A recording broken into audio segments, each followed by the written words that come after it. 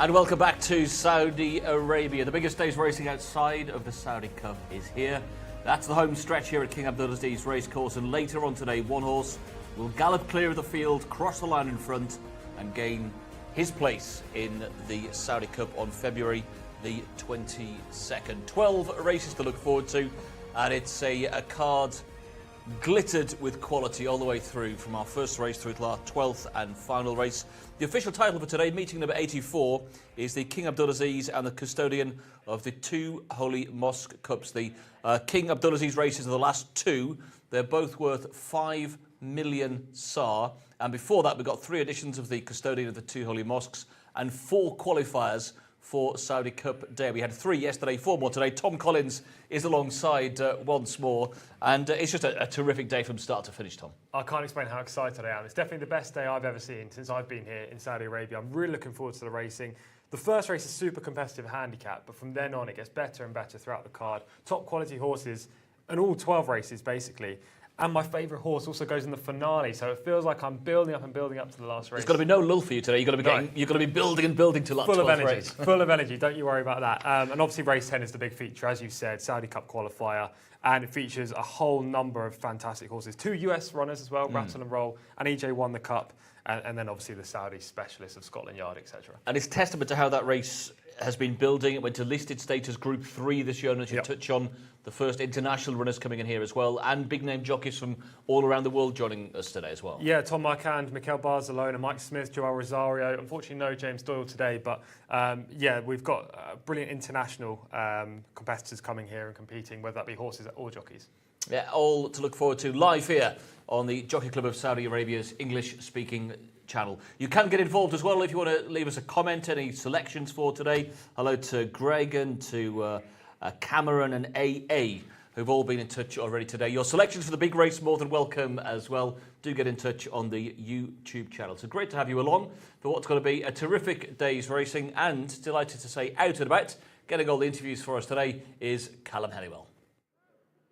Thank you very much, team. Yes, we're seeing what you can win if you win our opening contest, because the first race is a single prize, and you can win this Lexus if you can win the first race. The only problem is, it is probably the tightest handicap we have seen here in Saudi Arabia so far. I'm pretty sure it's no more than £3 that separates the entire field, and it's an absolute corker. And what a way to get us started ahead of this cracking day's action here at King Abdulaziz Racecourse. I can't wait to see who can take home this. You might notice that a cat has already tried to take this home by just walking up and down the bonnet here. With a little tiny cat paws have walked up and down the bonnet, so we clearly have interest from all species, human and feline, really intrigued to get their hands on this Lexus. And it doesn't stop there, because the prize money for today is absolutely outstanding. Already mentioned 10 million SAR up for grabs in our final 2 races, and they don't even include the Saudi Cup qualifier, which happens in race 10. We've also got some fantastic action for the 3-year-olds, both fillies and colts, in the 2,000 and 1,000 guineas, who are also qualifiers for the Saudi Derby as well. So there's just so much to get our teeth stuck into. There's plenty of horses to look forward to, both purebred Arabian and thoroughbreds, and I cannot wait to get stuck into it with everybody at home. Alex Sussy is our commentator today. He can give us the runners and riders for the first race. Alex, I'm sure you like this Lexus just as much as Connections. Thanks, Callum. A very good afternoon to you and everyone. I certainly would. If you could bring that back for me, that would be fantastic. Let's have a look at the field then for our first on a belting afternoon of action. A run for the Lexus in the opener, this handicap 0 to 80. Number 1 is Ashkana Fahad Al-Faradi. The 2 is Duray Al-Fad. That's Ahmed Al-Tayyar. Number 3 is Hafi Mohammed Al-Hubail. 4, Hakimi Abdullah Al-Lawfi. The 5 is Helmi. That's Abdullah Al-Credis. Number 6 on your card is Hizam, and that'll be the mount of Abdullah Al-Farouz.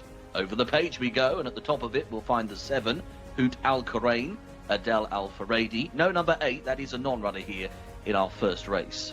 The 9 is Laj Al-Thati, Mohammed Al-Daham. The 10, Malain for Abdul Ella Al-Hussein. The 11 is Kabuseya, Abdulaziz Al-Faradi. The 12, Saab for Salman Al-Rashid.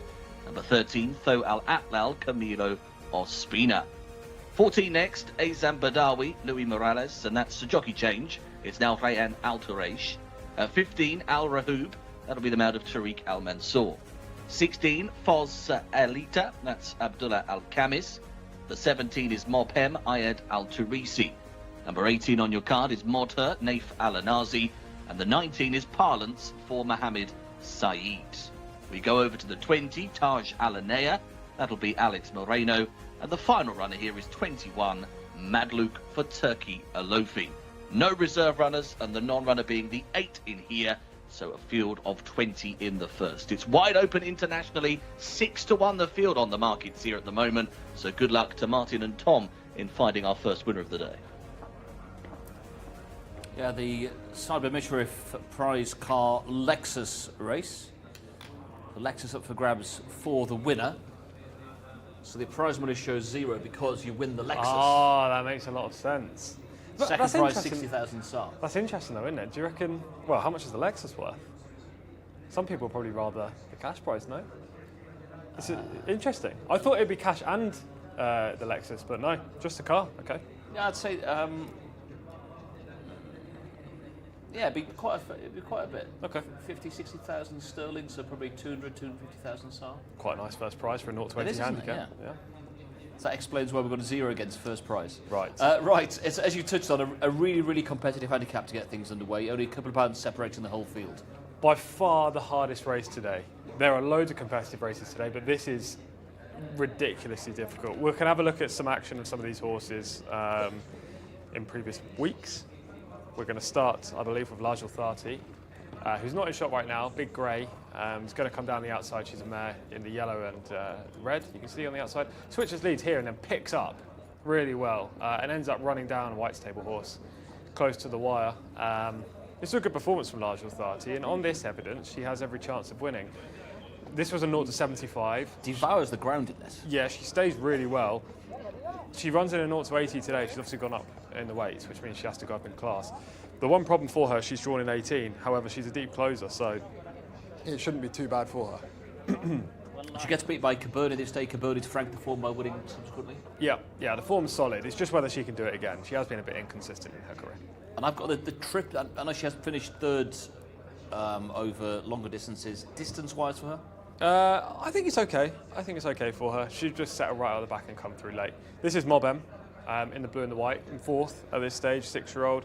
He draws much better than Lajal Thati. He's in 4. His recent form has been solid. And again, he's a strong stayer. You can see him picking up late in the piece. He has winning claims too, but the majority of this field do. It's very hard to really find a big angle into this contest because it's so tight.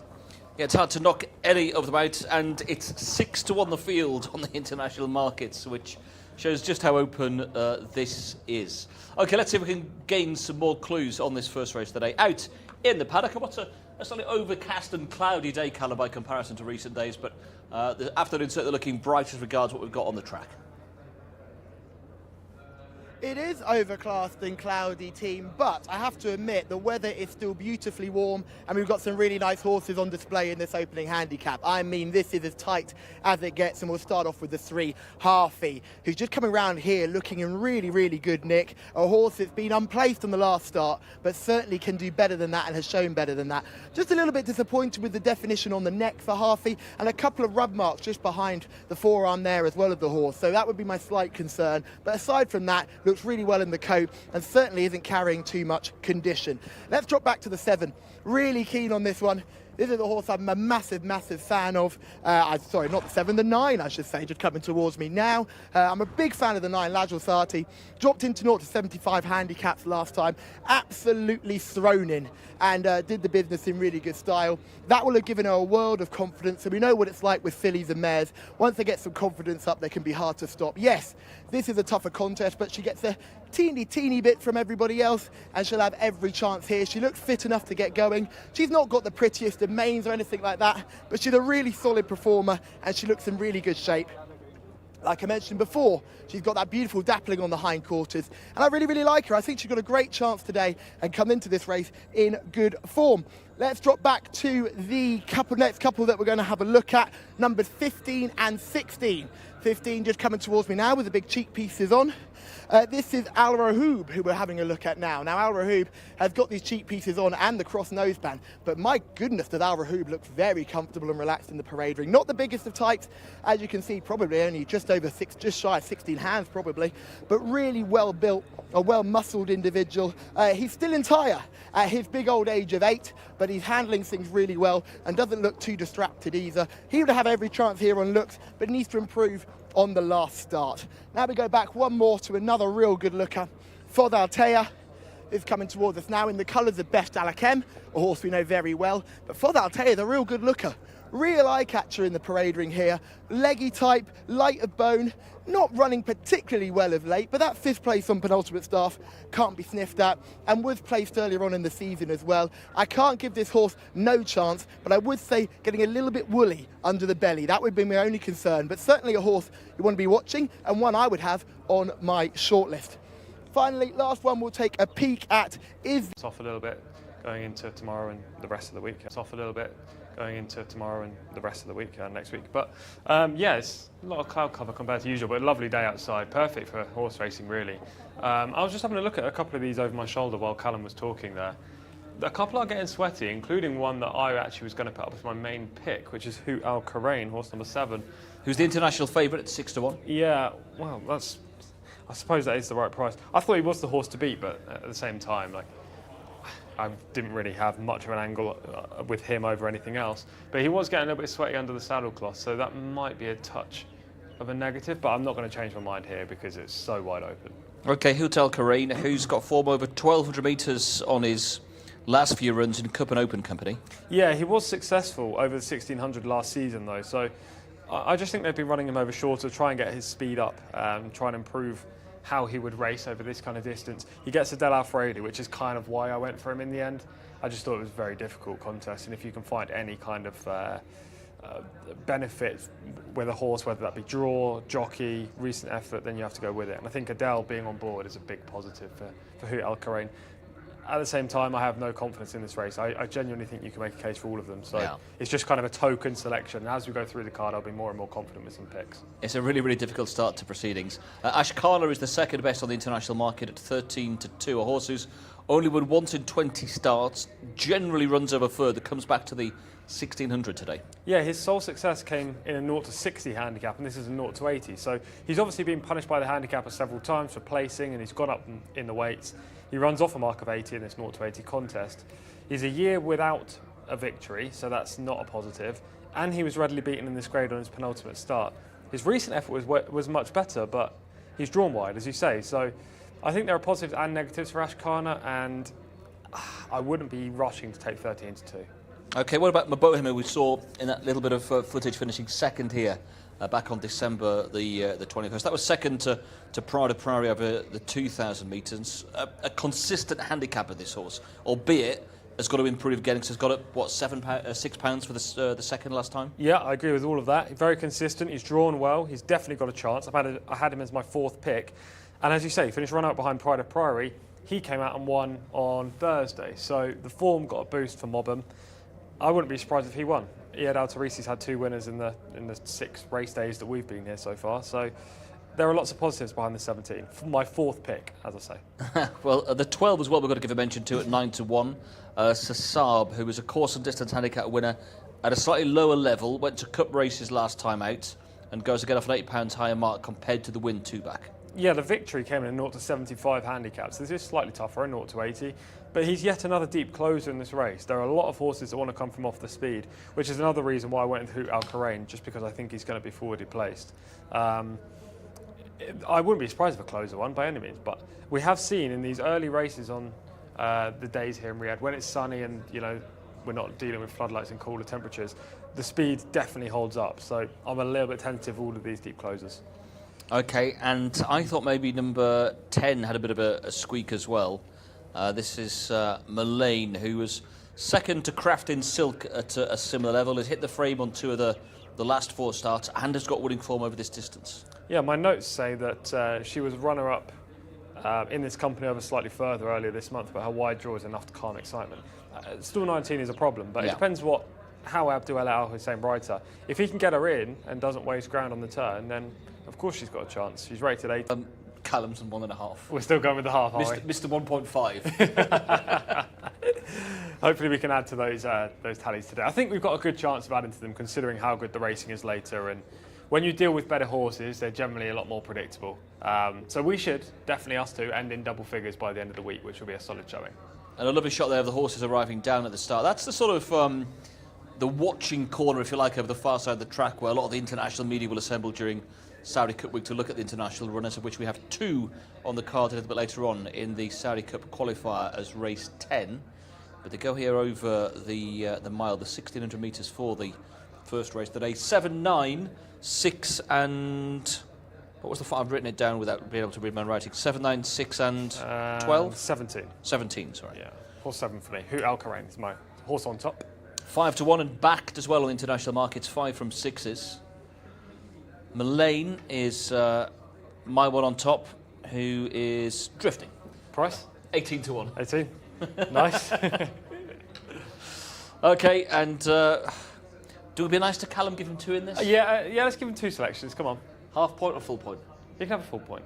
Okay, there we go, Callum. We're going to start the day full of cheer and goodwill. 2 selections worth a point each for you here.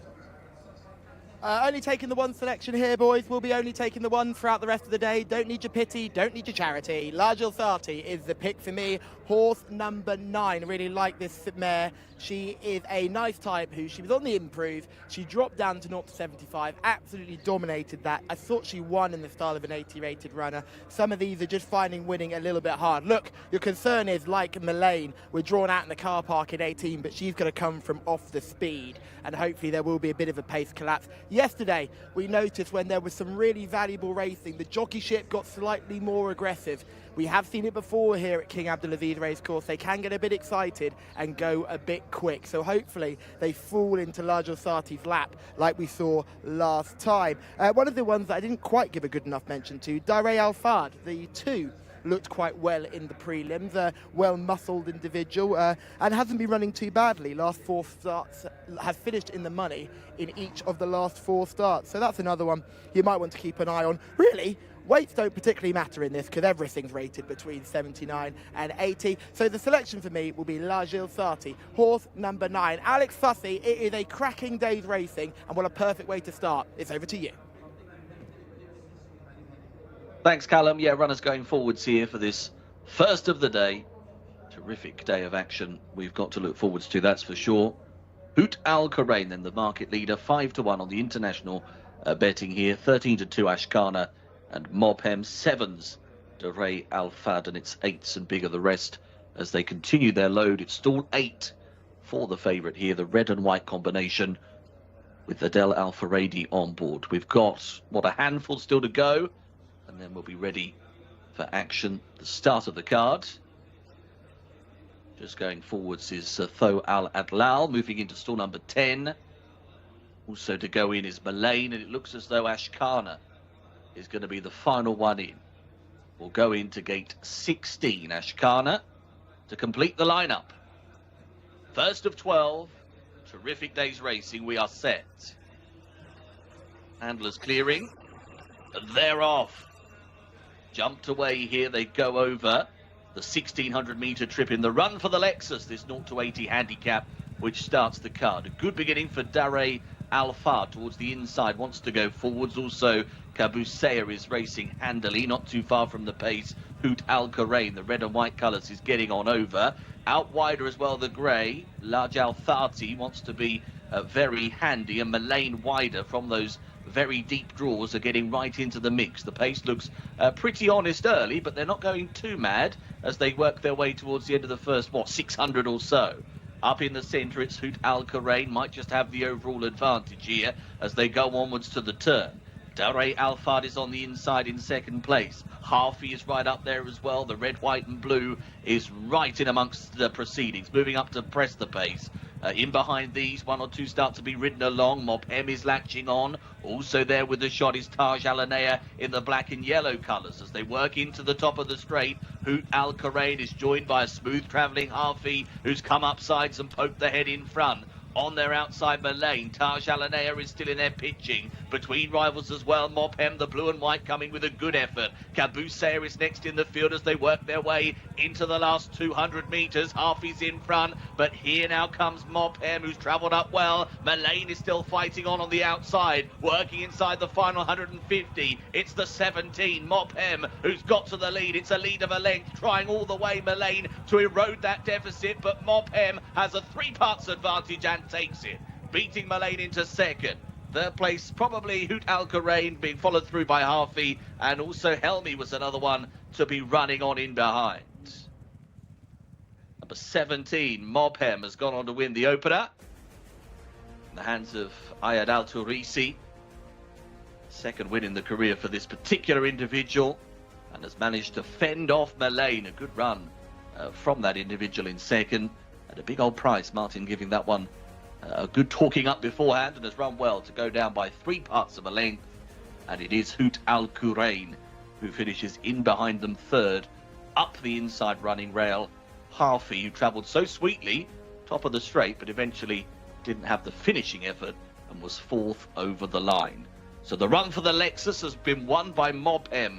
Well done, 2 connections getting themselves that prize. The order of finish in race 1, 17, 10, 7 and 3.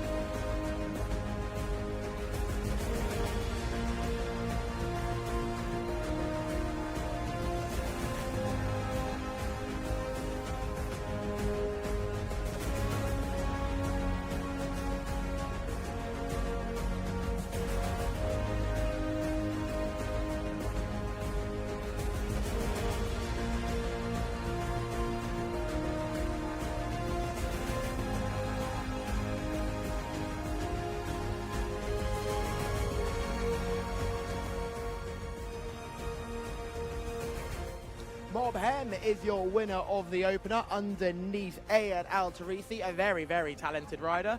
He's been ticking along nicely this season and continues his good form.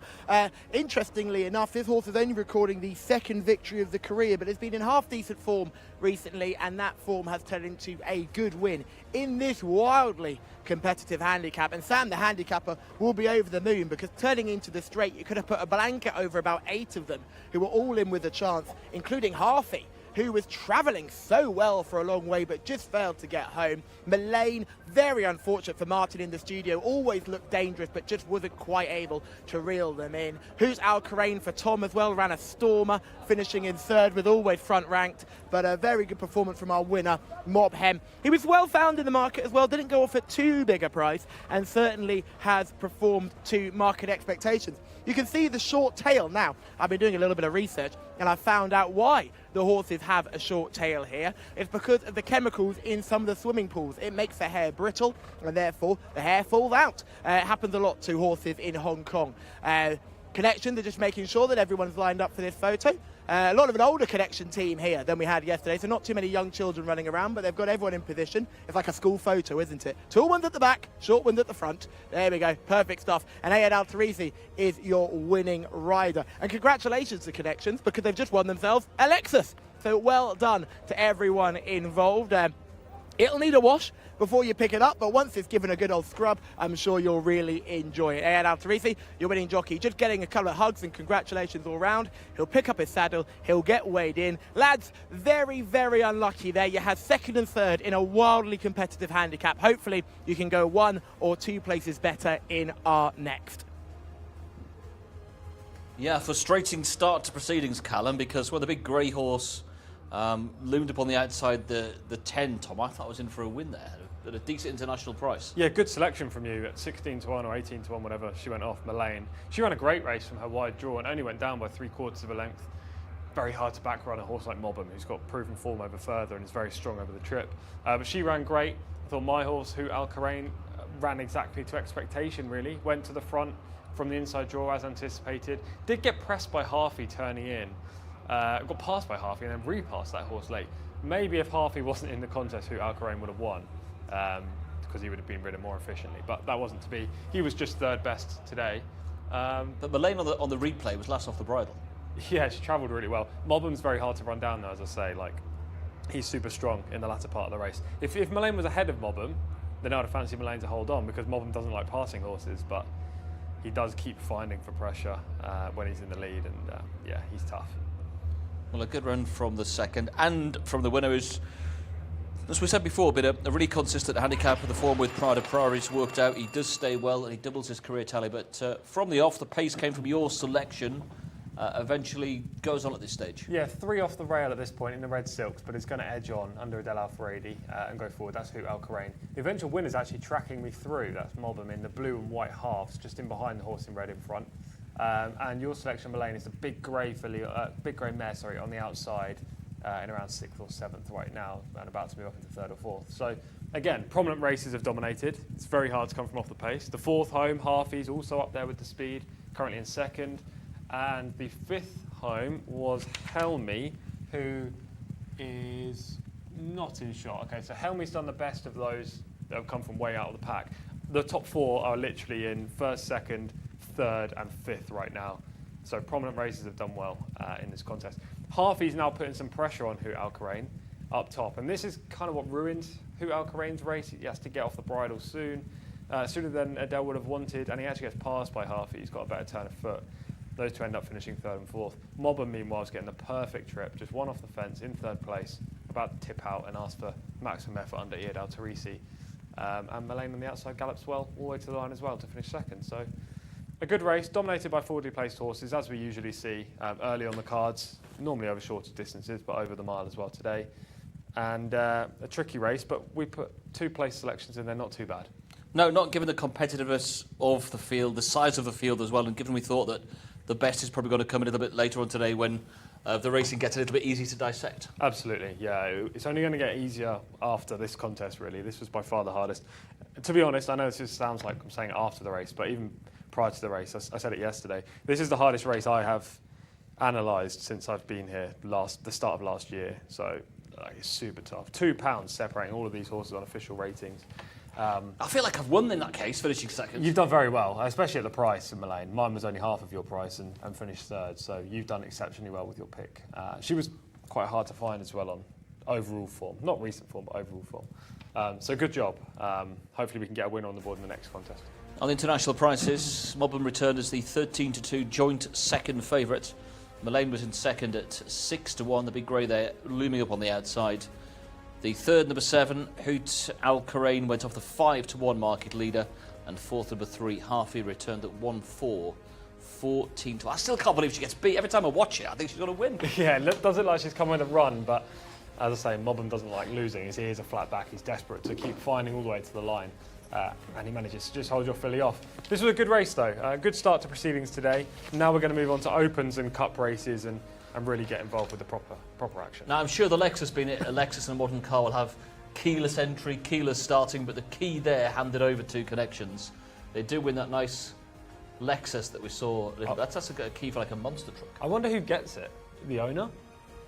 There's about 10 people on stage. Surely they can't all have one. Maybe they all kind of share it. One has it. The jockey has it one week, the trainer one week, the owner another week. That's why I was wondering about the prize money, because only obviously one person actually gets the prize here, which is great. I mean, fantastic prize. But what happens to everyone else? I know they should get trophies as well, but prize money? Surely the jockey gets something here. I'm sure that, but I think it's a great idea. It's It is a novel great idea. It's brilliant. Yeah, absolutely. They do it as well for other sales races throughout the year, don't they? So, yeah, it's a fantastic initiative. Yeah, it's that Lexus car goes the way of connections in the first race. Our second race, we're on to the dirt once again. It's over the 1,600 metres for the local breds. And with full details, we can head back to a man I'm sure probably drives a Lexus as well. Here's Alex. No comment, Martin. Thank you very much indeed. Let's have a look at the runners and riders for the second on today's card. Number 1 is Alder Cup, the mount of Mike Smith. The 2 is Ala Bay, that's Ryan Altaresh. Number 3, Altawidi, Ayad Altarisi. The 4, Here We Are, that's Abdullah Al-Saidi. Number 5, Ibn Marcus, Naif Al-Anazi. The 6 is Djar, Ricardo Ferreira. We go over the page to the 7, Leila Doro, Camilo Ospina. The 8 is Najm Oscar, Norwef Al-Mudiani. The 9, Samsoon, Khalid Al-Mimoni. The 10, Walad Chrome, Rakan Al-Ubaid. And the 11 is Bint Far for Adel Al-Faradi. The 11 is the favourite, 9-4 market leader currently on the international market, as we go back to Martin and Tom. Thank you, Alex. He's got his car on charge at home, Alex. You're not going to let this drop the whole show, are you? Could be a theme. Could be a theme. Yeah. Right, let's have a look at some of the key contenders for our second race of the day. So we say 600 metres on the dirt for the local breds. We'll have a look at Leila Doro in action here. Camilo Ospina on board for the White Stable. The White Stable could have a good day, and this could really kickstart it for them. Yeah, she's been I always think he's a she, Leila Doro. He has been a very good horse for these connections. You can just see him now making up ground from the back of the pack to move into second in this contest. Bumped into a horse called Ben Hamash, who previously shown absolutely nothing, and this was completely out of the blue for the winner. Leila Doro was a short price favourite. I think he was 4-7 this day, and he only finished second. So it was a little bit disappointing. However, he's an 8-time winner from 16 starts, and he seems to be rounding into form. And if you go back through as well, he was a multiple winner at Taif during the summer, and this time last year he was placed second in the local Group 1 version of the Custodian of the Two Holy Mosques. So he's got some good back form as well. As we take in another bit of form here, this is Altawidi here, horse number 3. Deep closing type, as you can see, weaving around, trying to get a clear run. Maybe would have gone closer if the rider just kept to the outside here. But once he is tipped to the wide outside, he picks up really well under pressure, stays on powerfully from the back of the pack, and eventually runs third in this contest. This was a solid effort. The problem with Altawidi is he's had 72 runs for just 5 wins. He's a veteran now. He handles the course and distance, that's no issue. But generally he runs in handicap company, and I think he's vulnerable despite the fact he has the top mark in the field. Yeah, he's got form with Uncle as well. That's a formula we'll come back to later on in some of our classier races. But I think his big problem as well is that he got stuck at £5 for finishing second last time. So at his age, he's going to have to find something again today to come out on top. But yeah. He's up to a mark of 102, which is actually top in the field. Maybe suggest, though, that he's still improving. Anyway, let's get more of this Cup event back out with Callum. Thank you very much, team. Yeah, Al Gaddaf is the first horse we're looking at. Mike Smith just about to jump on board. A big, scopy individual here, Al Gaddaf. Ran well last time out, finishing third. Mike will have a long way to look down on board this one. It's a big, big boy. He seems over the moon, though. He seems happy with it, so we're excited to see how this horse goes. Behind, Alamay, the first of the White Stable runners here. Ran a stinker last time out, but was much better the time before that. The jockey on board will be Rayan Altaresh, who's just about to jump on as we avoid the horse's back end. He'll jump on and hopefully have a good spin. Just mind your backs, everybody. Altahili is the next one. She does just get a little bit worked up there. Altahili is the 3. They came in late, which is why we've got the confusion now. Connections, they came in very, very late into the arena, so that's the confusion, and they'll do another lap alongside the 4. The 5 has been the big Paddock negative here, guys. This is Ibn Marcus, has not settled at all, as you can see, is giving the handler plenty of grief and spinning around. They're slightly concerned because the jockeys haven't come out yet. The bell rang very early, and this is where the confusion comes. Oh, steady, steady, steady. Steady on there. And now we look at the 6. That's just going round. That is Jcsa. She's handled things perfectly. I say he's handled things perfectly. Layla Dora with the 7 has been absolutely fine as well. And the other one I wanted to mention was Bint Far, the 11, the last one that we're going to see coming through. It's been a bit messy, this handling situation, because I think the bell was rang before all the jockeys arrived, and some of the horses had only done one lap. We're trying to move along nice and quickly today because you've got plenty of prizes. But if you like the 5, I would be very, very concerned. Ibn Marcuse, a big, big paddock negative. That's one of the on the international market, one of the outsiders. He was around 66 to 1, 2 runs so far. Took egg on debut and finished 3rd on his most recent start. The international favourite, Tom, is horse number 11, to around just over 2 to 1. Bint Far, who's rated 96 coming to this, has won 4 from 18 as well, and has been keeping better company. Won a cup race over a little bit further a few starts back, and was in a local Group 2 last time. Yeah, that was a career best performance to win the Africa Cup 2 runs back in November. I thought she was probably a bit disappointing recently in both the 3rd and the 5th place finish. I think I tipped her last time when she was 5th. It might have been the time before, I'm not sure, but it was one of the 2. And she was disappointing there. Look, she's got every chance of beating this field. It's definitely a winnable race for her. She gets a Del Alfaredi. She draws well in 3. I just preferred Layla Doro over her, but I had Bint Far as my pick for 2nd. Yeah, they're rated 96 and 98. She does get the weight allowance with being a filly, does Bint Far, but on official figures, Layla Doro is slightly the better, £2 the superior. Anything else to bring into the mix? We've got the other white stable horses, number 2, Ala Mai. Yes, Riano Tuash takes the ride on this gelding. He made most to win a course and distance cup contest on his penultimate start in November. So again, you'd suggest he's got more than enough ability to win this. However, last time up he was a touch disappointing. Maybe you could put that down to the fact that the 1400 metre trip was inadequate. But if you're not putting it down to that, then there are big question marks coming into today's contest. Also talk about the 2nd string for the red stable, Alder, or supposed 2nd string. Mike Smith on board. This gelding was always well placed when he powered clear for an impressive open victory in November. He hasn't got home over the 2,000 metres recently, so now that he drops down in trip, Alder should improve. Again, he could easily take 1st here under Mike Smith, draws well. I had him as my 3rd in, and then Altuidi, who we've already talked about, as my 4th in. So I have 7, 11, 1, 3 as my picks. 7, 11, 1 and 3. Well, I'm with you. I think the back class of Layla Dora, I just think, stands out in this field. Yeah, I agree. It also feels like he's rounding back into form. If you go back to the penultimate outing and the run before that, he was a little bit disappointing, but last time he was shaped much better, and some of these white stable horses needed the start of the season to shake off some rust. So I'm also with the 7 as my main selection here. And it's been supported on the international market, 11 to 4 into 5 to 2, 2nd best. Closing in on Bint Far, who does top the markets at just over 2 to 1, 7 to 2 for Altuidi. Then got open race to come as race 3. Then we get into the qualifiers. Bang, bang, bang, 3 back-to-back. The Riyadh Dirt Sprint qualifier, the Saudi Derby qualifier, and then we jump after the 1,000 guineas to the qualifier for the Abaya, the Arabians in action. Then the Custodian of the 2 Holy Mosques. We've got the apprentice race, the local Group 1, and the internationally recognised Group 3. First time a Group 3. First group race, in fact, in Saudi Arabia outside of Saudi Cup night. Is it? Internationally, yeah. Didn't know that. Okay, interesting. As the race upgraded from listed to Group 3, and that comes up as race 10 on the card. So right, we're at the start. We're both with the 7 here. Layla Dora, who is the 2nd pick on the international markets currently. Is just still at 5 to 2. The runs are down at the start. Race 2 on the card. Over the 1,600 metres. Callum, are you with us here with the 7, or are you looking elsewhere? Yeah, it's a tricky race here, team. Part of me is really, really keen on Al Gaddaf, but that performance behind Al Mabir wasn't too long ago, and I think the turnaround might be a bit too quick.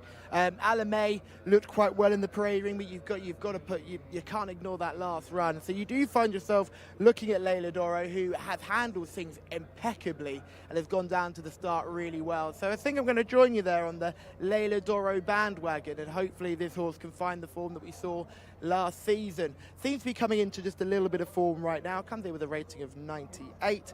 The last run was okay. I mean, you would need to step forward to win a race like this. I don't think Ben Hamrash has much to write home about your race winner, but certainly it's just we need to see a better performance, really. And you're just slightly concerned that they haven't quite found that with this one yet.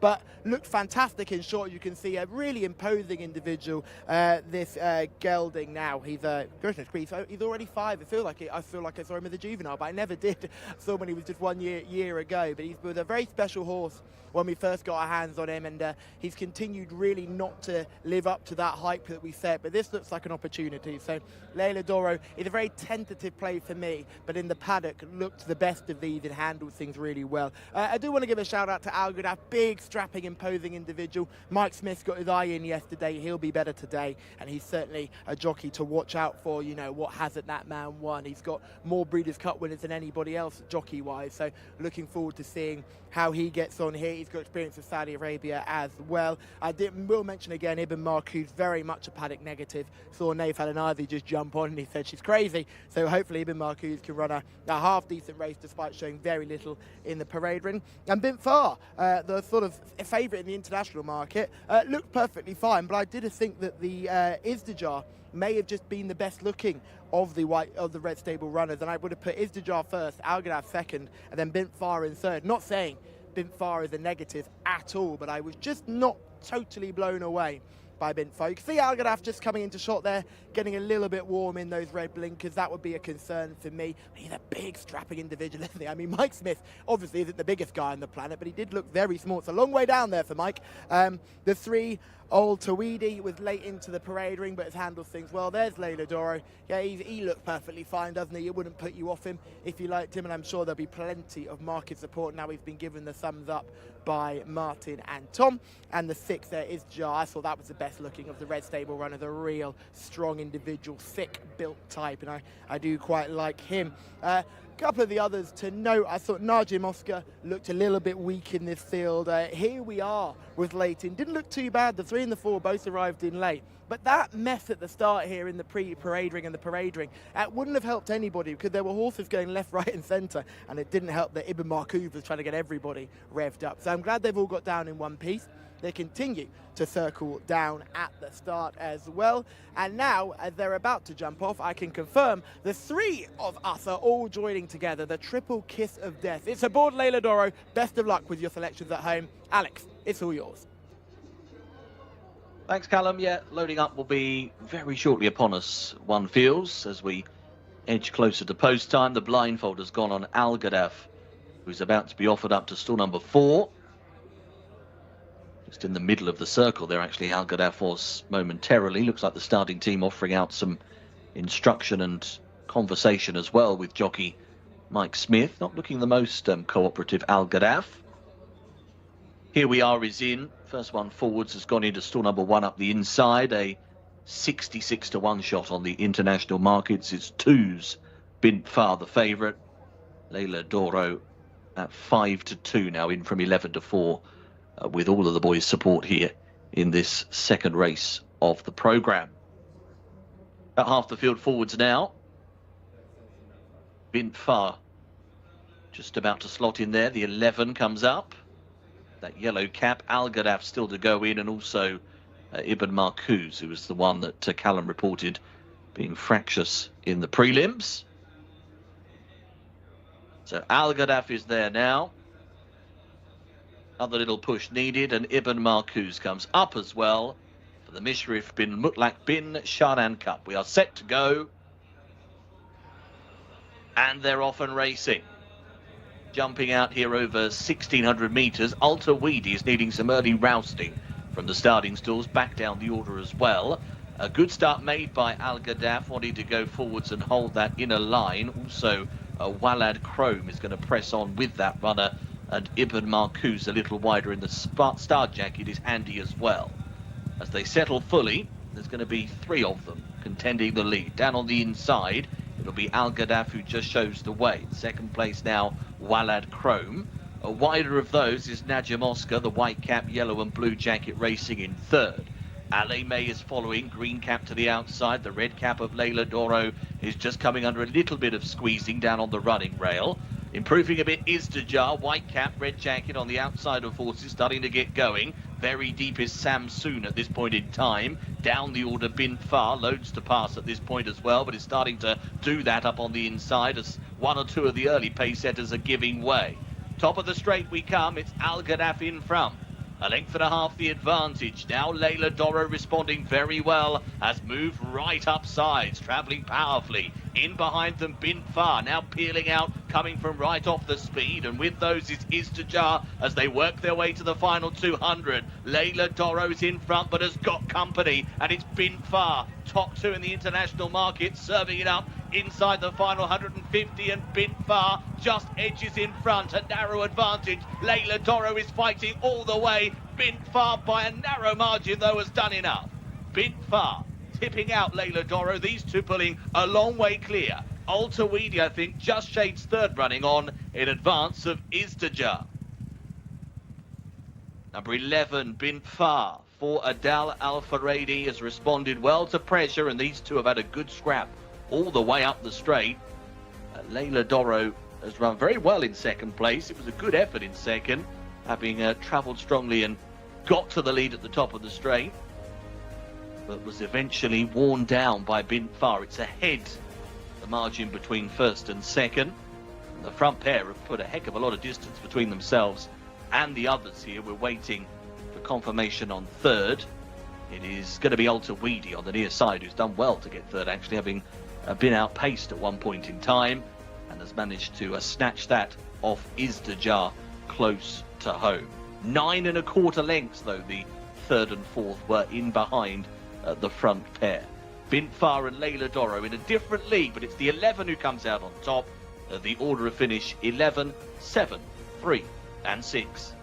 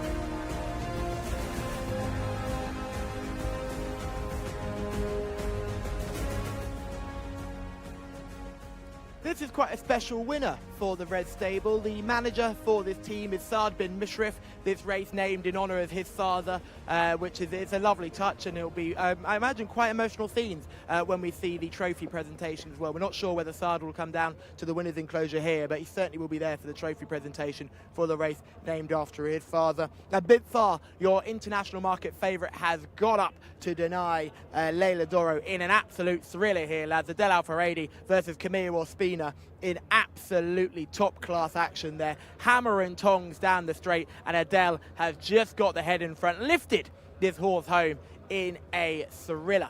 Really good stuff from the leading jockey here in Saudi Arabia this season, looking to regain, I should say, his champion jockey crown. A really fascinating race all the way through, because Layla Doro looked in a little bit of trouble earlier on and then really latched hold of the bridle and absolutely kicked in good style. A really, really good performance from that one. Mind your backs, everybody. He ended up looking like the winner for a long way out, but then you could just see Adel creeping into this race, creeping past rivals, and ended up winning quite impressively in a real humding of a finish. And I was really intrigued by this performance. We're just waiting to get the photos. It's more. Come on, it is like school photos, isn't it? Come on, Shorty's at the front. See, now there's only one fella at the front. He's confused. He's totally lost now. But well done to everyone that's connected with this horse. And it's a big old lineup, but a very good performance and a very good ride. Looking forward to the boys breaking this down. Very unfortunate. Again, another horse placed. It's Layla Doro this time, lads. Come on, we need a winner. Yeah, second and third in the first race. Second this time around. It's the two international bigwigs, the two at the top of the international market, have come to the fore. Off the term, though, Layla Dora has probably travelled strongest into the closing stages, but has been seen off by Bint Far. Yeah, both of the horses travelled into the race well. Layla Dora did it like the most logical winner turning in, that's for sure. I had them 1-2 in my picks, but the wrong way round. Good battle, though, between the top two riders here from last year, in Adele Alfredi and Camilo Ospina. I think Camilo thought he was on a winner here in the red cap. So did we. Yeah, we did as well. Bint Far just found a little bit more for pressure in the latter part of the race. Good contest. Two horses that are very talented with form in cup races. Finished first and second. They were well clear of the third. 9 1/4 lengths back to Altawidi in third. And then Jcsa ran fourth ahead of Algerdaf. So, I mean, the result makes a lot of sense. You've got the two best horses finishing first and second, the highest rated horse, but potentially with an inflated mark finishing third, and the other two red stable horses in fourth and fifth. Take it from the start here. Good break by the three. Very good, yeah, very good break.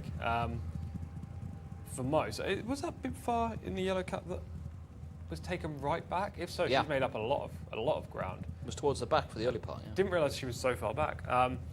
She's about 3 lengths off Layla Dora at this point of the race. Layla Dora is in sixth with the red cap, white body in around sixth against the fence.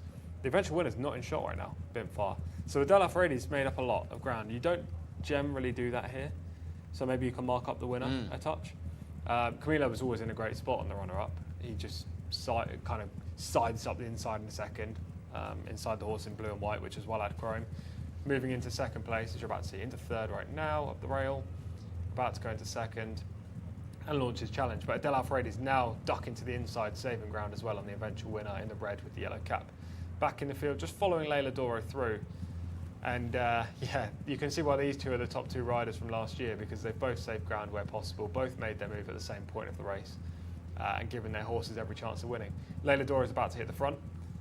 Bint Far follows her through with a load of steam on the outside, and then we got a ding-dong battle all the way to the line from here.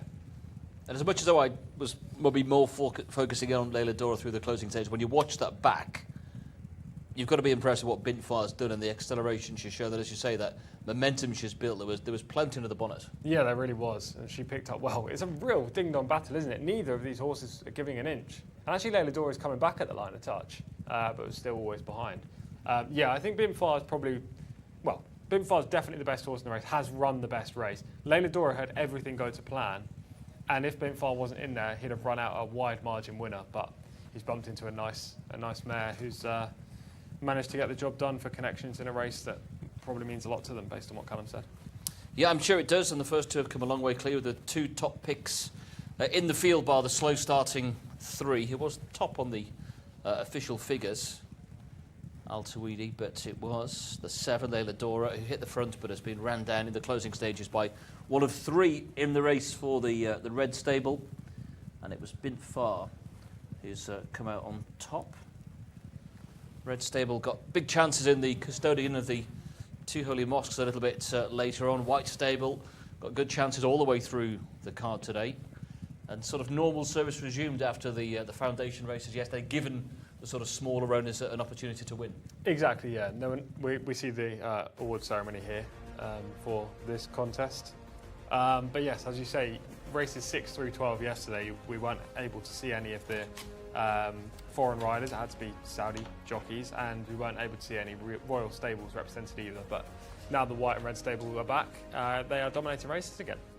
So that is the presentation taking place for our second race of the day on this King Abdulaziz and the Custodian of the Two Holy Mosques Cup Day here in Saudi Arabia. It's the biggest day's racing outside of the Saudi Cup. 4 qualifiers for Saudi Cup night to come, including that Group 3 event for the Saudi Cup itself a little bit later on today. But our next race is race 3. It's a local bred horses open sponsored by American Express Saudi Arabia.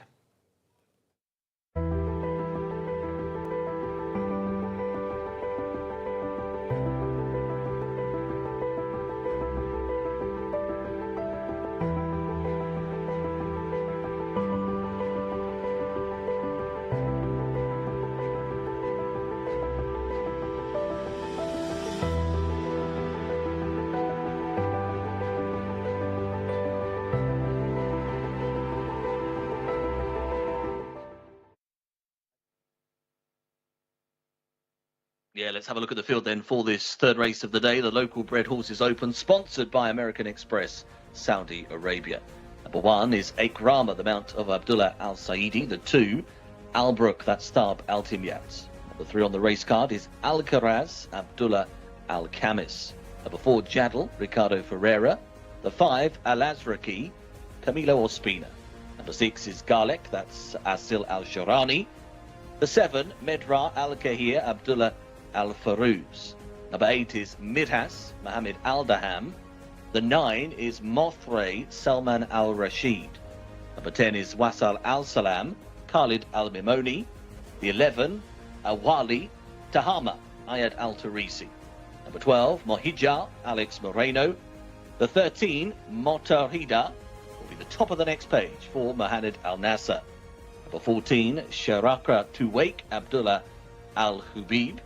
The 15, Tamim Rakan Al Ubaid. And the 16 is Zil Al Habd, Abdulaziz Al Musa. 16 runners for this local open, kindly sponsored by American Express Saudi Arabia. And Callum is in the paddock. Thank you very much, Alex. Yes, this is the 4. This is Jadal, meant to be ridden by James Doyle, but James isn't here, but he's got a very good replacement in Ricardo Sosa Ferreira. For me, this is a paddock negative, has got very, very warm in the prelims. Might be the best horse in midfield, but I certainly couldn't pick him having seen this. He's walking out well. He's just getting very, very worked up, and you can see him taking a keen old grip of that bit. We'll just slow up Mustafa as they're just stacking up. We'll drop back now to a couple of, in a completely different order than what we see. The 13 randomly found himself in here. We'll go back to the 6 here. This is a nice look, isn't it? This is Garlic. Really well put together individual. Has only had the 1 start, needs to build on that, but I just thought a really nice looking type. Arguably might be carrying a little bit of condition and just isn't the best of walkers, but certainly as a looker, he's certainly not a bad one for a local bred. In behind is the 7, who you can give a very similar assessment to. This one just slightly more leggy, little less bone on this one, but certainly not one to be put away. Quite a narrow build here on Medra Al-Khair, I should say, but certainly as you see and see, it's really fit and a nice looking individual, walking out fairly nicely. I've got no concerns. Clearly still needs to develop, only a baby still, but one to watch here and could build on those starts. He's got a bit of experience, which should help. In behind is the one that's really caught my eye massively, the 11. This is the best looker in the field. This is Awali Tamar.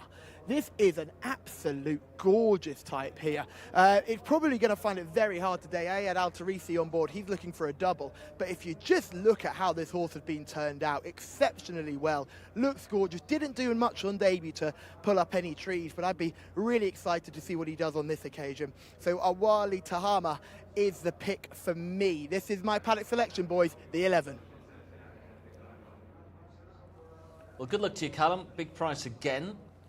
Just purely based on the looks of the horse, they're around 33 to 1 on the international markets. But let's have a look back to last week, Tom, and the horse who topped the international betting. Jadal was meant to be the mount of James Doyle. Ricardo Sousa Ferreira on board. Now this is Jadal who drops in distance. Yeah, shows lots of early speed, as anticipated. We covered this race last week. We said he was going to cover the ground early and get to the front. But when he comes to be battled late in the race, he folds up a little bit, which isn't ideal. He's on the wrong lead, so he's tired. But he's not disgraced in the performance. We really liked the other red stable horse this day with the white cap. But that horse was a little bit disappointing. Jadal ran probably as we expected. He's the horse to beat in here on figures and deserves to be favourite, but I don't think he's extremely solid. Well, he went down by 2 3/4 lengths last time out, having won over Shorter previously. Also, we can have a look at one of the rivals as well. Mothray here's around 16 to 1 on the international markets. Finished runner-up in a 1400 metre maiden earlier this month, this day, after setting the pace. Kind of just ran on at the 1 speed after getting passed by the eventual winner, who you can see in shot right now. Draws wide today, Mothray. I would expect a similarly aggressive ride, trying to get to the front from 16. I wouldn't be surprised if him and Jadal battled for the early initiative and they go a little bit hard and set it up for a horse in that stalking role. I thought Jadal might just appreciate coming back in distance. Has been largely he's only had 6 starts, largely campaigned at the 1400 since a win at Taif over this 200 metres, 1200 metres on debut back in September in a 0 from 1. Just maybe they've been stretching him out too far. I agree with you. I definitely think he'll relish the drop back to 1200. And we've seen, now that we're coming back to the sprinting trips, we saw yesterday, we saw all of last week and Thursday actually this week, 1200 metres massively suited the horses that were forwardly placed on the speed, on the rail. Jadal's likely to be on the speed. He's not likely to be on the 15 rail. doesn't help him though. It doesn't. And that's the problem, because the likes of Mothray, albeit he's in 16, and a couple of others, more Hijah, horse number 12, they're forward-going types, and they could just keep him out on the turn. And if they do that, then he's going to be a bit of a weak finisher, I think. I think he deserves to be favourite. I'll be very surprised if he's not in the top 2 or 3 at the line, but I'm going to go against him. With? Albrook, horse number 2. He draws inside, which is what I wanted. I want a rail trip in this contest over this distance of 1200 metres. On the debut, he stalked the pace in 3rd or 4th and pounced late on with a strong staying effort. Last time, he wasn't disgraced in Cup company, finishing 7th. Drops down in grade, drops down in trip, and I think he's got a good chance here. Interestingly, we've got a loose horse. We can see right now, that is Wassel Al Salam, who was 2nd favourite. And was beaten by Albrook as well. Exactly. He is likely to be scratched, considering what is going on right now. He's given the pace, given the lick is going. He is hammering it the wrong way around the track. So I don't think the 10's going to run here, which not only kind of ruins the race a little bit. We haven't talked about him yet, but he had a good chance, as we see the outrider. And that's one of the great things here. We've got the outriders. I mean, we often see loose horses in some jurisdictions will be loose for ages, but look at that, caught straight away. Excellent Brilliant work. job. Excellent work from the outrider, just as they come past our studio as well. They've now stopped, and they're going to take the horse. Let's see where they're going to take the horse. Whether they take him back into the. I mean, you do see, especially in Europe, horses get loose and they can be out there for 5 or 10 minutes. I mean, these guys are brilliant at what they do of keeping the show on the road. Phenomenal, and they should have outriders everywhere. It looks like they're leading the horse back into the paddock, and he'll be a scratch, I believe. He's back with his groom, isn't he? Now? Yeah, which will mean that there is going to be a Rule 4. Massive Rule 4 because he was the near enough joint favourite, just behind the international market leader. Big Rule 4 if you're betting in the international market here. And Jadal's going to shorten up into probably 10 to 11, I imagine, if there's a reform market. So yeah, that completely changes the complexion of the race. We didn't get to talk about Wassel Al Salam, but he was a leading player in here, and without him, no point now. Well, exactly. Without him in the field, Jadal's chance definitely increases. But I'm going to stick with Albrook. I'll continue with what I say with him. I love the drop back in grade. I love the drop in trip with Albrook, and I think he's going to have a stalking roll on the fence, and that could be the right spot. So I'll take the 8 to 1 on the 2 horse here. Okay, course and distance winner on debut, 7th in a cup race last time out. Over the 1400, comes back down in distance, well placed in stall 3, as we can just see off to our right-hand side. In fact, now just coming behind us as well, the horse who was loose, just been walked around the parade ring. And there's been no official announcement that he's got to come out, but the saddle's been taken off. He's out. Yeah. So 10 is out. There he is, the saddle coming off. In fact, that's just, if you look through the window, you can see the Arabic channel next door. You can almost give them a wave here, Tom. Yeah, almost. If the camera pans to the left-hand side. Here we go. There we go. I wonder if they can see us. Oh, they can't see me. But I was waving. It's a little bit. No. No. Only the bottom half. Just your trainers. Right, he's off. And we'll hopefully get a reformed international market very shortly. Well, I'm going to go with Jadal. I think despite 15, drop in distance, it should suit him. You're with? I'm going to go with the 2, Albrook. I think Jadal's way the horse to beat, but if there's a big burn up early on, he's drawn wide, he might be situated wide on the turn, and that will disadvantage him. So I'll be with Albrook, looking for that rail skimming trip just in behind the leaders. Well, let's head out to Callum, maybe to get his selection for this. We all came off second best in the last race. Callum, where are you here? Yeah, I'm going to stick with the 11 here, team. Just getting a little bit jig-joggy down at the start, but just could not take my eyes off this one in the parade ring. I cannot stress just how warm Jadal got in the prelims. I wasn't here for Jadal's last victory, so I've missed out on to see whether, the last run rather than the last victory. I've missed out to see whether that's normal for Jadal, but for me, I couldn't have a horse getting that warm in the prelims. Just got very, very sweaty. And you have to feel for Ricardo Sosa Ferreira on board. He'll have to keep rubbing those reins down because they'll be quite slippery in his hands. So just keep an eye out on the 4, who's just got very well. Just currently actually in the vet area. We're just getting checked there. That's the 4 just joining the main group now. So it will be well worth keeping an eye on that one if you do like it. They just had a couple of little looks that I imagine just got quite distressed on the way down to start, and they just want to give it a second look, but clearly has passed the vet and everything is okay. Sticking with the 11 purely on looks, I mean, just could not take my eyes off that one in the parade ring. We'll find this tough, no doubt, but Awali Tahama is certainly the pick for me in this race. I'd just like to see that one just calm down a little bit in the circle. You can just see top right of your screen there, white cap, just still a little bit on edge. Even from that beautiful drone shot, you can see it's still a little bit on edge, and we have one just taken into the middle for a saddle adjustment. But this is just the warm-up, really, for the really good stuff that keeps on coming, because the next few races are just absolutely unbelievable. So you want to find some success here, team, because it's going to be really tough later on. Welcome, really good. Glad to see so many people watching on the YouTube channel. So glad to see so many people tuning in yesterday. Really good viewing figures. That was lovely to see, and great to see that you all want to get some Saudi Cup clues, because remember, the meeting is over the 2 days. It's not just the Saturday, it's the Friday as well. So if you can find some clues for some of the local bred races, for example, in this race here, you'll be really one step ahead of the game on the Friday, and that could be where you make your most of your inroads there. So looking forward to this. It'll be tough sledding this race. It's not easy to find the winner. I'm certainly taking on Jadal, who I thought is just getting far too worked up, and I'll be going with Awali Tahama here, the 11. Mohija, the 12, that ran very well last time out, and Alex Moreno was oozing confidence, as he always does, in the before he got on. He gave me a quick nod when I asked him how this horse was.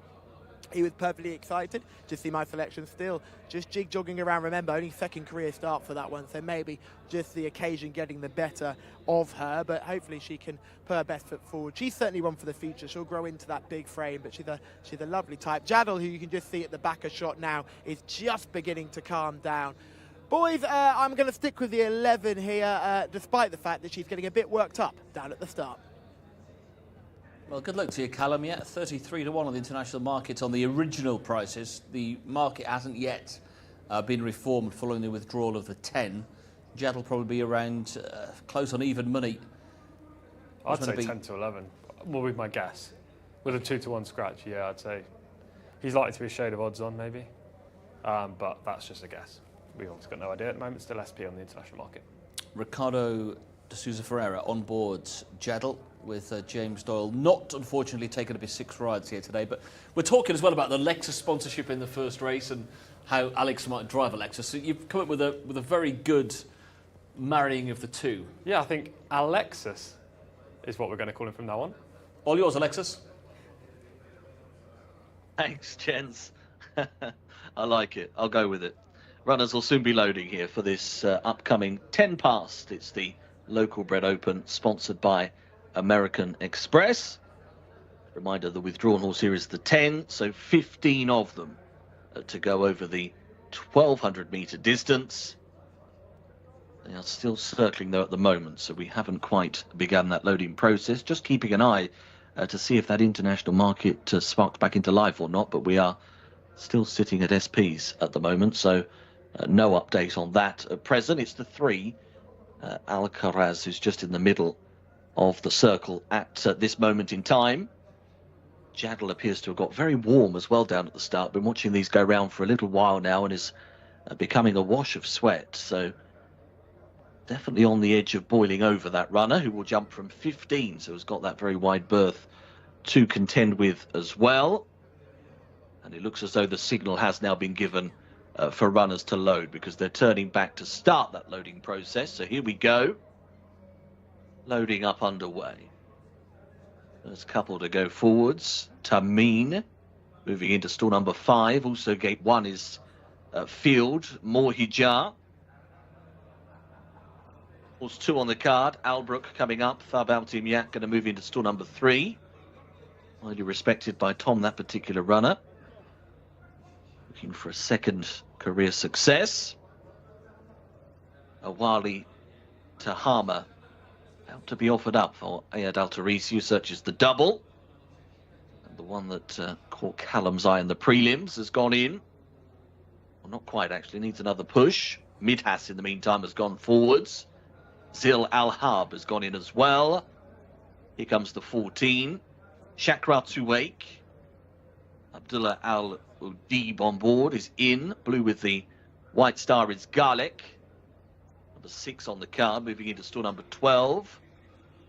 That's Jadal, just gone forwards. We're over the top of the stalls there, aren't we, with stalls 14 and 15. They are in, and the last few have slotted forward. So we're standing by now.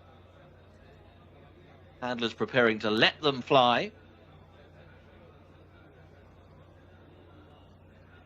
Little bit of a hold at the moment. They're off.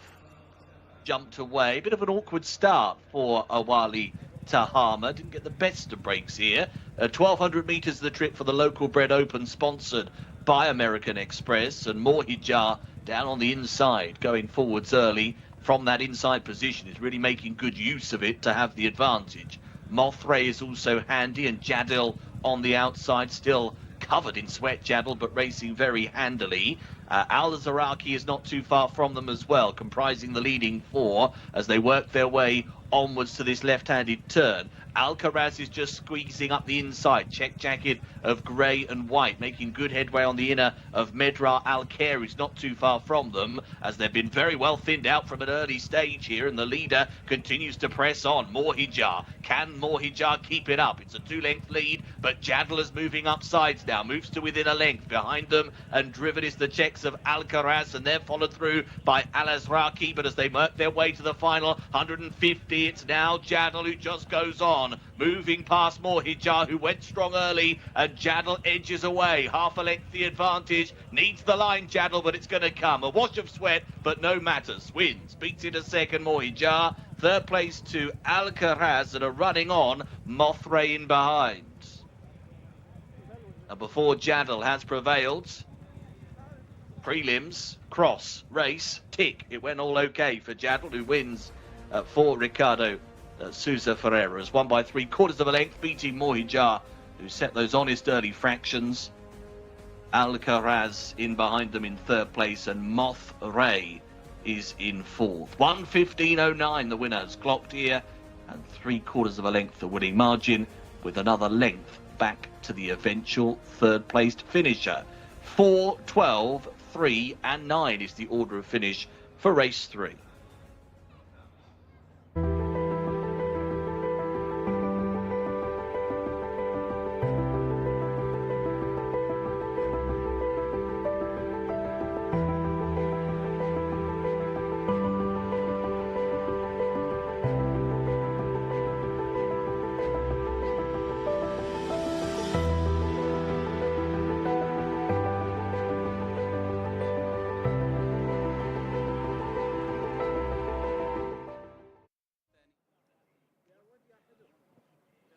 Well, absolute paddock negative, Jadil, who got exceptionally warm in proceedings. You can still see down the neck, over the shoulders, really, really warm early on, but has managed to win and has won in good style as well. It had to repel the persistent, if free-going Mohijar, who completely justified Alex's confidence by running a stormer, finishing second. That's back-to-back second-place efforts for her. She's certainly going the right way, but she couldn't repel Jadil in the end, who always looks dangerous from the top of the straight. Ricardo had timed the ride to perfection and had got a very good response from her. Alcaraz was there back in third, closing down late, and then you had Mortari, Medra Al-Khair and Al-Razaki also coming home in behind, but they could not do anything to get close to this winner, giving the red stable Prince Faisal bin Khalid bin Abdulaziz a second winner of the day. So very well done to them, and they have won this local bred horses open. Ricardo probably didn't have the easiest of times on there. We mentioned the rains early on, but the horse has actually probably settled quite well. Was running on nerves a little bit early on when they broke up on the lead, and really looking forward to it here. So I'm looking forward to seeing what he's got to say, because couldn't have been the easiest conveyance, but has done well nonetheless. Nice mover, nice walker. Look, aside from the sweat, a strong individual, this Jadil, and a horse that I'm sure they can have fun with. But you can see here, just unbelievably warm all the way through, but has not done enough to stop it, and has won this third contest of the day. Race number 3 goes to the red stable once again. It goes to Ricardo Sosa Ferreira, getting his first winner of the day. And remember, this ride should have been James Doyle's, but James had to miss out on this occasion. Ricardo won't care though. He'll be happy as Larry that this horse has won. I grabbed a quick word with Sami Al-Harabi. You can just see he's about the fourth person from the right wearing the blue with the moustache and small beard. He's a lovely bloke, and he's very, very happy with that second winner. Whoa, steady on there, everybody. Just my out. Don't put the kid in front. Oh, that's a brave decision. That's a very brave decision. Yeah, there you go. There we go. Just make sure we can keep him as safe as possible. But well done to everybody here. This is a very good success. And Jadil might be a fairly smart horse here. Clearly improving with experience. Clearly needs to learn a little bit more, but has done the job today and will secure his owners and connections 47,500 Riyal. Not a bad day at the office at all. We will grab a word with our winning jockey, who's just getting hugs all round here. And he's very happy there, getting thanks from winning connections as well. And we'll grab a word with him once he weighs in. Should be coming in at around 58, and he's done that on the dot. Very well done. Ricardo, I imagine you'll have to be walking quite quickly here, but they're not taking you away, so well done. Congratulations. Thank you so much. You know, this horse today, first chance. The race, I think the distance is better for him. It is not easy horse for ride. You need come in. But I'm happy because today ran good. I scared about my start too much outside, but come step by step. I know the filly, I stood good. Filly comes second with Alex all the time fast, but the last 200 all the time stop. I just control this because I know my horse is the best in the race. Did time it to perfection. He got very hot and sweaty before the race. Was that difficult for you with the reins and how much he was thinking about things? No, but I scare, you know, when you look, but this horse is like this, a little bit nervous all the time. Today the weather a little bit hot and much time, you know, wait because of accident, but good because win. It doesn't matter when they win. Well done. Thank you. Yeah, it should have been a winner for James Doyle. James, unfortunately, not with us today, but Ricardo steps in. He's got 100 winners up in the Kingdom of Saudi Arabia on Thursday. Double yesterday, was it, I think? Double yesterday, yeah. That makes it 103. Jadil, who was awash with sweat. Callum, quite right to point out beforehand how warm he was getting. We can see that, really, especially on his right shoulder, but it's not stopped him. Yeah, he didn't get this warm last week when we saw him, so I'm not quite sure why he was so het up today, but as you say, it hasn't stopped him winning. He's clambered home, but he's won. He never really looked like losing, actually. He broke well in the red on the outside, won from the outside. He's just not strong at the finish, is he? No, he's a very weak finisher over all trips, 1200, 1400, whatever. My selection quickly, this is the only mention I'll give of this horse, Al Nabak, in the yellow and black inside, just got squeezed out there, and that's game over. It's too far back over the 1200 to get involved, so he was gone. It was all about the horses on the speed. The eventual runner-up's making the pace, that's Morhija against the fence, but that horse is also a very weak finisher, that filly. She always shows early and then doesn't stick around. The horse in second right now is Al Azraqi and Jadil, the eventual winners on the outside in the red silks, and about to move through alongside the current leader, Morhija. They have a battle all the way up the home straight. Jadil gets in front quite early and then that margin just holds. He doesn't increase it at any point. He's definitely a 1200 metre horse. He'd be suited by a much better draw, of course.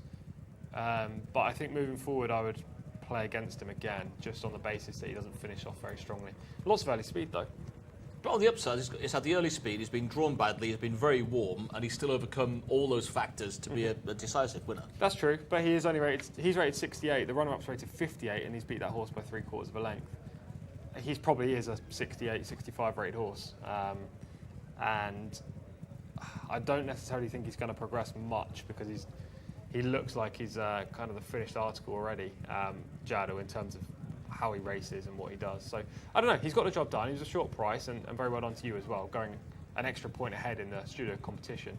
I just don't think the future is as bright as maybe others may believe about Jadil, who has at least recorded 2 victories from 7 starts so far in his career. I just wonder if you could get him better drawn in a big field. I know it's a big field today, but a competitive field where there's loads of pace. Yep. Bury him in about 5th or 6th place and produce him late. You may just see him at his very, very best in that scenario. If they can ride him like that. Ricardo said he's a very tough ride in that interview with Callum, so I don't know whether they have to keep him out in clear air or they have to use him up early or what the case is there with him. But if he was a push-button accelerator coming from off the speed, then absolutely he's got more of a future than I think. But what I'm currently trending towards is I believe he's an out-and-out speedball who just weakens late on and hopes to hold on. If that's the case, when he faces the later developing 3-year-olds, he's not going to be able to continue winning. But he's done it well today, so I don't want to take anything away from him. And we've talked about the white stable having a good day today. So far, it's all been about the red stable. Two wins on the board. Yeah, 2 wins on the board for them. They have plenty of chances later as well. Lots of good opportunities for the red stable, including the next race where they've got the second favourite and 2 others in there. And as we go through the card, they have 1,000,001 opportunities. So, yeah, the red stable have got a good day coming up. They've already had a good day with 2 winners. The white stable are going to hopefully fire back soon. Well, they've got a good chance of an Ancestral Land in the next. They've got the horse with Carl Burke and Tonin Durov in the next race. And you go ahead to the qualifier as well. They've got, of course, Jack Red Clouds, Wait to Excel, Wootton Son and EJ won the Cup as well, who they paid a cool $870,000 for. Yeah, that's too much in my opinion. But we'll see how he gets on today. If he wins, it's definitely not too much, if he collects the day and scoops the Saudi Cup, well, they've got their money back. Well, it's the best purchase ever, yeah. That's a little bit later on. Next up, though, is race 4. And we get into the qualifiers then for Saudi Cup weekend. And this is the Riyadh Dirt Sprint Qualifier. And it's sponsored by Reef.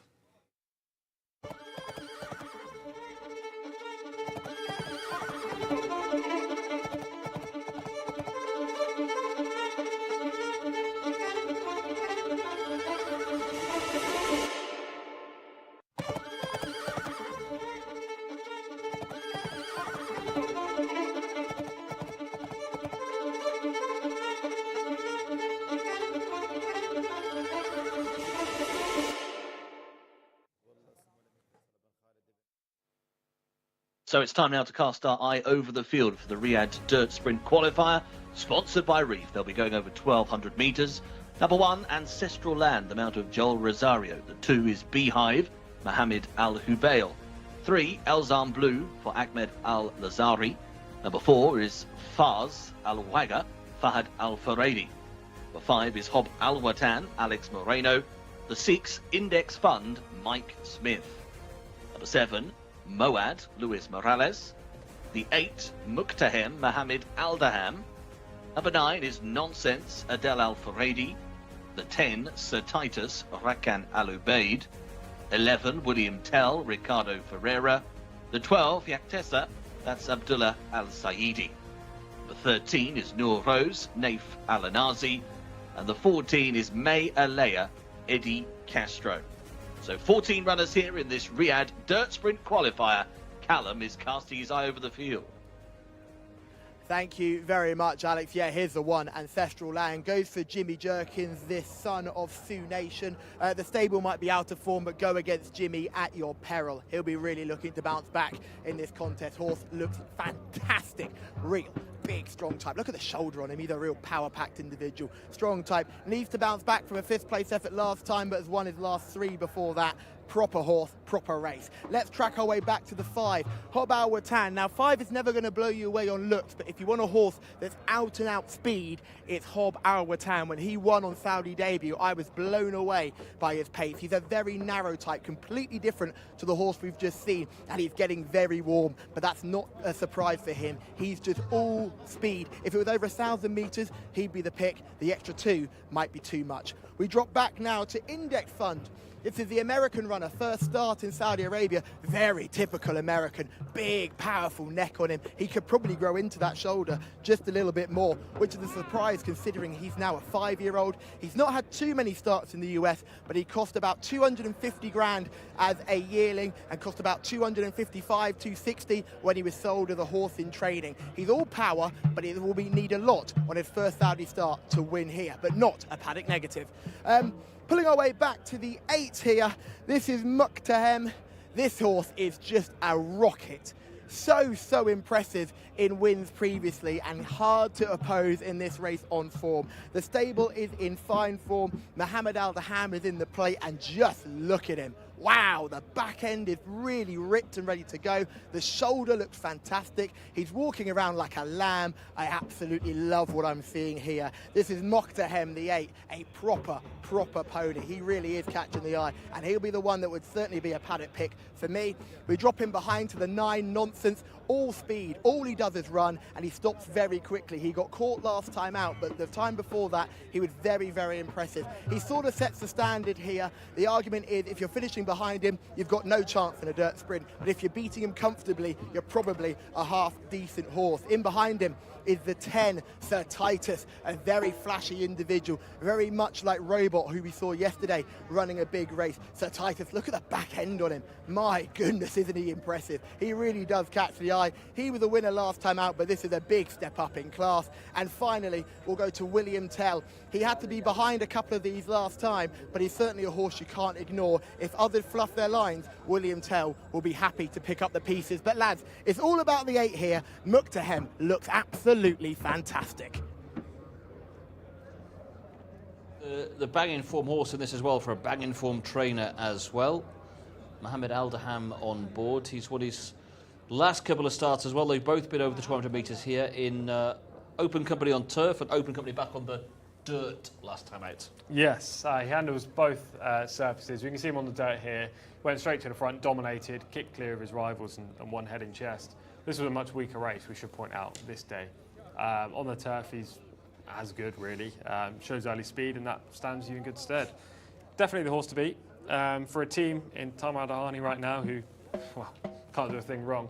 The only problem, as Jimmy said yesterday, those horses got in front and they're hard to catch. Exactly. The only problem, down, in fact, was his word. Only problem is that he's drawn in 12. That's it. There's other speed in here. Will he get caught wide?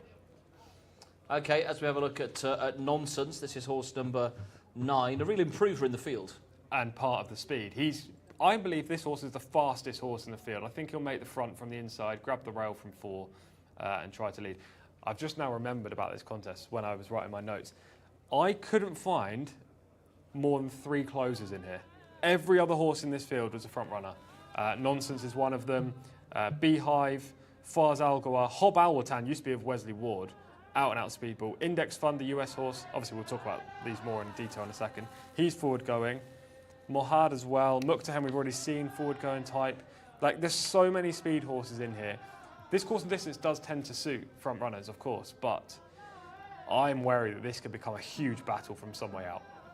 And as much as Nonsense has been an improver, put together that sequence of wins over 1200 and 1400, was over the 1400 last time, beaten by Honky Tonk Man, who was turned over again last week as well. So maybe that form and the improvements just kind of hit the ceiling. I agree with that. Yeah, Nonsense isn't in my top 4 here.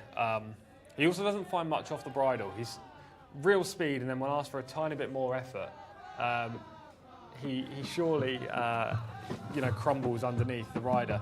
I don't think Nonsense will make the top 4. However, he'll be right up there early. He'll be setting the pace, and he could ruin other horses' races. Okay, they're coming out onto the track as the local band has struck up as well outside the grandstand. You can hear the chanting. Maybe Callum could go down and join in with them, could he? That would be fantastic. I don't know how his chanting is. We'll maybe find out. Okay, so that's some of the key contenders. Mokhtahem is the 6-4 market leader. Callum gave a really good mention for this one in the paddock. Struck away. There they are. Playing the drums and chanting down on the far end of the grandstand. It's a real signature sound of the Middle East, that. It is. I was wondering what it was in my ear when I was talking a second ago when we didn't have pictures, but yeah, this is fantastic. I love Cultural. Yeah, it's something, bringing culture to horse racing, which we don't see really across the world. That's taking place at the moment. So Mokhtahem for an informed stable, a winner by just over 10 lengths last time out, tops the international market currently at 6-4. Index Fund, horse number 6, is second best in here. Mike Smith on board for Doug O'Neill. This horse has got 1200 metre form in the United States, has won though over 1400, and for a 5-year-old, very lightly raced. Firstly, fantastic for Doug O'Neill bringing this horse across. Now, the sub-point there is I think he's going to stay here, considering he was purchased by Prince Faisal bin Khalid. But anyway, the fact that Doug O'Neill is on the race card is brilliant. Mike Smith gets on board, great dirt rider, always has been. Draws wide in 13, and yet another speed type. He was purchased for 250,000 in November, so quite recently, after winning a maiden special weight contest at Aqueduct for Chad Brown. This horse has got talent, but he's not yet proven that he's capable of running alongside horses like this. So he's a complete unknown quantity. I think if he wasn't American, then he wouldn't be as short in the market, but of course he is American, so that's all hypothetical. But he's priced on potential as well. He is, yeah, and I would much prefer to see horses have been here, acted on the track, have acclimatised. It's hard to fit him in with the locals. I would agree. Apparently we have a late scratch in here. That's horse number 14, Mayalea, who would have been a huge price, 66 to 1 in the international market, and no chance. I agree with Index Fund when you talk about US horses. I would like to see them have one run here. More when it comes to acclimatising, the track should be absolutely fine for him given he runs on dirt over in the US, but I would agree with that. I had Index Fund as my third in, and the other ex-US horse, Hob Alwatan, is my fourth in, but these are just speed horses. I've got Muktahem, Index Fund and Hobwatan filling second, third and fourth in my selections. All of them will be on the front, and I've decided to opt for a closer, hoping that there's just an absolute burn-up and the closers come through. So you've gone with? Horse number 3, Elzan Blue, who on form alone is hard to make a case for. However, he's drawn gate 1, and he was a huge eye-catcher last week when he flew home from a terrible position in a huge field, course and distance handicap. Now, this is tougher, of course. It's a dirt sprint qualifier, but he's got lots of form over 1,600.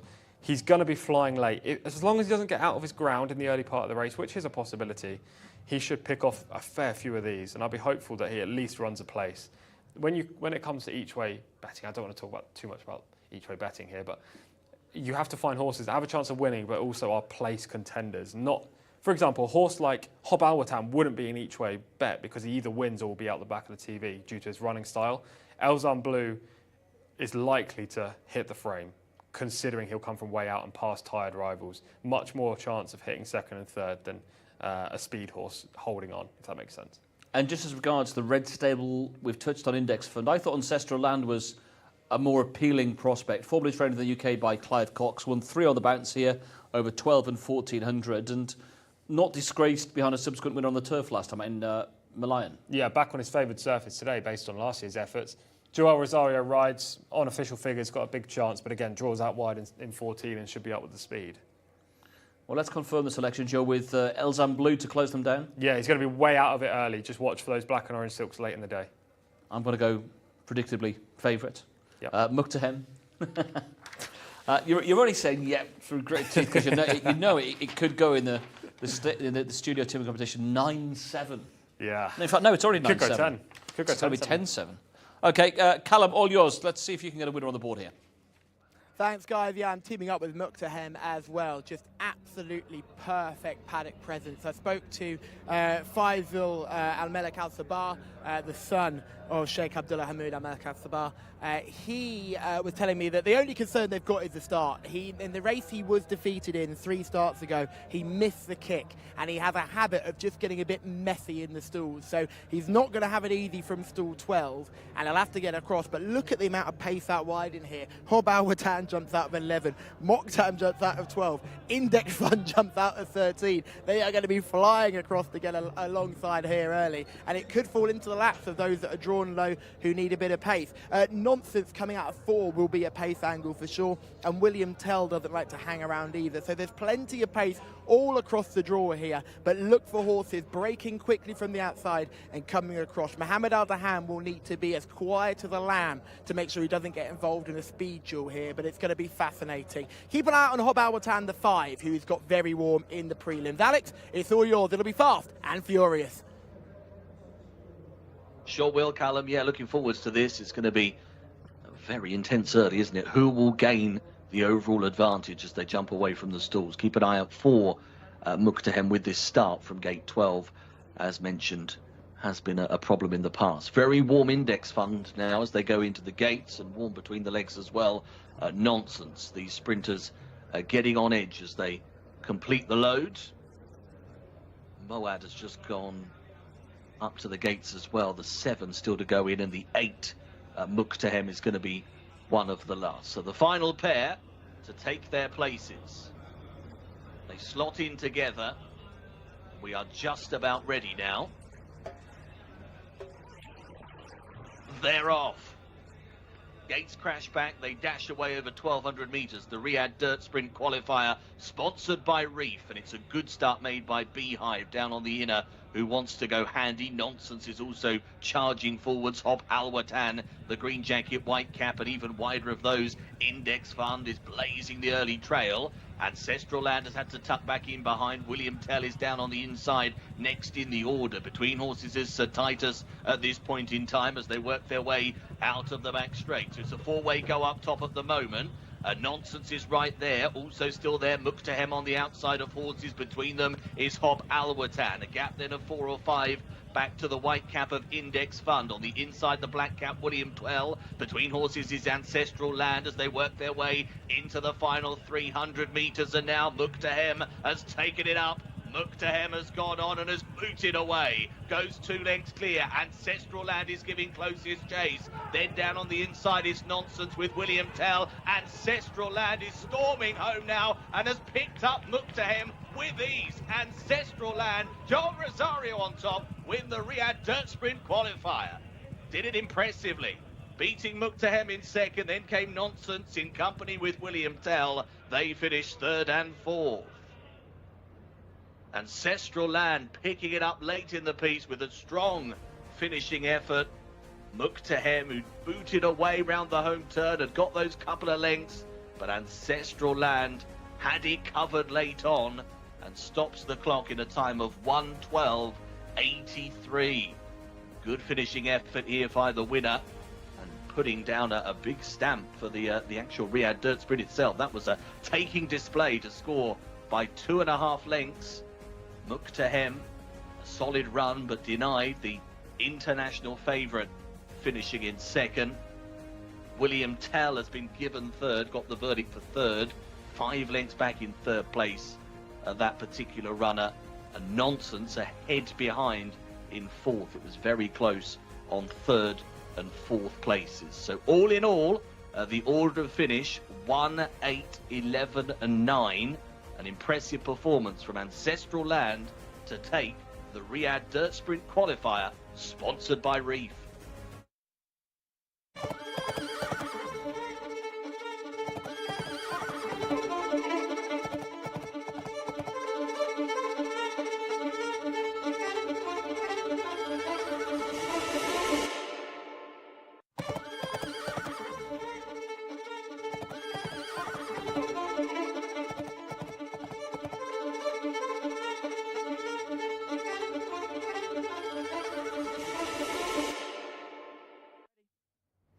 Ancestral Land is your winner of the Dirt Sprint qualifier, and we'll go to the Dirt Sprint. Jimmy Jerkins is just alongside me here. Jimmy, congratulations, you're going to the Saudi Cup with this one. Yeah, thank you. That was great. Good to see him sit off the pace like that, and and respond. And Joel, that's his style. It's always been his style. And I said, well, he's won 3 in a row in the lead. I said, I don't know if he'll get the lead in this race. He said, so we'll teach him to come from off it a little bit. Well, you're absolutely right there, because in the preview we said this could turn into a bit of a burn-up, and you might want something from off the speed. He's not shown that he can come from off the speed, but wow, that was very, very impressive. Yeah, it was. Like I said, when a horse wins 3 in a row on the lead, and then when we ran him back on the turf, and he was laying second and third and didn't finish, so I didn't know what to make of that. Hopefully it was the turf, and and I think it was, because he certainly showed a new dimension today, which was great to see. And you've not been able to reel in these Samar Al-Dahani horses of late, and you were telling me that he's really difficult to catch and bring in, but you've reeled him in this time. Yeah, well, he got softened up a little bit up there. He had a lot of company, which is what you need to come from off the pace in sprints. You need a good pace up ahead of you. Well, you've got Joel Rosario on board. The tactics work to perfection. Go and enjoy it. Thank you. Over the moon connections here. They'll be chuffed to bits. And Joel Rosario is your winning jockey. We'll grab a word with him as well. But it's great to see Jimmy back amongst the winners. He was going through a bit of a dry spell, but that was pure tactical nous, experience over exuberance, and a patiently ridden Ancestral Land, who had won 3 in a row on the lead, has won this contest in impressive style. Congratulations to everybody involved in this contest. A 3rd win for the Red Stable here. Prince Faisal bin Khalid is absolutely romping up here on Custodian of the Holy Mosque Day, and they're going to have plenty to get excited about here as well. Joel Rosario in the saddle gave this an absolute peach. The boys in the studio will look at it more, but look what it means. These are a team that have joined up before, and they've joined up with success in the past, and he's very, very happy. And look at the hugs all around. This is massive for Jimmy. Huge result. Now, this is his final season training racehorses here in Saudi Arabia, and to now go to the Saudi Cup meeting with a genuine live chance in the dirt sprint in another race that will be flat to the boards all the way through. Ancestral Land will have to have every chance here. Joel Rosario, high fives all round. We'll grab a word with him once he weighs in. It could be a bit of a scrum to grab this jockey, but don't worry about me. Callum Helliwell's a big tall fellow, and he can come through. Take the helmet off. There we go. It's all a learning experience here. You've got to take something else as well. You've got to take the whip off too. There we go. See, he's never weighed in here before. He's happy. He's been given the okay. He's been given the all clear. We'll grab a word with him now. Joel, don't worry. We'll get someone to pick up that hat for you. Well done. Thank you very much. Thank you. It worked out good, and the horse should respond very well. And yeah, we're very happy. Very happy about it. Thank you, to Penny Faisal and everybody for the opportunity. Those that know you best know that you're very good from coming off the speed, and you've given them a Joel Rosario special here. Yeah, I mean, it's just like I said, the horse should respond really well, and then we're happy. So glad that we got a winner. Were you worried when the lead horse went so far clear down the straight, or did you always know you had some horse underneath you? I mean, I thought he'd go open away a little bit from me, but looked like every time I asked my horse to go, he was responding. So, I kind of just stay with that and ride it with confidence because I know I have something more in there. And you ride music critic for Jimmy in the next race as well. Can you make it 2 from 2? Oh, we'd love to. Well, best of luck and well done here. Thank you. Well, Joel L. is often a regular here through the season. He does pop in and out of Saudi Arabia, and he's got a big chance later on as well. He's on board Kenny McPeak's Rattle and Royal, international favourite for the Saudi Cup qualifier, the Custodian of the 2 Holy Mosques, as race 10. And he strikes here from off the pace. The Red Stables landing their 3rd win of the day and only the 4th race. And I'd say a welcome winner as well for Jimmy Jerkins. Been a little bit quiet. He's had a few place horses over the last few days, and a day on from his birthday, it's a 66+1 present. Yeah, Jimmy will be very happy to get back in the winner's circle, that's for sure, and especially ahead of Music Critic, who goes in the next, who's a young, up-and-coming type. This was a really good ride from Joel. You can see he's just off the speed. The horse broke from 14 right out wide, and Joel just tucks in at this point into around 5th place, and he manages to save ground, which is crucial. 4 horses do go very hard up front, including Muqtahem, the runner-up, who ran pretty well considering. Does that maybe just cost him, being in that sort of front wave? I think so, but at the same time, it was kind of predictable that was going to happen. Who else was up there? It was Nonsense, Yob Al Hatem, and Index Fund. Nonsense finished 4th. Hob Al Hatem was nowhere, neither was Index Fund. So the pace has really collapsed. Muqtahem's done way the best of them, so you can mark up his display. But he's just not able to hold off the closer. But they had such a break on the field at this stage that I thought Muqtahem was going to be hard to peg back, even with a closer coming after him. I suppose, but when you go so hard early, your closing section was going to be extremely slow. I knew a closer would come out on top. I'm really annoyed I picked the wrong one. But Ancestral Land, the 3 victories, as Jimmy said, had all been from the front, so I didn't anticipate that Joel would take more patient tactics today, despite that being his proven style over in the US.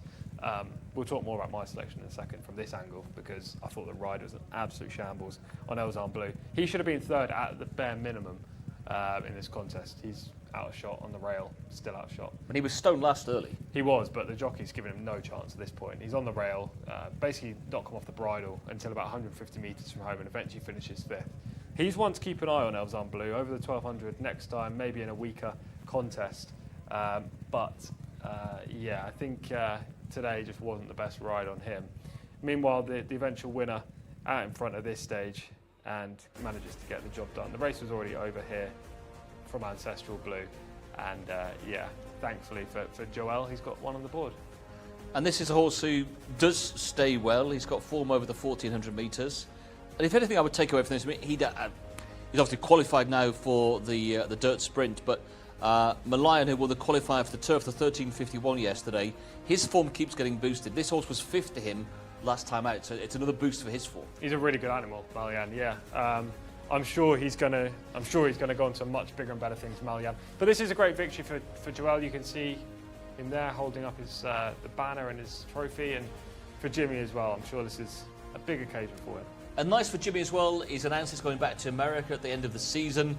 He's now heading to Saudi. I mean, he's got other chances that are going to be prominent on the night, as we'll see as we go through the day, but good to have him with a definite runner in the dirt sprint. Yeah, exactly that. Hopefully Music Critic can give him another runner in one of the races on Saudi Cup weekend as well. He runs in the next.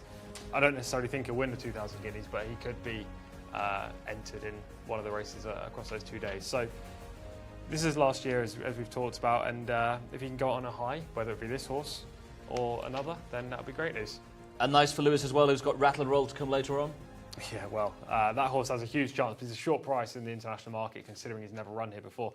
But yeah, Joel's got plenty of rides, and hopefully he can get another one on the board. Really good, underrated jockey. He is frustrating at times, and I'm sure Joel will be fine with me saying that. He does find a lot of trouble due to the fact he loves his closing style and coming from way off the speed. But when he gets it right, like just then, he really gets it right.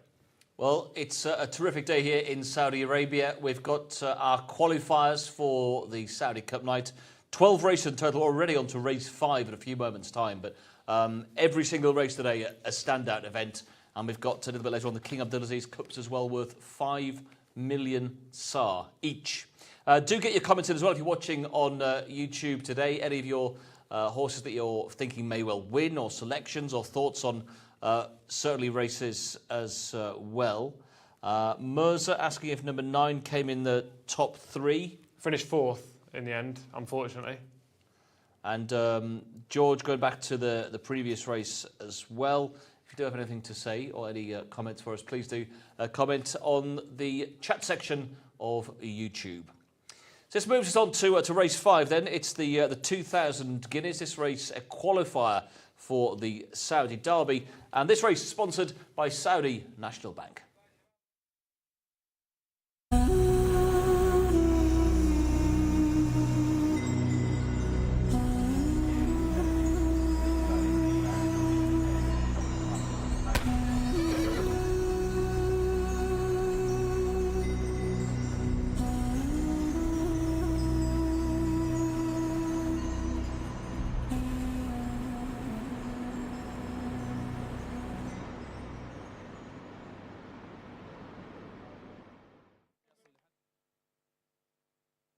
Time for the 2,000 guineas then. Saudi Derby qualifier sponsored by Saudi National Bank. Let's have a look at the runners and riders. Number 1 is Abrik Al-Kahel, Victor Gutierrez. The 2, Al Rams, Eddie Castro.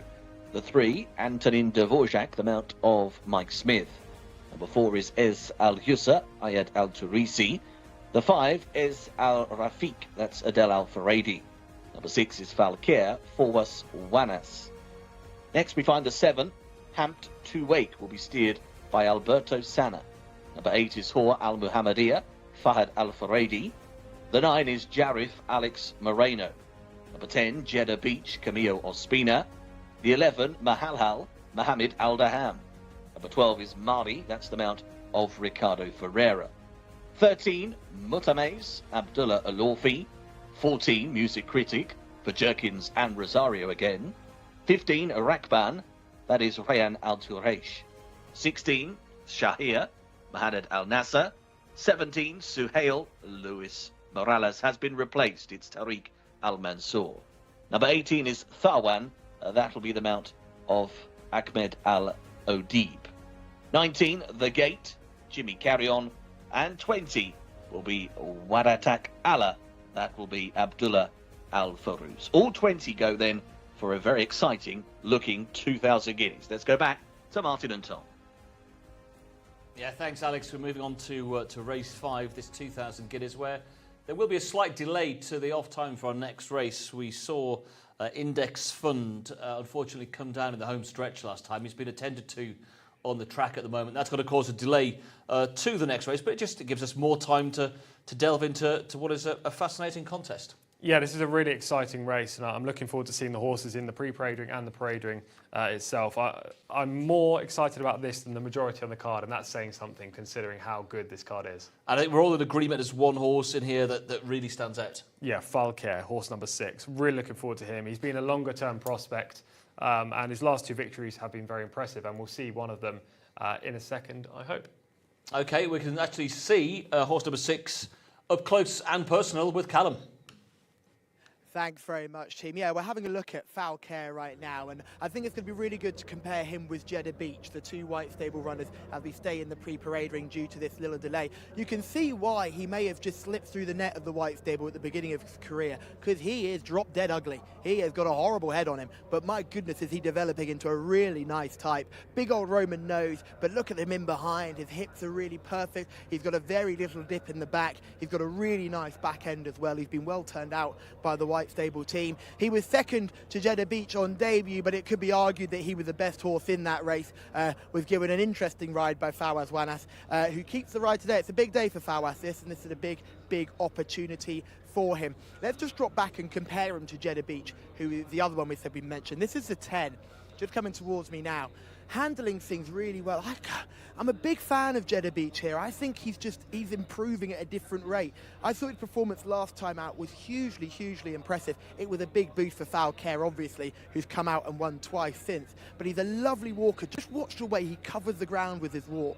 He really is hugely impressive.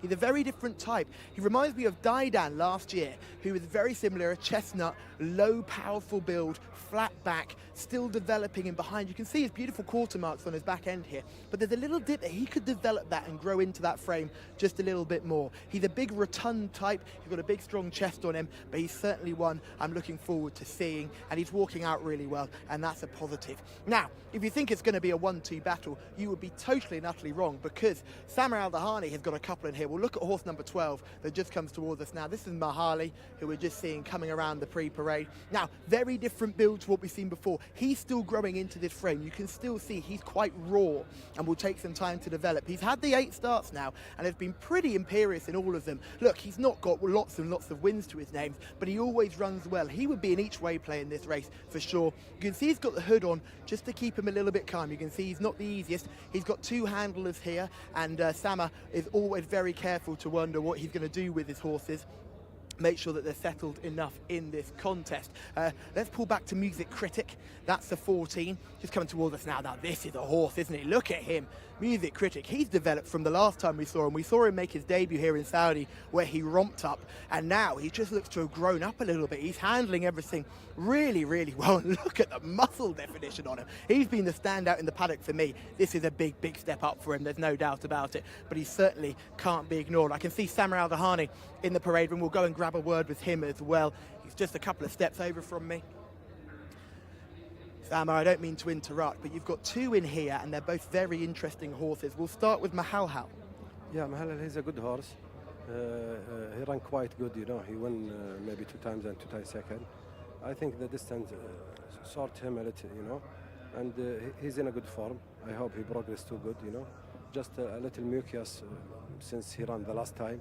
And now maybe 10%, not too much. I think he'll progress too good, and his fitness is too good. A lot of trainers have been talking about, we had that burst of cold weather earlier on in the year, and a lot of horses having that mucus and just feeling a little bit under the weather and not quite running at their best.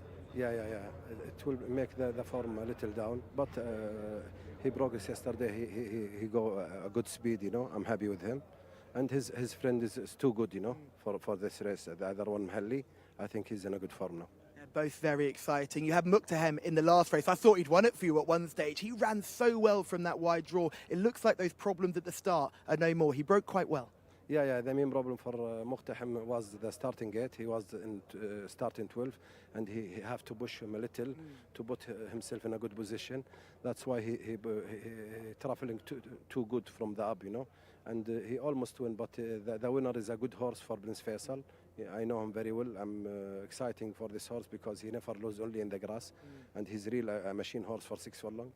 We hope we go together, you know. Yeah, I was about to say, are you willing to go for that dirt sprint again and take him on another time? Yeah, we hope, because he's a good horse. He deserves to be in top horses for the sprint in Saudi Arabia. Well, it's very exciting. We look forward to seeing him. Thank you for taking the time. Thank you, thank you. I've just seen Jimmy Jerkins is still here, so we'll grab a word with him because we are still in the pre-parade ring. He's just coming across now. For those who don't know, Jimmy Jerkins provided my tie, so we're already tie buddies today, both rocking the yellow. Jimmy's just got his back to me, so I'll just get him to turn around. Jimmy, just a quick word here. Firstly, congratulations with the last one. Music Critic, I think, has grown up since I last saw him. Well, I don't know. 2 weeks is a... Not the longest time. I don't know, but well, you know, he came out of the race good and trained good with little time we had. You know, we tried to. He had a sharp work on Monday. We tried to work him behind the horse to throw some dirt in his face to get him in case that happens today, and he handled it pretty good.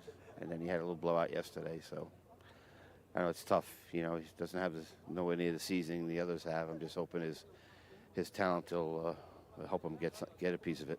The first time we saw him, I remember a few of the guys in the studio just saying raw ability is what won him that race last time. He's going to need a little bit more on this occasion. Yeah, that's why I took the chance to run him 1400. I was hoping he would get the route on get the distance on his class and ability, which he did. You know, but like you say, he's got to really pick it up. 2 weeks isn't a whole lot of time to improve a whole lot, but I kind of had a little pressure to try to make this race before. That's why I opted to go for 1400, and I couldn't, you know, you couldn't really realistically ask him to, unless you had a budding Seattle Slew in there. He ran as good as you could hope, you know, and so we'll just take it from there. Hope he makes the next step up. He's going to have to make a big jump up, but maybe he's got it in him. I don't know. You said you trained him getting some dirt into his face. Are we expecting another very patient Joel Rosario ride coming wide and late on? Well, you know, I like the post he's got because he can use his speed to some degree, but not go crazy, you know. And if he reacts to the dirt, at least he won't have to worry about that till you know, they're almost at the turn. So I like his post for this start. I really do. And we saw he showed plenty of speed last time out. This is a qualifier for the Saudi Derby. Would that be a route you'd be willing to go, or you like to keep him down in trip? I don't know. We'll just. I think you have to consider it for sure. You know, if he handles it. I just, you know, it's hard to think he can make a really big jump up. But maybe he doesn't have to win. I don't know. But we're just hoping for you know, natural, regular improvement, and I hope it's good enough. Well, firstly, I hope he is good enough. Hopefully you get a second win in the day, and thank you very much for the tie. I do appreciate it. Yeah, it looks good. Thank you very much. Let's have a look at a couple more in here as well. The one is Victor Gutierrez's mount. Now, Victor's had a bit of a tough time this season, but he did have that winner aboard Alma Bean earlier this season. Yeah, the one. Now, this is a horse who looks in really good shape, but is completely different physically to anything we've seen before. He's a really tiny. This is Aberic Alcael, who we're seeing. He's had the 3 starts, yet to record a win. Just look how immature this horse is compared to some of the horses we've seen. Compare this to Falcare. It's like looking at a yearling. He's really babyish, and he's probably going to find it really tough today. He's a horse that once he gets a rating here, if he gets a pretty heavy beating here, he might go down to maybe a 65 or something along those lines, and suddenly there'll be a nice handicap in there for him somewhere, because you can clearly see he's got plenty of class. He's a gorgeous type, but again, probably just one that needs a bit more time. Let's go straight forward a little bit more to the 18. This is an interesting one here that I'm quite keen to talk about. FMQ have got this runner. I'm just trying to make sure I get the name correct, because FMQ have got 2 in this race. This one is Sarwan, who is improved with each start and with a good second last time out. Now, compare him to what we just saw. This horse is very strong and well developed. I'd argue he could just come forward a little bit fitness-wise, just like Music Critic we saw earlier, probably needs to come forward a little bit fitness-wise. Now, they've been in here so long, some of the horses are getting just retaken into the saddling boxes, so we'll have a peep at the 2, who's getting that right now. The 2 is, make sure I've got my notes correct, this is Al Rams. Now, I remember seeing Al Rams earlier on this season. Now, he finished 3rd a couple of starts ago and was 5th last time out. Now, he is a gorgeous type, isn't he? Big boy, but they're just adjusting his shoes here. You can see we've got the farrier down here doing a shoe adjustment. We've got some more kit coming out to a side. Now, I don't know whether they're going to re-shod him or just tighten up this shoe. As you can see, for those who don't know anything about shodding horses, none of this is painful for the animal. They're just readjusting the shoe. It's very much like your toenail is what you're seeing now, rather than anything too exciting. There's no nerve endings down there, and Mustafa's going to get a great shot here. We can just reattaching this shoe here, as you can see. So he's not been totally reshod, but he might have just had a little bit of a loose plate, as you may hear if you're watching racing all around. What I love about these stabling areas is they're so big and spacious, and they're all padded, which means that horses, if they do get a slight fright, they don't get too worked up. Now, our Rams, I'm not going to lie to you, has got a little bit warm here. Now, maybe that was because of the loose plate. He was just feeling a bit awkward, but he's just having a bit of a think about things. He's a big, big boy. Now, he was a winner on debut, has been highly tried since, but hasn't been doing too badly. I've just seen Mohamedou is by the side of me as well. We might grab a quick word with him. He trains this one. This horse goes for the owner who has a right back for the team in Saudi Arabia, the teammate of Cristiano Ronaldo's. I wonder if he's here. We'll just grab a word. Al Nasser's. Yeah, we'll just grab a word with Mohamedou. Firstly, how are you doing? You okay? Good afternoon. Good afternoon to you too. Just seeing our Rams just getting him reshod. What was the scene there? No, he removed his shoes, so we have here a farrier in case of any horses remove his shoes. So we have time to prepare that. And he's got a very famous owner who is playing right back for Al Nasser. So hopefully you can get a very famous winner. Hopefully, we wish that. Big, big day today. How do you feel as a trainer? The last couple of days have been so intense. The jockeys have said it's getting much tighter out there. Are you finding it all a bit more nerve-wracking as a trainer? Yeah, but we stay always same usual, and our horse is good. I have Tharwan as well for FMQ stable, and you know it's just that's the harvest day for all the season. So we hope luck. And Sarwan looked great, I must admit, in the pre-parade ring. These FMQ horses, they seem to be coming into a bit of form. It must be your training now. Yeah, Tharwan, hopefully. Yeah, hopefully. All fingers crossed. Thank you for taking the time to talk to us. We'll go and have a look at a couple more. Thank you. Right, Mustafa, we're going to keep going, and we're just going to wait till these ones come through. Music Critic's going to come past me again, but we'll come through this gap. Keep it nice and tight here. This is Music Critic. Now we're seeing a lot of horses just being attended to, which you can just see again that our Rams just getting his foot reshod. They're just now rubbing him off. So what that's a terrible way to put it, but they're just filing it down. Now this is what I would say when you're filing a nail. They're just filing it down because he might just have a little bit of overgrowth on there, which is why the shoe may have slipped just a little bit. Now Mustafa's doing brilliantly getting this shot in here, and you can just see the Farriers, they're happy with him. Now look at our Rams. He's a big, big boy. Watch him come past. He really does fill the eye, doesn't he? He's a big, big type, and hopefully he can take a big step forward today. He was a winner on debut, and if you look at him, you can see why he was so precocious as a youngster. A couple more coming past. We'll look at a couple more towards the bottom. Here is the 3. This is Antonin Van Dijk. This is a nice one. Let's have a look at this. This is Saudi debut here, the 3. Antonin Dovrak, who has won his last 2 starts, but they were over on different shores. Now comes here to Saudi Arabia and makes Saudi debut. I'm fascinated to see how this horse gets on, because they would have had to compete against a lot of buyers to get him, because he won his last 2 starts. He's 2 from 3. And he's maybe just in a little bit in deep here. We're just going to wait for him to turn around. We're just getting everyone in the order. So he's going to slip in behind the 2, because we're about to get into the parade ring. So he'll slip in behind the 2. And then it's a counting exercise from there as he just comes through. We'll get a nice shot of him as he comes along. You can see he's probably not as physically far ahead as the rest of them, and may need to just come forward a bit fitness. This is a tough ask first time out. I would be looking elsewhere. But boys, they're coming into the parade ring. So I'll go back to you, and we'll have plenty to talk about for this hugely exciting 2,000 guineas. Thank you very much, Callum. Great job down there in the parade ring there, talking to both Dharma and Jimmy, and also going down to the washdown boxes as well. Fantastic work from you. Horses are in the parade ring, as you say. I'm just looking over my shoulder as I talk. And yeah, the horse that we're going to focus on first is horse number 6, Falcare, and horse number 10, Jeddah Beach, the 2 white stable horses who have already clashed once in their young careers. We'll have a look at Jeddah Beach last time up. He won a cup race. This day went straight to the front. This was a big step forward actually on his debut effort when he beat Falcare. This day he looked a lot more professional. He went to the front and he didn't stop. On debut it looked like he was stopping towards the line.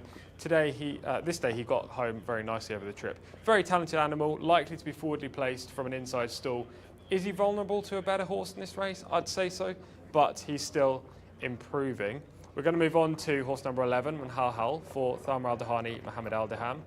This horse is owned by Sheikh Abdullah Al-Malek Al-Sabah in the green and white silks out in front. Finishes second this day, but again, this is a solid effort. He's a 2-time course and distance winner. Last time up in this race, it was a Group 3, and he bumped into a nice one. He stepped, I'd say, down in grade potentially, albeit there are some very nice horses against him today. He's a bit of a weak finisher. That's the one problem you'd have with Mahal. And from this wide stall, and given the aggressive nature that he's likely to be ridden in, I'd be a little bit dubious as to whether he'll get home over this trip. And we'll finally move on to the international market leader, and that is Falcaire. In the white stable, silks out in front, noseband on, wins by 20 3/4 lengths this day. Okay, it wasn't the best of races by any means.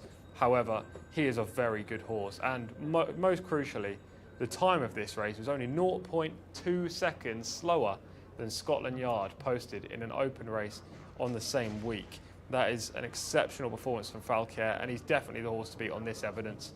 Looks like a longer term prospect than some of these, and he should be able to go very close under Fawaz Wanas, his local and usual rider, Falcaire. Maybe you're looking at these white stable horses, Falcaire and Jeddah Beach, and you're thinking, well, Camilo's on the unbeaten 10, so why isn't Jeddah Beach favourite? Well, Fawaz Wanas has ridden Falcaire in every start so far. He was formerly owned by different connections, and he's just retained the ride. The interesting point is he finished behind Jeddah Beach earlier in the season, but he wasn't given a very aggressive ride at all, and that's an understatement. He should have won that race. So maybe he's an improver. Maybe he's an improver. Definitely he's an improver, Falcaire. I would be surprised if Jeddah Beach confirmed that form. I think Falcaire is definitely the better of the two. Well, he's the market leader internationally at 5-2 from Jeddah Beach at 7-2. Then got the import for the red stable. I've had 3 winners so far today. This is Antonin Dvorak, who's at 5-1. The red stable also got Music Critic, 15-2. This is really red stable v white stable, isn't it? I know that Well, yeah, Sheikh Abdullah the top 4 in the market, yeah. 2 for each. Yeah, Music Critic I think is better of the 2 red stable horses. I don't know what you think, but Antonin Dvorak has shown talent in the UK. First up here though, that's a big question for me. He was sold for 220,000 guineas. This is now his first start on dirt, his first start in Saudi Arabia. He draws wide. So there are big question marks about the 3, Antonin Dvorak. We've talked about that all the way through the last few days. These horses that have come in across from the UK or from any other jurisdiction onto dirt for the first time, they're always opposable. And he's got turf pedigree as well. He's by Nubay. I know Nubay generally, the progeny like soft ground, and soft ground turf horses generally can handle dirt, but as I say, generally, that's not every single horse. I'm a bit worried about Antonin Dvorak in this spot. I think he's beatable. I also think he's ridden by Mike Smith, though I'm not 100% sure on that. I just saw him go down to post. Obviously, James Doyle's not here. It looked like Mike Smith was in the plate, but I could be wrong. Hopefully, we can get some confirmation on that one. Regarding race 5, number 5, Mike Smith. Yeah, perfect. The other red stable horse is ridden by Joel Rosario, so 2 US riders for the red stable. Music Critic, I think, has got a better chance than Antonin Dvorak. We know this horse, he's got early speed, he handles the track. He's also got a US pedigree. Jimmy Jerkins just had a winner, however, he's drawn wide in 18. I have Music Critic as my second pick, the 14. But Falcaire just has so much upside that it's impossible to get away from the 6 here. Yeah, Music Critic, a winner over the 1400 on debut in a maiden race back on January the 9th. Came on by the best part of 5 lengths that day, but as Tom said, drawn stall 18 today. What about Tab Al Dahadi? Has got a couple of runners here, numbers 11 and 12. They're at 12 and 18-1 on the international markets. Both got official mark of 80, but a little more exposed maybe than the red and white stable horses. Yeah, we saw the footage of Mahal. I think he's a bit of a weak finisher, but he's going to be up there with the speed early on. The other one, Mahali, horse number 12, already boasts 3 victories, but they've all come over sprint trips, and now he's stepping up to 1600. Again, he's a horse that is likely to push forward, much like probably 5 or 6 of these, forward-going type in this race by Sergei Prokofiev. I don't think he'll stay. And they're going to go hard. I think you really need a horse that gallops well over the 1600 metres, finishes his race off well, and there's one clear standout, Falcaire, horse number 6, and he is my pick. My pick as well, 5-2 on the international market to get the better once again of. That's a good price as well. I know he's a favourite in here, but 5-2 is a good price. I thought it'd be less than 2s. I did too. Okay, but with Falcaire then at 5-2. But I think Callum, you're against us here, aren't you? I am, team. I am going to stick with Jeddah Beach in this. I think this horse really took a massive step forward last time out and was quite impressive, but he will have to be at his best to beat Falcaire. But that horse does have a habit of being a bit lazy, so maybe a big field where he's run off his feet early could be against him, but certainly a good choice from you guys. Just an update here on Index Fund to why we were delayed. That horse actually did get up. He was down due to exhaustion, recumbent was the word that Toby used. He did get up, but then he went back down again. They've not found an apparent injury. He was loaded onto the float on his side and he's been taken for further assessment. So there is certainly some positive news regarding Index Fund. I totally understand there'll be lots of viewers who are fans of Doug O'Neill. So an update for you, Index Fund has gone to the horse at the Equine Hospital and is at the moment going for further assessment. We will let you know more when we find out, but that's the reason why we were delayed. Index Fund did get back up onto his feet. Now he has been taken for further assessment and we will let you know when we know more. But in the terms of this race, as we move swiftly on, I'm a fan of Jeddah Beach here. I think he's just got that really powerful knee action and he drives and he eats the ground as he goes. I think he's going to be quite dangerous here. I think that performance in the last race was hugely impressive. But remember, Tom Collins makes a very, very good point about Falcaire. The clock here doesn't lie. If you're running quickly on this surface at this track, you're probably a half-decent type. So hugely exciting contest here. So many big names. I spoke to Abdullah Al-Manif, who's got 3 in this race. He was over the moon that he got 3 horses to qualify. You've got 2 from Samar Al-Dahani representing Sheikh Abdullah Al-Mud Hamak Al-Sabah. You've got a few from the Red Stable. I think they've got 3 in this. That's Prince Faisal bin Khalid. You've got 2 from the White Stable, who are the 2 big hitters. FMQ have got a couple in here as well. Boys, it is an absolute stonker of a race. I'm hugely excited to see who comes out on top. I'm hugely excited to see how Music Critic is ridden, because Joel Rosario might just be tempted to slot him behind here. Now, he's drawn in 18, so he wouldn't have to make all. Slot him behind and pick them off one by one. Watch out for Music Critic coming home late. They trained him getting some dirt in his face, so he knew what was coming. Great to hear from Jimmy Jerkins. Antonin de Vrac, we've mentioned this horse probably will need this run. I wouldn't be going near him on this occasion. Al Rams, the horse that was getting re-shod. Clearly an interesting type. He's massive, a real eye catcher on side, and he's a lovely, lovely type. But for me, it's going to be Jeddah Beach. I'm taking you on, boys. Falcaire to get beaten. Alex, it's over to you. Thanks very much, Callum. Yeah, runners are just going forward, so they have started the load here for the slightly delayed 5th race on our card. This the 2,000 guineas. Reminder, a Saudi Derby qualifier as well. Market internationally still headed by Falcaire, 5-2, 7-2 Jeddah Beach. Antonin Dvorak at 5-1. Music Critic 15-2. Mahali at 8. 17-2 Ez Al Rafiq.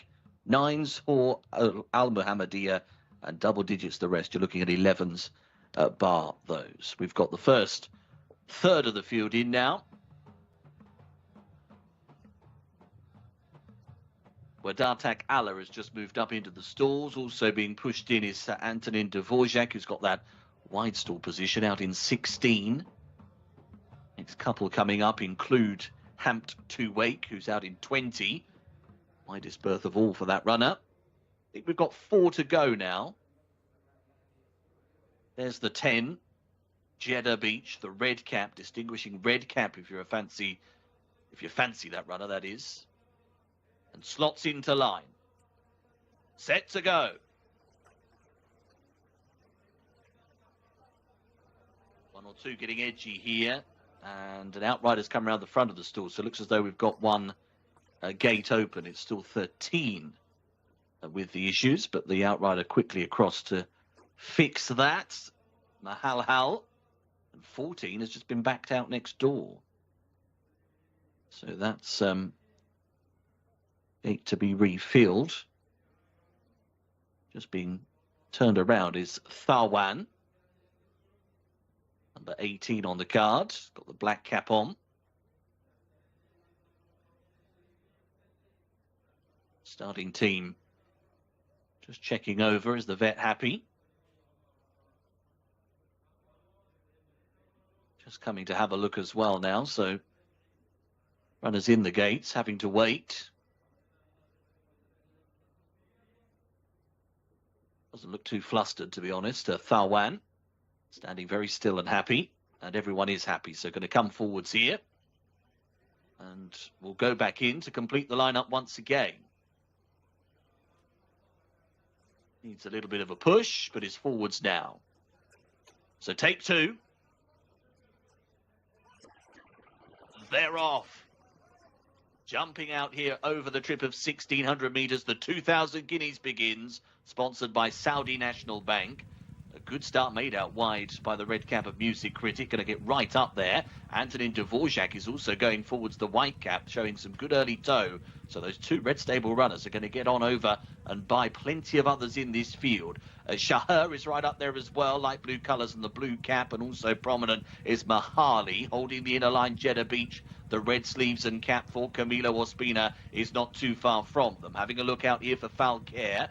Is down the order at the moment, and midfield slots has got quite a bit of work to do. Mahal is starting to pick up around the outside of horses as they work on into the turn. Rakban is trying to stay in touch as well at this point in time, but the leader is Music Critic. Music Critic has the advantage of 3 parts of a length as they take the turn for home. Jeddah Beach is racing in second. Still behind them is Mali on the inside and Mahal racing wider. Between those, Shahar is also staying in the big mix at the moment. But as they swing in line for home at the top of the straight, Music Critic is skipping along strongly up top. Music Critic has the advantage. The lead here is a length and a half. Still giving chase, Mahali and Mahal, those two together. And they are getting nearer as Music Critic now begins to paddle. Half a length the advantage. Mahali coming up sides and now just edges past. 150 metres to go. Mahali has hit the front now, has gone on by a length and a half. The on-rusher is Jarif up the running rail, but it's Mahali in front here, and it's going to lift the 2,000 guineas.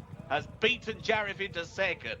Flying late Falcare, it was all too late. Might have got up for third. It'll be close in company with Music Critic. Number 12 on your cards, Mahali has gone on to win the 2,000 guineas, sponsored by Saudi National Bank, has held on from Jarif, who was storming home up the far fence for Alex Moreno. But it is Ricardo Ferreira again, that man in the plate here for the Al Dahani team, and has managed to stop the clock in a time of 1:39.65. Beating off the 9, Jarif in second, half a length between them at the line. First run proving pretty crucial. Music Critic has got the call for third, has managed to hold on to third from the strong finishing Falcare.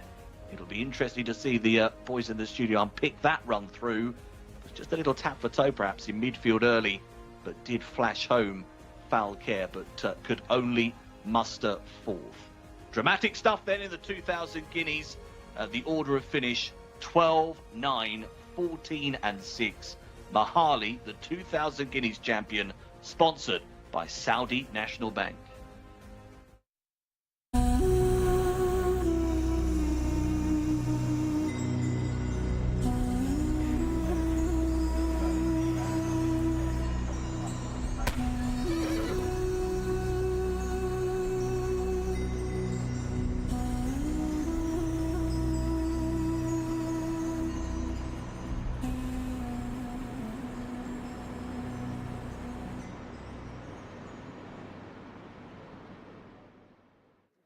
Mahali is your winner of this Saudi 2,000 guineas. We're going to grab a word with Samer Al Dahani. It's all been a big scrum down here. Plenty of congratulations going all the way around. He's going to join in with Ricardo Sosa Ferreira. We're going to wait for him to actually greet his horse here because this is a massively important victory. This is a qualifier for the Saudi Derby. They now go to the Saudi Derby, and this horse will get home in a Saudi Derby. Music Critic set blazing early fractions and ran a massive race to hold on for third, but he just got very tired laid on. So we'll just see him come by here. Mahali and Ricardo Sosa Ferreira. I've just heard him say this is a champion horse. We'll get a word from the champion trainer.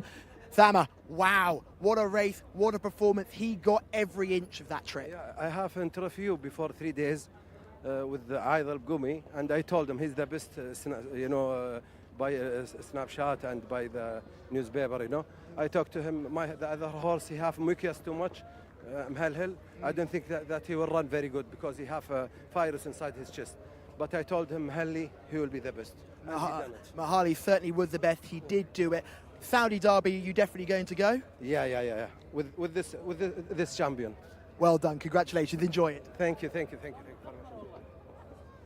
Yeah, Mahali, your champion here. You can just see beautiful scenes here. Talal bin Shuraim just congratulating the winning trainer as well. They represent the white stable. Huge shout out to Camille Ospina, who was aboard Jeddah Beach. He pulled that horse up very quickly. That looked like a slight tendon injury. We will give you updates when we know more about Jeddah Beach, but he was pulled up exceptionally quickly when finishing just well down the field at the end. Got very tired late on, but that could have been the injury talking rather than the horse just stopping. Massive run from Jarif there for Abdullah Al-Manif, who said he was very excited to have 3 horses in the race. He'll be more excited to have a second place finisher in this race. He came from the clouds to finish in second. Music Critic ran a mighty race to finish in third. My concern with Falcaire was that he's a bit of a lazy so-and-so and he might just be run off his feet early. That was the case. He ran a massive race to come back and finish fourth, finishing like a train. Probably a horse for 2,000 metres plus in the future.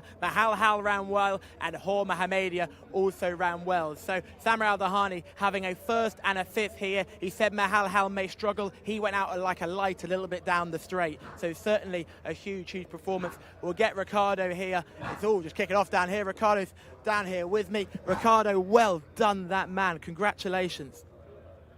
This is jump.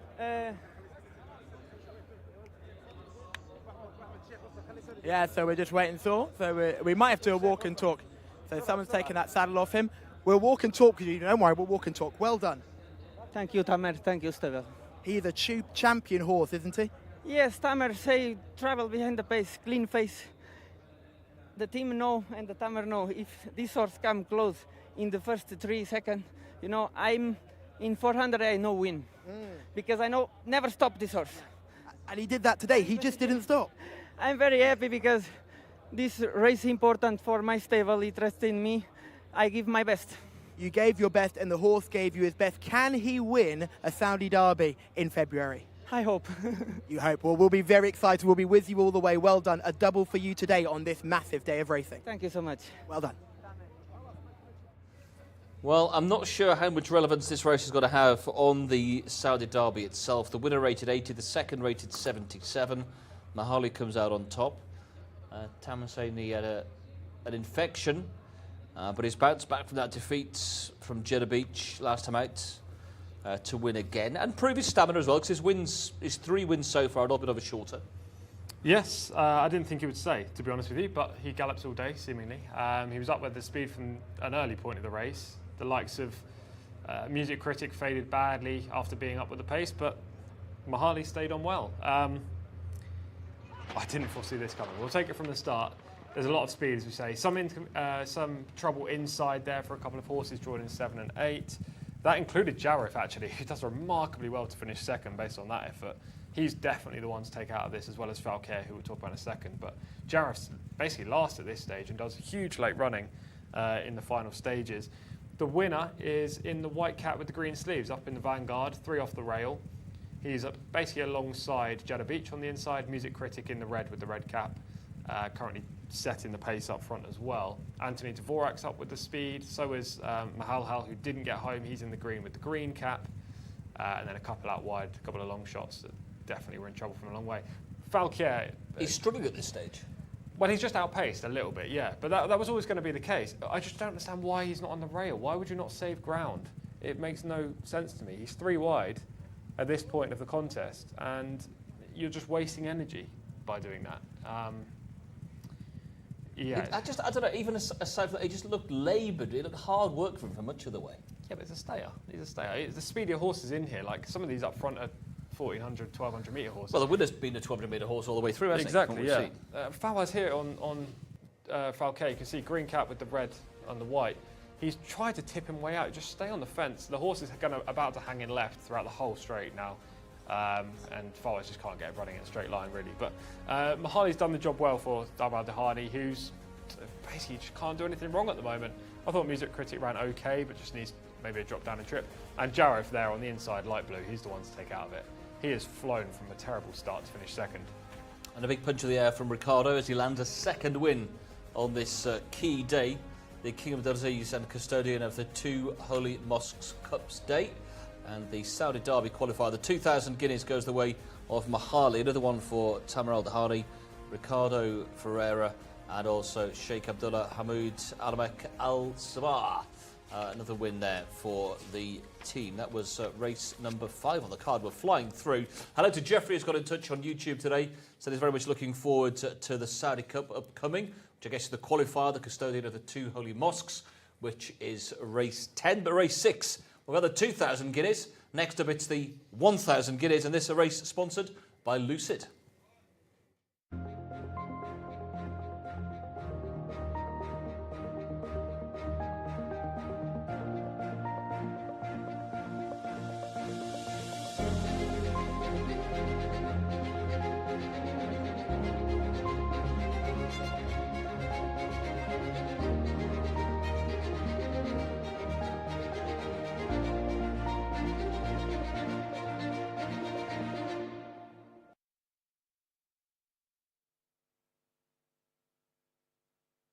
Let's take a look then at the runners and riders for the 1,000 guineas sponsored by Lucid, 1,600 metres the trip. Number 1 is Aldana, the mount of Alex Moreno. No, number 2, that's a non here, so take out the 2. 3 is Alcanza, Adela Al-Faradi. The 4, Amirat Al-Zaman, Ricardo Ferreira. 5 is Garami, Mohammed Al-Daham, the Al-Dahani stable, looking for the Guineas double. Number 6 is Haja, Ayad Al-Tarisi. And the 7, Mandabat Hillstone, that'll be the mount of Abdullah Al-Saidi. We go over the page next to the 8, that's Medagesh, the mount of Ali Al-Mimoni. 9, Moatazar, Camilo Ospina. 10 is Mulil, that's Abdul Al-Odib. The 11, Naflathon, that's the mount of Abdullah Al-Farouz. 12, Princess Code for Eddie Castro. 13, Saudi Aromatic, that is Abdulaziz Al-Musa. And one more to sneak on a page by itself. That's the 14, White Deer, Fahid Al-Faradi. So 13 of them. The non-runner here, the 2. For the 1,000 guineas, sponsored by Lucid. Let's go and find Callum. Thank you, Alex. Yes, sponsored by Lucid, and we'll hope to see a horse with a big motor here. This is the one, Aldana. She's massive, she's gorgeous, but she needs to take a big, big step forward to win here. Let's pull back to the 3. This is Alcanza. Looked very good when winning twice earlier on this season. She's not quite shown that same level of form last time out. She's getting a little bit warm as well. We drop to the 4, Amirat Al-Zaman. She has done nothing wrong so far in the career. 2 runs in Saudi, 2 wins in Saudi. She's a lovely, lovely type. She's a big, strong girl. She's going to have a big loping stride, and she should relish this distance. Here's the next horse. Here's my paddock pick. This is Garami, horse number 5. She's absolutely drop dead gorgeous. In my opinion, she's the best looking filly in Saudi Arabia. She looked so good when winning last time. She did it impressively. She blew me away in the parade ring as well. I'm excited about her. But the last race was won by a horse who galloped all the way through the line. Horse number 11, Naflahom. It's all she does is gallop. She's just coming towards us now in the white stable colours. She's got the big white blinkers on. She's horse number 11. Look at her. She looks like the type that will thrive over longer distances in the future. She will just gallop. She's got 1 gear and 1 gear only. She doesn't go fast, but she doesn't go slow either, and she will be picking them up late on. If there is a pace collapse, watch out for her. She will be the one to watch. But for me, the pick of the paddock has to be the 5, Gamari. Can he give Samer Al Dahani another winner? Thanks, Callum. Well, we are got to try and catch up a little bit of time as well. We are slightly delayed due to an incident in the previous race. The next race due off local time about 3 minutes ago. They're now due off at 5:40, but they're trying to catch up, and in a couple of races' time we'll be back on schedule. Okay, a couple of horses to look at, and the international favourite, the international top pick to just over even money, 11 to 8, backed in from just under 2 to 1, is number 5. This is Garami, who we've just seen those colours successful for Tamer Al Dahani. This horse, 2 runs so far, a second on debut, and this impressive win last time up. Very impressive for Garami. It looks like Thelma may have another winner here. 7 to 4, second favourite, did you say, or is currently favourite? 7 to 4 back into 11 to 8. Okay, favourite as deserved. He should be the market leader. Just look how impressive he is. He gallops clear, big stride towards the line, suggesting there's plenty in the tank. Very nice prospect, basically. Only had the 2 outings, finished second on the debut, made amends last time, and I think even with this kind of performance, Garami will be good enough to win this race. Okay, second to Mazatazar on debut, then stepped up to win last time, and that form has been boosted by the third who's come out and won since. 11.5 lengths the winning distance, but goes up against an unbeaten rival today. Yeah, Amira Al-Zaman's good. I mean, she's talented. She won well this day. She's a long-striding filly as well, much like Garami in that regard. She bolted up over the course and distance, so she's proven over track and trip. And I suppose she has leading claims. I just preferred Garami from a visual perspective. That's not to say this filly can't win. Of course she can, but Garami should be the market leader based on how well she did it last time. I love the form of that of Garami. The form of the debut run's good. Wins by 11.5 lengths. The second was well clear of the third. The third has won since. Not just visually, but there's mechanics in behind that also gives it a bit of a boost. Yeah, exactly. Yeah, a good form line is worth a lot, and you know we'll talk about a couple of other good form lines later on. I'm absolutely certain of that. But Garami is just, in my opinion, the clear standout. There is one horse in here that could be a bit of an unknown quantity, and that's the 3.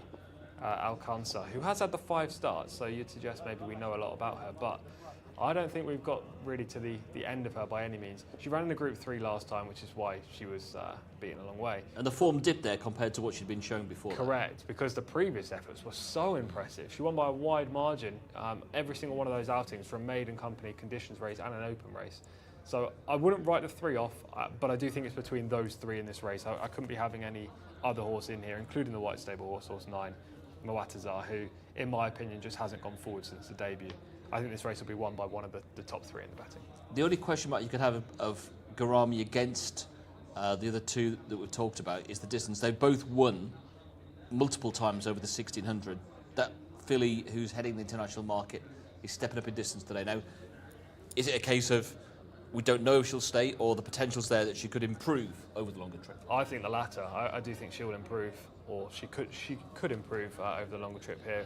Anyway, she's got loads of talent and plenty of potential as well. So I think Garami's the one to beat. I don't really have a downside for Garami, whereas with Amira Al-Zaman, I just don't know whether she is as good as the performances may suggest. It'll be an interesting matchup between the 2, especially with Alcanza in the field as well. Well, they're 11-8, 13-8 and 5-1 on the international markets. Mawatazar is at 8-1. Mawatazar has got form with the second in here, and it's 14-1 and bigger. The white stable well represented here with a few chances. As we see the red stable horse going down to post. They've already had 3 winners so far today, looking for the 4th. Anything you could throw in of the remainder? They've all got a little bit to find on official figures. Yeah, they do. No, in answer to your question. I can give a line on all of the horses, but I don't think they've got winning chances. Aldana, horse number 1, 4-race maiden. Potentially unlucky not to win so far, but this is a big step up, and it's likely that she's going to be up there with the pace and then wilt late. Harja, horse number 6, won her second outing. That was a really weak course and distance maiden. No problem with the track and trip on that basis, but this is, again, another step up for her. Mandabat Hillstone is only rated 45, and Medigash is rated 43, so we're just going to put a line straight through those 2. We talked about the 9 a little bit, Mawatazar. I don't really like her in this spot, but she's not completely without a chance. The horse number 10, Malil, by profitable, so the trip should be fine. However, she's a 7-race maiden, and she's finished behind several of these, so very difficult to imagine her reversing the form. Naflahom, rated 73, won the penultimate outing, but finished a long way behind Garami in that piece of footage that we saw. Again, struggle to make a case for her to beat Garami here. Princess Code, 71, rated by Honor AP, so should stay quite far actually, but looks and shapes like a sprinter. So I think this trip is probably a step beyond her. And then the 2 at the bottom of the race card, Saudi Aromatic by Mendelssohn, should be fine with the trip. Finished runner-up to Alcanza in November and was behind Almira Al-Zaman earlier this month. So again, tough to fancy on collateral form. And White Deer at the bottom, not without ability, but has plenty of work to do on official ratings. Only rated 64 and is facing horses in here in the 80s. So Amrit Al-Zaman's got the beating of a few of these up against Garami, who has looked so impressive so far and heads the international market. A comprehensive rundown of the main rivals there from Mr. Collins. So what's your... I'd say it's basically... You said it's between the top three in the market. Is it 5 to beat 4? Yeah, 5 to beat 4 to beat 3. That would be my top 3 in that order. I think the market's got it right. Okay, and Garami, stall 9. Amrit Al-Zaman, not so well drawn out in stall 14. We've seen both those two as visual clues. They're now assembling down at the start for race 6. Post time for this was 5:25 local. It's now 5:40 local due to the slight delay, but the stewards and officials here working very hard, as they always do, to catch up time. And we should be back onto time, Tom, I think, by race number 9. 9, yeah. We'll be back onto time for race 9. We should due off at local time, I think 7 o'clock local. And that's the beginning of our Custodians races, the Custodian of the 2 Holy Mosques, the local Group 1. And there's qualifier to come for the Saudi Cup on the back of that. The first Custodian race is due off now at 6:30. That's for the apprentice jockeys. The meaty end of the card still to come with the Saudi Cup qualifier. And also still a qualifier to come for the Arabs. That's the Abaya to come as race 7. Meanwhile, Callum, race 6. We're both weighing in here with the 5 once again. I'm sure you always do take us on. I'm sure you're going to be against us again.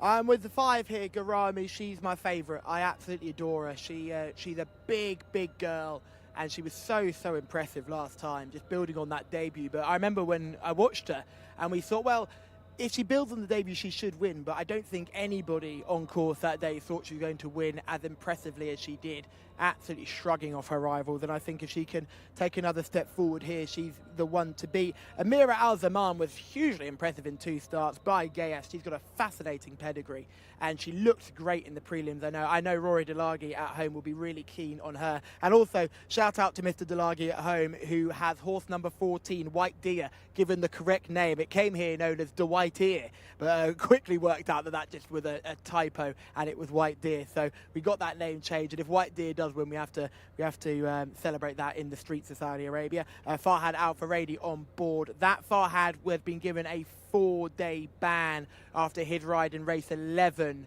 last time. He owned yesterday, so he will face a 4-day ban. It will probably begin in the next couple of weeks.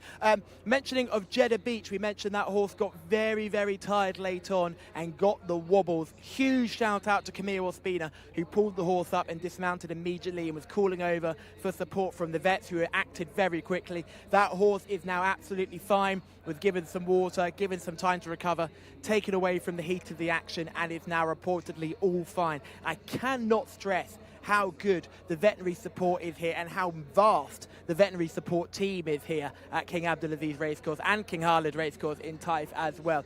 Equine welfare always to the fore. We've had 2 frights here today, and we've had positive tales to tell from both of them. You can just see Amira Al-Zaman walking in shot there. She's a big girl, isn't she? She's a really good looker. And so is Aldana in behind, who's another big girl too. You just see Hajer. She's a little bit smaller and more petite. And then we see the 8 as well coming through shot. That's Megdash under Ali Al-Mimoni. There's the 4, and it's very well liked by a lot of people, and you can understand why.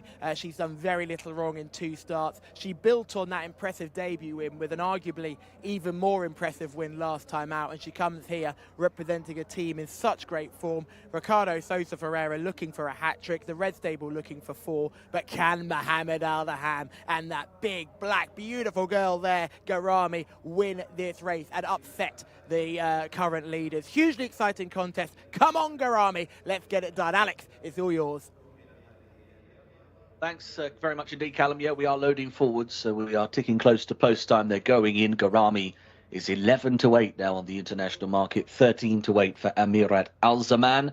Not a great deal between them, and they are the two runners really that all eyes will be upon here, aren't they? Amirat Al-Zaman jumping from 14 out wide. Garami a little better berthed in stall number 9. About to go in is Mandabat Hillstone, moving into stall number 10. Aldana about to be offered up as well. Medagesh, stall number 12, is another one just slotting in, so we are going forwards quite smoothly now. Aldana needs a bit of encouragement, some handlers get behind. We've got a couple left now. Garami is one of those, and the other one to go forwards will be Saudi Aromatic. White with the yellow chevron and the blue cap. Hopping into the gates. So we are ready to go. They're off. Jumped away here. It's the 1,000 guineas sponsored by Lucid. Racing out over 1,600 metres. Starter caught them in a pretty level line, although early Naflathom is dropping to the back of the field after a bit of a tightening up there. Was a little squeezed for racing room. It's Aldana up to the inside. Pink jacket, white cap, who will lead the way early on. Hajar is prominent, and also Garami is not too far from the pace, looking to the left of the bunch at the moment. Extreme left for Amirat Al-Zaman, who's trying to push up forwards as well. Moatazar is just in between horses, green cap with the red sleeves, and these comprise the leading five. Alcanzar in against the running rail. Saudi Aromatic going quite strongly next in the field. Mulil is racing down in mid-division, but already off the bridle. Back end of the group for White Deer at this stage. It's on the outside of Naflathom. Also towards the tail of the order is Mandabat Hillstone, but they're working towards home. It is Garami who's crossed on by and has got the lead, and now being joined by Amirat Al-Zamam. The two chief protagonists are about to lock horns as they reach the top of the straight in the 1,000 guineas. It's Garami. Has the advantage of a length now and is travelling strongly up top. Amirat Al-Zaman is asked for maximum. The front two are miles clear. Trying to run on perhaps replace is Alcanzar, but heading inside the final 200, Garami has got a length and a half buffer at the moment. He's trying to see off Amirat Al-Zaman. Garami kept up to work here, but is still in front. Amirat Al-Zaman is edging nearer. Here comes the line. Amirat Al-Zaman has found extra late on and has got there. Right on the line to win the 1,000 guineas in dramatic fashion. To beat Garami into second, Alcanzar in third, and Moatazar was next. Number 4, Amirat Al-Zaman has got there on the line. It's another for Ricardo Sousa Ferreira, the treble up. Super day for him, and he's now guided this one to victory in the 1,000 guineas, running down Garami right in the shadows of the post. Getting there on the Bobnir side. A really tough effort from this winner to prevail by a neck in the end. Garami had it everywhere, bar the final, 20 yards. You just began to see Amirat Al-Zaman pick up that extra gear, that change close to home to manage to take it from Garami. Alcanzar is in third place, 10.5 lengths back in third. So the front two were very much a class apart, and Moatazar has finished in fourth. 4, 5, 3 and 9, the order of finish. Amirat Al-Zaman wins a dramatic conclusion to the 1,000 guineas, sponsored by Lucid.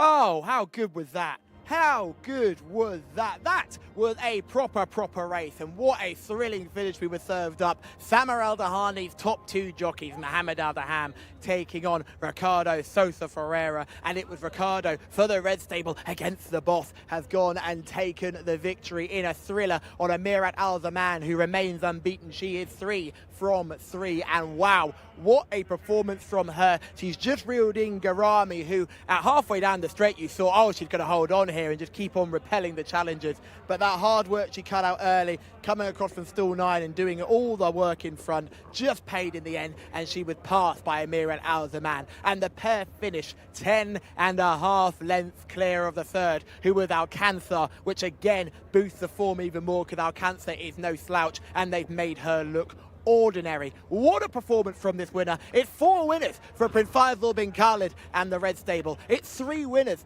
for Ricardo Sosa Ferreira as well. And what a day the team is having here, and what a filly they have on their hands. Our very own Rory Delagi highlighted her very quickly at the beginning of her career as a filly to watch out for. She's by Guineas. They didn't make a rocket fast start to their career, Guineas, but now with the stallion, he really is beginning to take a big step forward, and this is a huge win, not only on the racecourse but also in the pedigree. This is massive. Guineas is a stallion to watch. He's going to be a future stallion for those middle distance horses, and she is going to be the flag bearer here in Saudi Arabia. And to be honest, look at her temperament here. She's staying completely and utterly calm, and if she just had a day at work, and she look at all the people gathering in for this photo, and still Sami Al Harabi hasn't even made it in the photo. Whoa there, steady on there, steady on. Sammy now makes it in the photo. There you go. What a moment for him as well. We'll grab a word with the winning trainer and the winning jockey. Hugely exciting moment for all involved. And Ricardo enjoying this in the saddle. Ricardo will jump off here. I'll grab Sammy really quickly because there's going to be a bit of a scrum here, I think, but there's hugs all round. There's a matter of whom I'm going to get first. Ricardo. We'll get Ricardo first. He's the one that's making his way through. Huge congratulations all round for the team. Remember, that's 4 Red Stable wins, and this one arguably probably the most important. Amira Al-Zaman has dominated, well, not dominated it, but she's got up to win in time. And this guy, 3 winners today. 4 winners for the Red Stable, but 3 for you. Come on, how good was that? Yes, I have good riders. Good luck, you need luck. But I love this filly. You know, maybe the first and second, the first 2 fillies. But I think the filly Tamer is really good filly. But 7 furlong, first time mile. But I scare, you know, he's champion. He's my stable, sorry, my stable, but, you know, and my boss know my chance, you know. I'm happy if my stable win, but I do my best work, you know. But I'm happy, good luck, this filly, 3 winners. 3 runs. She improved more, sure. And maybe more distance is better. She looks like she's going to really enjoy going further when down the line in her career, because she was only getting going late in the race. There's plenty more in the tank. Yes, she have power the last 200 because he travel well, you know. He never go energy out. He travel comfortable. I ride, I give time for her. She 6 furlong, I keep relaxed for good breathe. And good win, thank you. Last night when you were waiting for today's racing, did you think you were going to have 3 winners? No, because today is a difficult day. I know I have a good chance, but today I think not favorite. All horses can win. Well done. You've had 3 winners. Congratulations, and she is a very exciting filly. Thank you. Thank you. Yeah, the first 2 home look very, very exciting. The Red Stable dominating proceedings today. 4 winners for Prince Faisal and his team, and they get the better here of Garami. These 2 have pulled a long way clear. They've had a good battle, but it looked as though, I thought for much of the race, that the horse on the inside was just going to hold the Red Stable runner. It looked like she had gone clear and kind of burnt off Amira Al-Zaman in the middle of part of the straight. I love how Garami moves. She's a lovely filly, but she did have a slightly awkward tail carriage turning for home and then at the top of the turn. So I was wondering whether she was either getting tired or feeling something at that point of the race. We'll be able to see it on the full race replay coming up just now. She's such a lovely looking filly as well. She is, yeah. I mean, both of them are lovely fillies, but Garami really catches the eye. We can just see from the start, Amira Al-Zaman's the quickest away on the outside from the wide draw in stall 14. Garami breaks well, as does Al Dana in the pink silks, who was just outclassed in this spot and eventually finished 6th. At this point, I thought, well, just move in a touch, Mohammed, on Garami, because we're 4 wide, but fortunately he does going into the turn, which also allows Ricardo to move in on that filly's outside. And those 2 just break away from the rest of the group as they turn in and really make it a 2-horse race between 2 smart fillies who are quite clearly better than their marks of 83 and 85. I love the way Garami moves. She has a huge stride and just stretches them. And Mohammed Al-Daham tries to make a bid for the line already coming into the home turn here. Ricardo's on the outside tracking every move. No other horse could go with those 2, even Alcanza, who does finish 3rd in the green with the white strip. But she's outpaced at this stage, back in 5th. Garami's still travelling really well at this point. So is Amir Al-Zaman, but it's 3/4 of a length down to a length down and losing ground on the turn. And just now, the body language of the jockeys would suggest the horse in front maybe had more to give. Yeah, and she kicks off the bend, but she does hang a touch to her right immediately. And what you can't see from this angle is her tail is being carried at a weird angle. That being said, they are moving well clear of the remainder. They have quickened up dramatically. Garami's now got a 1.25 length lead, and it looks like she's going to hold that all the way to the line. Amira Al-Zaman's not really making ground up until now. She's a length down, 3/4 of a length, half a length, 1/4 of a length, neck, and in front just before the wire. Whether that's Garami just not able to sustain her effort. Look at her tail carriage here. Just a little bit high, suggesting either something's not right going around the turn or she's starting to feel tired. I would go with the former, given how well she quickened now. But she's gone down on a sword. She's fought all the way to the line and just been outstayed by a horse who's now 3 from 3. And that was the question coming into this. She'd been racing over the 1400. The winner, we know, stays the 1600 well, and arguably will stay further as well. Has Stamina just won the day? It might have done, but I mean, Garami's pulled 10.5 lengths clear of Alcantara just in the straight, basically. I don't know. I don't think Garami failed to stay. Maybe the better stayer won. Yeah. But I think Garami just either couldn't sustain her effort for the whole length of the straight, and should be ridden a little bit more patiently next time. Maybe wait a stride or two into the home straight before going for things. But look, these are two very exciting fillies, and I'm looking forward to seeing them next time. I think they've both stayed, but I think ultimately the stronger of the agree. two stayers has probably...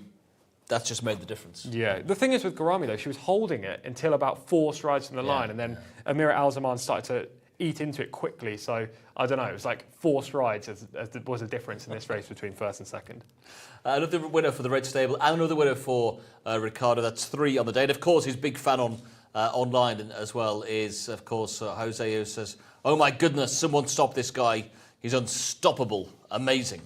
And he pretty much has been a winner on Thursday, a double yesterday, and a treble today. That's 5, 6 winners over the 3 days. There's some going, especially given the competitiveness of the early part of the card yesterday and today's racing. Yeah, well, I was singing his praise yesterday, especially on turf. I thought those rides on turf were phenomenal. He's a jockey with a load of confidence right now. He's every bit as good on dirt, but the difference between turf and dirt with Ricardo, and this isn't a negative in any way, it's just how he rides. On turf, he saves ground. On dirt, he loves to be wide. Regardless of how wide he is, he won't face kickback. So the different styles, they're working. I mean, whatever track he's on right now, he seems to be winning. And 6 winners as well, all the more remarkable given the latter part of the card yesterday, race 6 onwards. He wasn't qualified to ride those races. Yeah, exactly. So he's only had a maximum amount of races, maximum amount of 24 races so far this week that he could have ridden in. He hasn't had a ride in all of those. He's just had a phenomenal week. Everything's gone to plan for Ricardo. And it's got more chances still to come as well, including to Gruda, who goes in our next race. This is race 7 of the evening on a fantastic day of sport here in Saudi Arabia. Race number 7 is the Alder Cup. It's the Abaya qualifier, sponsored by Diriyah Gate Development Authority.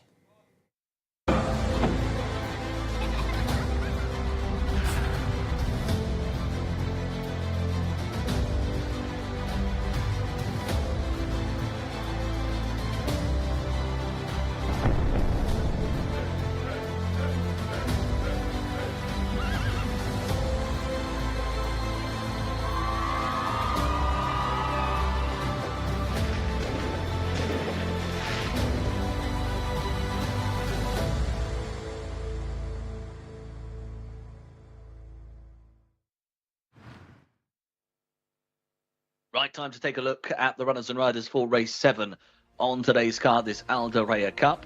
Number 1, Al Hassas, the mount of Abdullah Al Kredis. The 2, Al Kaza, Jimmy Carry-On.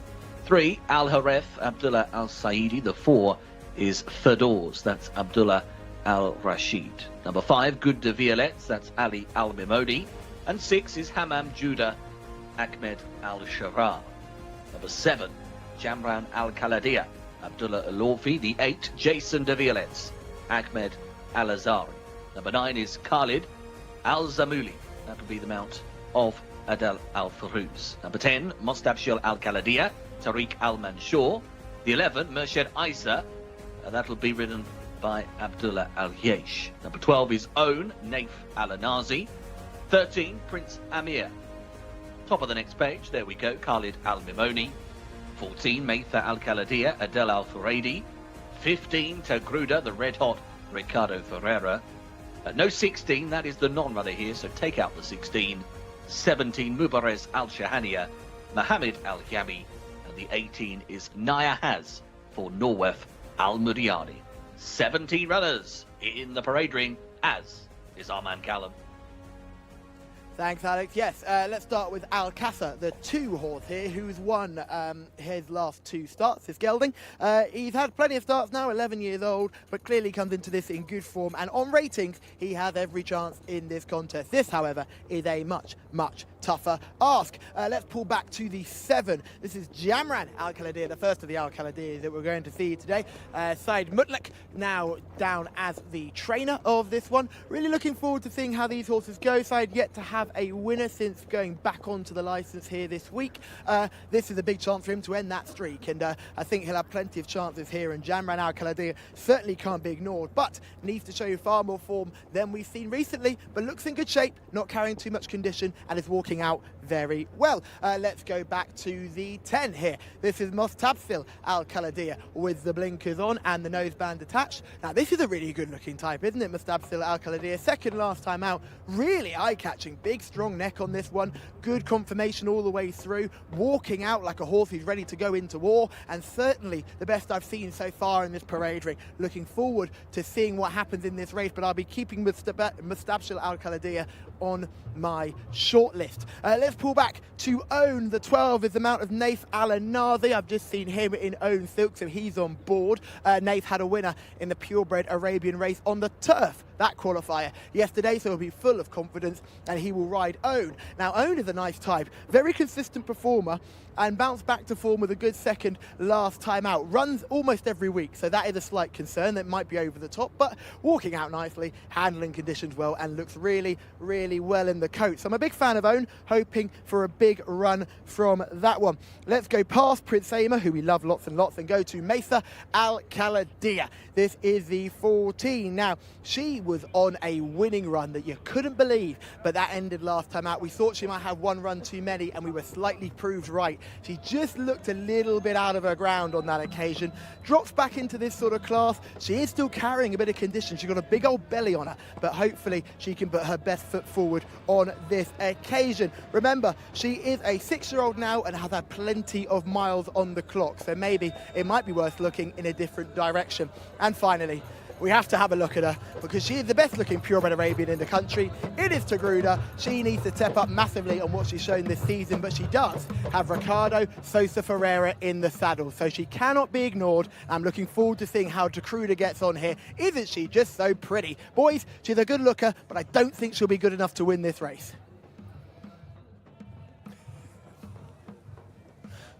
We can see in shot the horse who tops the international betting, Mafia Al-Khaladiya. Been backed as well, Tom, 4-1 into 3-1 for the very powerful Sards Mutlaq and his team.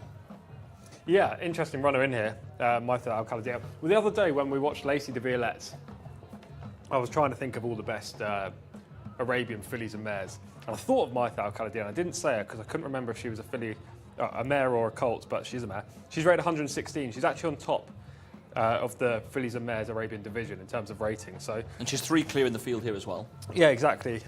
She does face the boys, but she's going to have to run well to beat some of these. Okay, Adel Al-Faredi, the regular rider, is on board. Takes on the stablemate of Mostabil Al-Khaladiya, who on the international market is 2 points bigger, the 4th favourite currently at 5-1. Yeah, we can see him in action right now. He's a 5-year-old, so he's still open to improvement. Arabians don't get into their own until they're 6 or 7.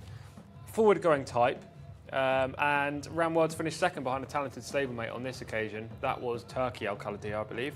Yeah, this was a cup race as well. Yeah, over 1,600 last month. Untried over this trip, that's my big question mark. 2,000 metres for Mustabsil Al-Khaladiya. Based on this effort, I don't know whether he's going to stay. Well, he's only had the 6 goes, open to plenty of improvement. Third at a handicap over the 1,400 and a maiden winner over the 1,400 as well. As we've taken another one of the rivals here as well. This is Alcázar, a winner here on December 27th, as well the last 2 starts. Yeah, 8-time winner Alcázar on the outside, in the middle now you can see, but it comes through to win. 8-time winner, ended a long, long spell in the doldrums by winning 2 back, and then backed up in this contest by beating Al Hareth is a strong stayer, as we can see in the footage right now. But I actually like Al Hareth to reverse this form. I think these two have got leading claims, both Alcasa and Al Hareth in this contest. If Al Hareth is ridden more patiently, which I think will be the case, he could reverse it, but they're very well matched. Only a length between them on that occasion. 7-2 Alcasa on the international markets. Al Hareth at 9-2. So a length between them that day and a point between them in the betting as well. Yeah, I think that's probably about right. They are very similar types of horses. They're strong staying types. They're veterans. They don't have the best win strike rate, albeit Alcasa's pretty good with 8 from 29. They're drawn right next to each other in 8 and 9 as well. They're literally the same horse, separated by a pound, and as you say, 1 point in the betting too.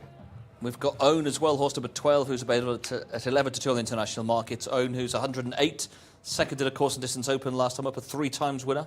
If he wins, I'll give up. I put him up last week. Go on, Own. Go on, Own. I put him up last week, and he ran terribly over 1,600, and he's run twice over 2,000. He's not stayed either time. I can't have Own. And a quick word on Jamran Al Khalidi, another one here for Saad Mutlaq. I've got the trip down as a big question mark. The last couple of wins have gone over 1,200 metres. I thought he might be used as a pacemaker in here. The Al Khalidi stables like to put pacemakers in races. He's drawn out wide in 16, so limited claims on the actual draw, and he's been running over 1,200. He's not going to stay 2,000, is he? No.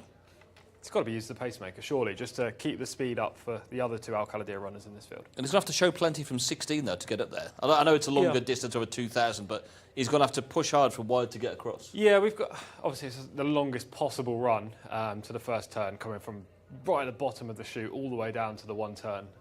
So he will have to push forward, you're right, especially if he's to get across to the rail, but I think it's possible. OK, well, they are now heading down to the start. See how Alcasa looks well there. Yes. On the pictures we saw a minute ago. I'd agree with you. Right, so on top, 1, 2, 3. I will have Al Hareth to beat Mustabsil Al Khalidi, horse 10, to beat horse number 14, Maytha Al Khalidi. 3, 10, 14. 3, 10, 14. And I'd go 2 to beat 10, I think. Mm-hmm. I think the 10's really solid, especially at the prices at around 5-1. Yeah, I agree with you. Given the rating it's got. Given the rating it's got and given the lightly raced profile. Yeah, I'm not 100% sure about staying the trip with Mustabsil Al Khalidi, but he should be there or thereabouts. His form has been strong, and Tariq Al Mansour rode a nice winner yesterday for a high-powered stable, so it would be no surprise if the 10's banged there.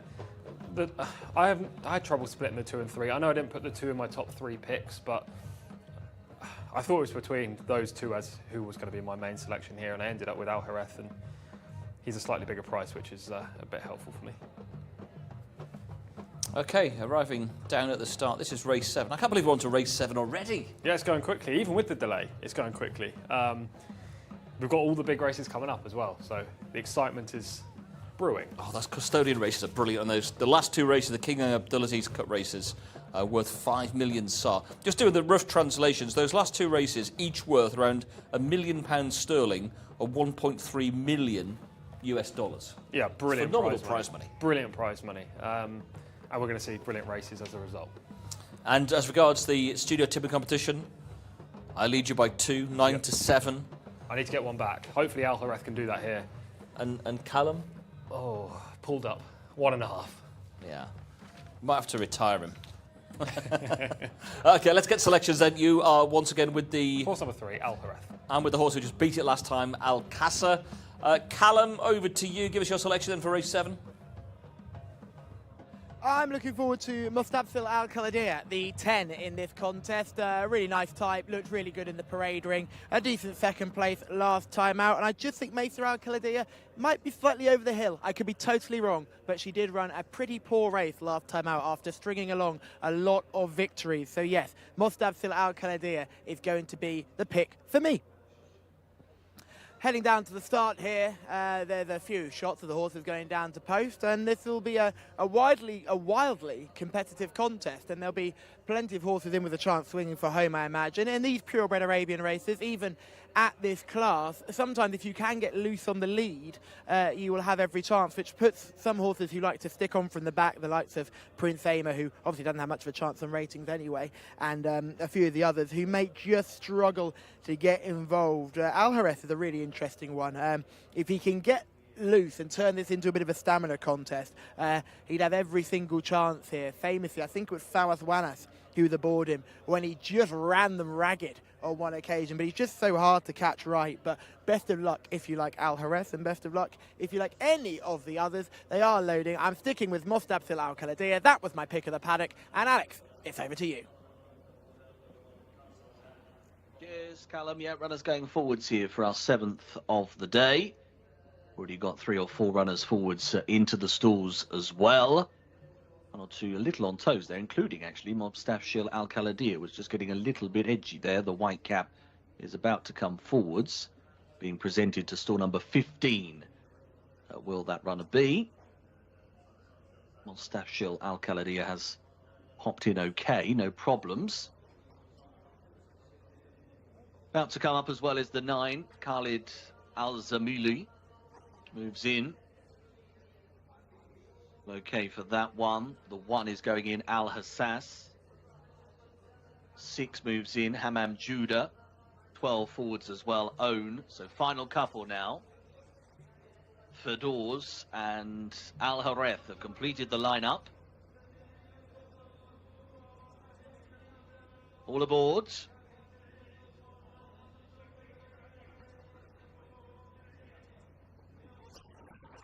They're off.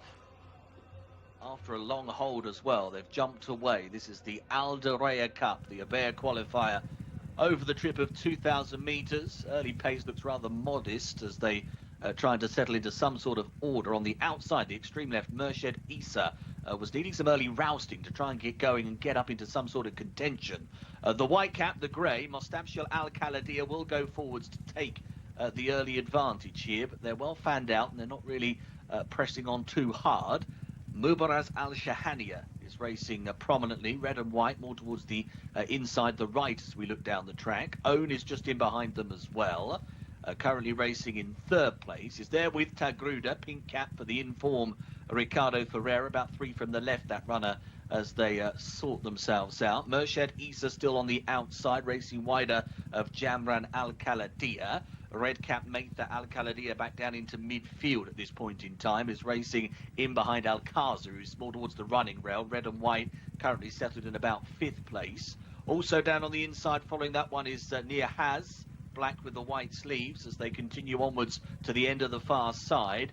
Looking towards the back of the field, you'll find Jason de Violet's towards the tail and struggling. Also out the back is Khalid Al-Zamili. And another one in rear is Good de Violet's as they go on the crown of the bend. The leader, though, Mostabsil Al Khalidiyah, is striding along nicely up front, going very smoothly. It's a 2.5 length advantage from Alcázar in 2nd place. Nia Haz is running a big one on the inside fence. Black cap, white sleeves. Also still there with that individual is Jamran Al Khalidiyah. The front 4 appear to have it between them at the moment, unless there's anything that flashes from the back as they come in line for home. It's Mostabsil Al Khalidiyah inside the last 400. 200 metres marker is in sight. Beginning to paddle a bit, this leader. And Nia Haz is coming for Norwef Al Mudiani and is picking up powerfully now. It'll be the 18. Nia Haz, who's gone past Mostabsil Al Khalidiyah. A gap then to Alcázar in 3rd, and as they go close to home, bit of an upset here. It's Nia Haz who's going to win, and strides clear to take it impressively, beating Mostabsil Al Khalidiyah in 2nd place, and 3rd money went to Alcázar. So Nia Haz has gone on to win. 2:18.80 is the winner's time as well. Not completely unfound in terms of the international markets, but you were certainly looking at double digits, about 12 to 1, I think, the last show that I saw. As won it in the end by 4.5 lengths, beating Mostabsil Al Khalidiyah, who went very strongly on the front end, but just couldn't keep it up, just got tired late on. Only had one pick it up, however. Alcázar finishing in a distant 3rd, another 7.25 lengths back in 3rd place. And just for information purposes, Al Jerez has managed to take 4th position very narrowly in advance of Fidor's. So 18, Naya has. Well done if you found that one. The winner of race 7 on today's card. It was 18, 10, 2 and 3 in the Alder Cup, sponsored by the Riyadh Gate Development Authority.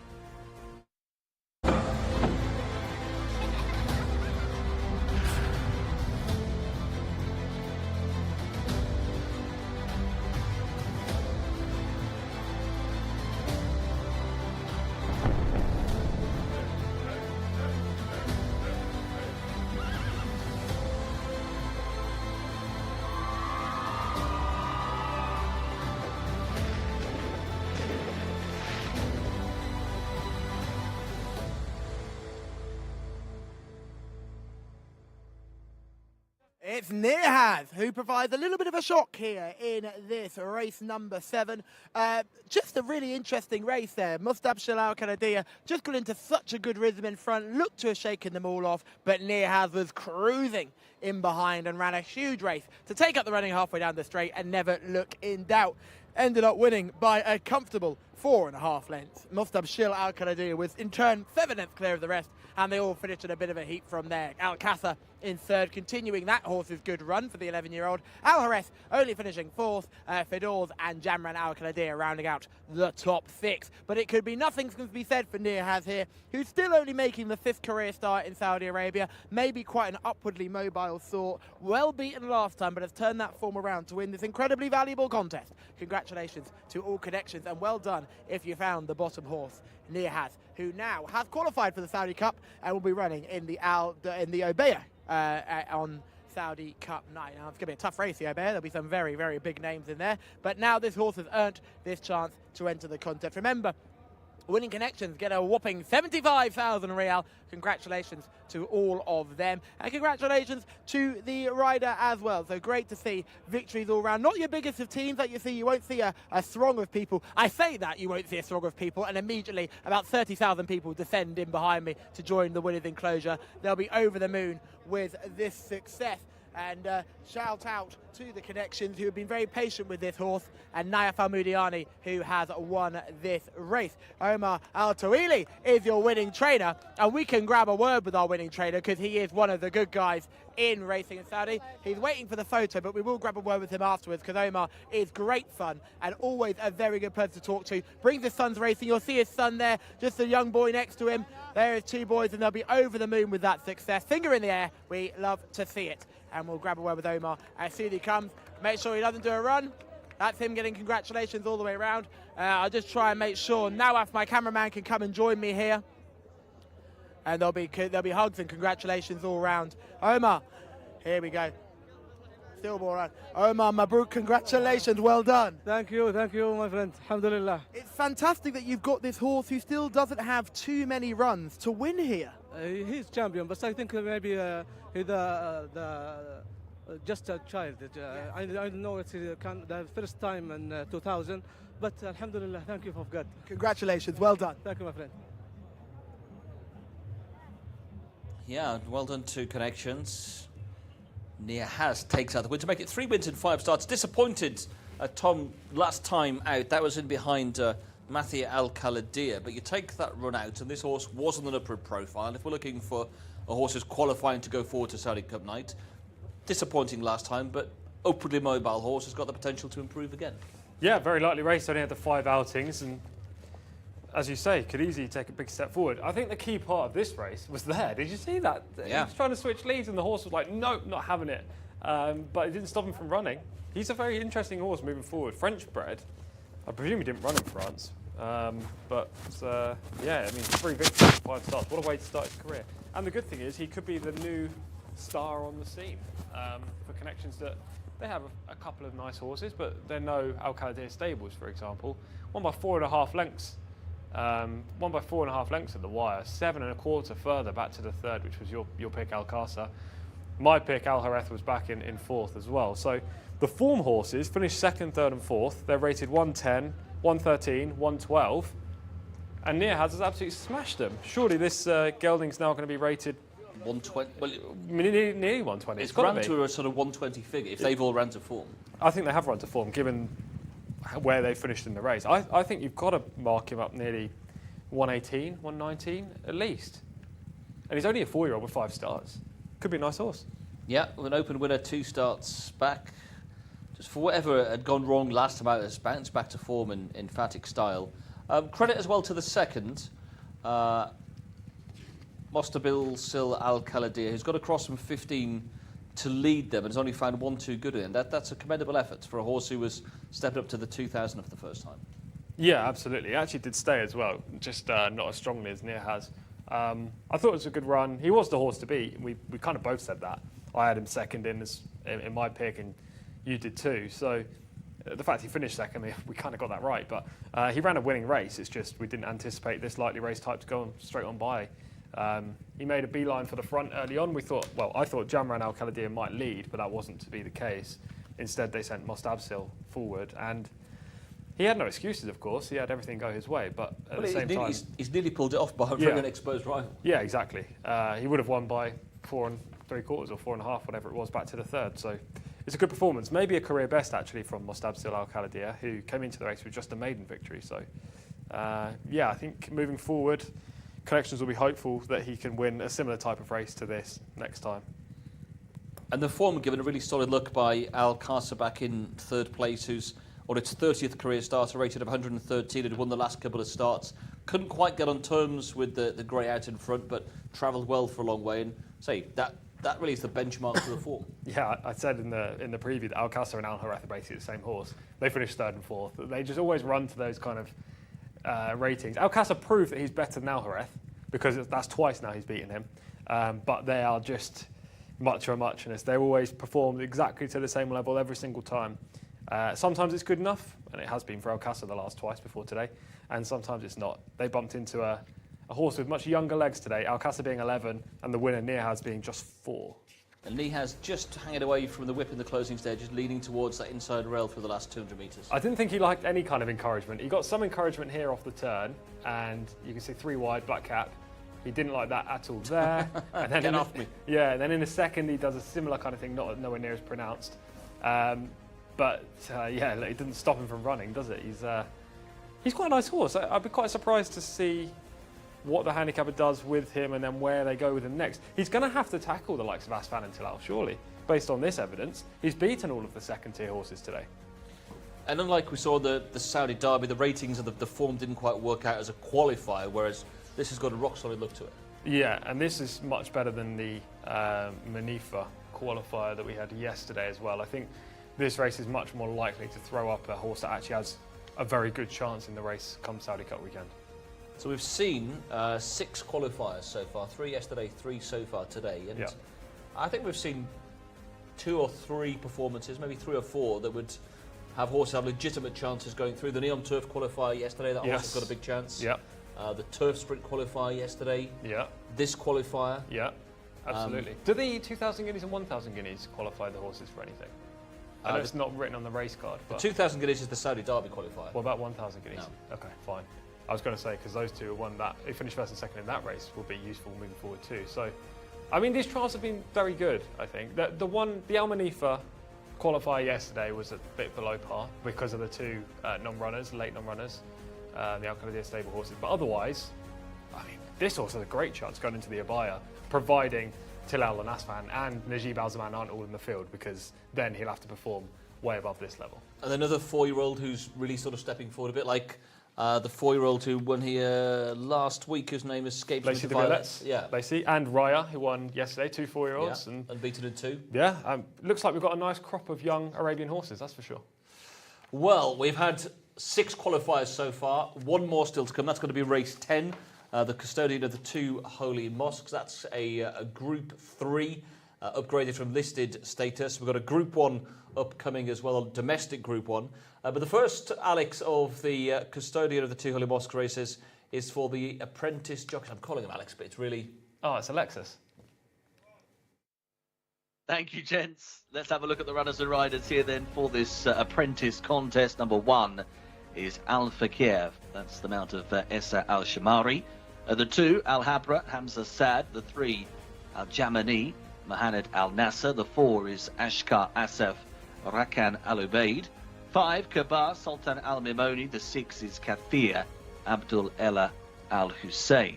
We go over to the 7, which will be Mahamia Feras Al-Sanaitan. The 8, Polaris Tariq Al-Mansour. Number 9 is Saif Al-Samleya. That'll be the mount of Abdullah Al-Sayyidi. 10, Abu Shakra Thab Al-Timyat. The 11, Al-Raji Rahid Al-Faruz. Number 12 is Khaled Al-Ays Abdulaziz Al-Yesh. Number 13, Lankaraba. Over the top there on the next page, Mohammed Al-Yami. 14, Maksabi Khalid Al-Azimi. The 15 is Hay Nabahi. That'll be Wahel Al-Hamzi. And 16, Trident Turkey Alofi. So 16 of them here. Bit of a mixture, isn't it? Names that we know and a few jockeys that could be up and comers in this apprentice contest. And Callum is once again paddock side. Thank you very much, Alex. Yeah, let's have a look at the beast that is Al Fakir. He's a big boy, isn't he? He's one of his last two, both in handicap company and both in good style. This will be his toughest task this season, but as you can see, he's a gorgeous, big, strapping individual. He's got Jcsa Al-Shamri on board, a jockey we don't know too much about, but we'll certainly find out about these jockeys and who the white stable probably like the most. Keep an eye out for the 7 Mayama, who'll be ridden by Feras Al-Sinaitan, who is certainly their number 1 apprentice. Let's drop back to the 3. Al-Jamani is the next one we'll see. This is the horse here coming towards me with the white noseband and just got the 4 bandages on the legs as well. I wouldn't make that too much of an issue. Coming into shot now and looking really well within himself. And this horse has put up some good performances of late, a dual winner and then finishing in the money in the last 2 starts as well. A little bit woolly in the belly and maybe still carrying a bit of condition, but certainly not too much of a paddock negative for me at all and shining up well on the rest of the coat. We'll pull back now to the 6th horse. That's the next one we'll see. Coming towards us again, a horse in the best Alachem colours. Just coming towards me now with the big white face on. Got the 4 bandages on too. This is Kathir coming into shot. Now, Kathir is a really nice type. A very well proportioned animal. A nice looker. Was a winner a few starts ago. Put up back-to-back successes. They would have been eyeing up this contest for a while. 5th last time out. It would not be a surprise to see this horse with a rating of 96 go 4 places better today. Certainly one that's caught my eye and certainly the best looker I've seen so far. Let's drop back now to the 13. We're going to go all the way back through here. Polaris and a few horses coming past us. It's interesting to see the 8 Polaris has changed ownership. And we're going to wait for La Garabar, the 13. That's in the red and white colours, coming straight towards my cameraman Nawef now. We're going to let this horse come towards us. And as we do, I will discuss him. Improving with every single run. This 4-year-old is a hugely imposing type. Look at him. He's quite narrow in front. But watch when he gets side on. He really does take the eye from the side. He's a gorgeous type. He was a deserving winner last time. If he can take another step forward, he's the one they all have to beat here. Now, I know he's only got a rating of 63, and the boys in the studio will tell you that's not good enough to win this race, but he's trending in the right direction, and I would be a brave man to go against him here. He looks fantastic, doesn't he? Look at that short back, powerful neck, good back end, and shining up beautifully in the coat. La Garabar is one to watch. And finally, we'll go 2 horses back to a star I absolutely love, Hey Nabaha. This is an opportunity now. She's arguably been slightly disappointing since returning now as a 5-year-old, but she's just got so much talent. There's an engine in there, and maybe today is the race where we can find it. Now, remember Layla Doro earlier on in the card? This is a very similar type of profile. Can Hey Nabaha find her form once again? She's a lovely type, and hopefully she can run a big race, and she is always going to be the paddock pick for me. Well, let's see it in action as well. Got a couple of bits of form to have a look at, and I'm with Callum. This filly's got a really big future, 2 from 7 so far, and we can pick her up last time out. This is finishing 3rd in a local race last time out. It was a Group 2 form that was boosted by Cabora. Should she not be winning this from here? I mean, she's come with outside momentum. How has this horse finished 3rd? That's my problem. I have no claim. I have no. Because Cabora flashes up the rail, finishes 2nd, comes out, gives the form a big boost winning yesterday. That is correct, but look how weakly Hey Nabaha finishes. She looked like she was going to win, and she ends up getting beat 2 lengths. She has every chance of taking this, but the trip is the main problem for me. And the other horse we could see is the horse that you like here, Al-Jamani, who's Al-Jamani has got lots of form, much more exposed, 36th career start today. However, course and distance winner. So my angle is staying the trip. I think he's definitely going to stay. This was a better race. I think this was over 2400 actually. But his fitness is now peaking. He had time off before his starts, a couple of starts this year, and I think we're going to see better from him today. Plus, this is an apprentice jockey's race. He's got the best apprentice jockey on board, in my opinion, in Mohammed Al Nassar. The only one that really rivals him is Abdullah Al Saidi, who I don't actually think takes a ride in this contest. So I think that's a big positive in the saddle as well. It's got to be between the two. Al-Jamani's rated 102. Haynabaha's rated 95. Haynabaha gets 2 kilograms off Al-Jamani, so they're very closely matched. Of the remainder, the highest rated is 82, apart from Kathir and Mayhama, who are both regressive. So I think it's between the two at the top of the market. I'm just going to side with the better stayer out of the Perth. Course and distance winner in Open committed back in November, 3rd in a cup race over the 1600, 5th in that Group 1 last time up. And it's also got form with Abu Sheikha. Yes, exactly. Which I know you're a big fan of. Yeah, came out and won last week and won by a margin. Very good, great stayer over 2400. So that was another key point there. My question about Haynabaha, just to go back to this, looks lovely, by the way, as we can see her going down to poach now. Just, yeah. She looks ready to win, I think. that's the way I'd describe. If you said to me, Martin, how does she look? I'd say she looks ready to win. She could be. But that was over 1800 last time. It's 2000 today. Like, not only did she finish weekly there, but she's now got an extra 200 metres to run. Maybe she's not that fast. It was those with a superior turn of foot that outsped her in the closing stages. Maybe, but it just feels a touch unlikely to me. I'm happy to be proven wrong. If she does win, then great. She's the unexposed horse, and she's the one that's open to the most amount of improvement for sure. I can certainly see why you and Callum both like her, but she's not for me. Also, she won over 1800 on a debut, if you go back to the first run. But that was probably a weak race, right, in a maiden. So 5th in the Custodian, the 2 Holy Mosques last year. Was it this race? It's one of the Custodian races. Let me double check. Okay, while you do that, I also don't know about this. I've never seen this jockey before, so that would be a question mark for me. From a wide gate especially, you've got to be good as a rider to get across. So I think there are question marks about Haynabaha. I do have her second in, just because she's so far above the others on form. But Al-Jamani is going to be my pick. Do we know? I'm looking. Which Ardell race? Road. Oh, okay, it's the listed contest that's now. So it was the big race then? Yeah. Not the local. No, it was the local one. Oh, was it? Okay. Interesting.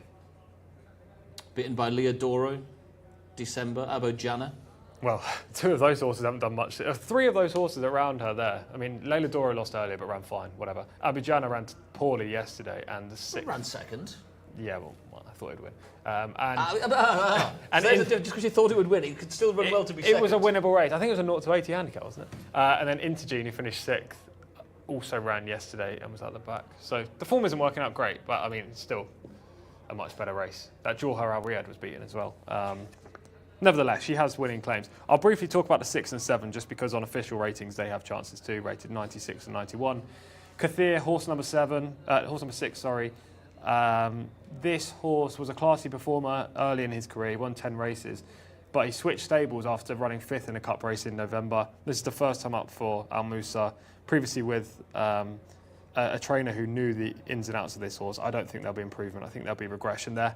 And the 7, Mayhama, another one for the white stable. Recent form just hasn't been there, and also didn't appear to stay this trip last time up. It has a D on the form figures and then a 9, but he also ran in a void race last time, and I didn't think he ran great. So I'm happy to put a line through the 6 and 7. It's between the 3 and the 15, Al-Jamani and Haynabaha. The only horse I think that can upset them is horse number 1, Al Fakr, who's a very big horse, but will be in behind the pace early and may not get the best of it from there. And what about the 6 then, who's around 7 to 1 on the international markets, rated 96, so winner in December 2023, a 10 times winner overall, multiple winner over the 1800, that has got form around 2000. Yeah, this is the one that switched stables, and I don't love it. Sometimes you can get good stable switches over here, especially when they move to Prince Faisal or trainers gift horses to the princes. You can get nice trainer switches, but If you're moving from a leading trainer to a trainer that doesn't have the same kind of strike rate, sub 10%, it's generally a negative move, especially for an 8-year-old now. Well, the international markets only want to know 2 horses. The 15, Heine Baha, into 6-4 from 13-8, and 15-8 into 13-8 for your selection as well. And it's 5-1 and bigger the remainder. Al Kafir at 5, Kathir at 7s, May Hamar at 8-1, and it's 20-1 and bigger the remainder. So the first of the 2 Holy Mosques races, this one is for the apprentice jockeys. We've got the domestic Group 1 and then the big one of the whole 3 days, the qualifier for the Saudi Cup. We saw yesterday Romantic Warrior throw his hat into the ring with victory, the Jebel Hatta. We saw Laurel River finish second. Connections targeting the race. Factor Cheval ran a good race. Bootbat Seamart's winner of the Maktoum Challenge also in the mix as well. So it's really hotting up, and we've gone head-to-head once again here, Tom. 15 for me. Horse number 3, Al Jamani for me. And Callum, I think we're in agreement here, aren't we, with the 15? We certainly are, Martin. Yes, the 15 is the play for me. I think Heine Baha, she's a lovely type, and I think they found an opportunity for her. I think she ran in the 4-year-old only version of the Custodian last season. And remember, though, this race was won by Abu Sheikha last year. Like, I think it was a hands and heels race last year as well, if I remember correctly, which isn't on the card this year. But certainly, like, good horses can win this race, and don't be surprised to see some impressive performances. I think we're not talking about Le Garabah enough. The 13 just looked really good in the parade ring. I know had the rating of 63 on paper, but just as trending really well in the right direction and should be okay over this distance. It might just be a rare improver in a field like this, but they're loading very quickly here. So Heine Baha is the pick for me, and Tom is with the 3, I'm pretty sure. But they're loading up now, nice and quickly, so it's over to Alex Fussy. Many thanks, Callum. Good luck with your picks here. Last few to take their places for race 8 on today's card. Polaris going to be one of the final ones forwards, actually. The 8 and also the 11. Al Rajay still to go in as well. Still number 7 for that particular individual. So the last couple moving in. One more push for Polaris.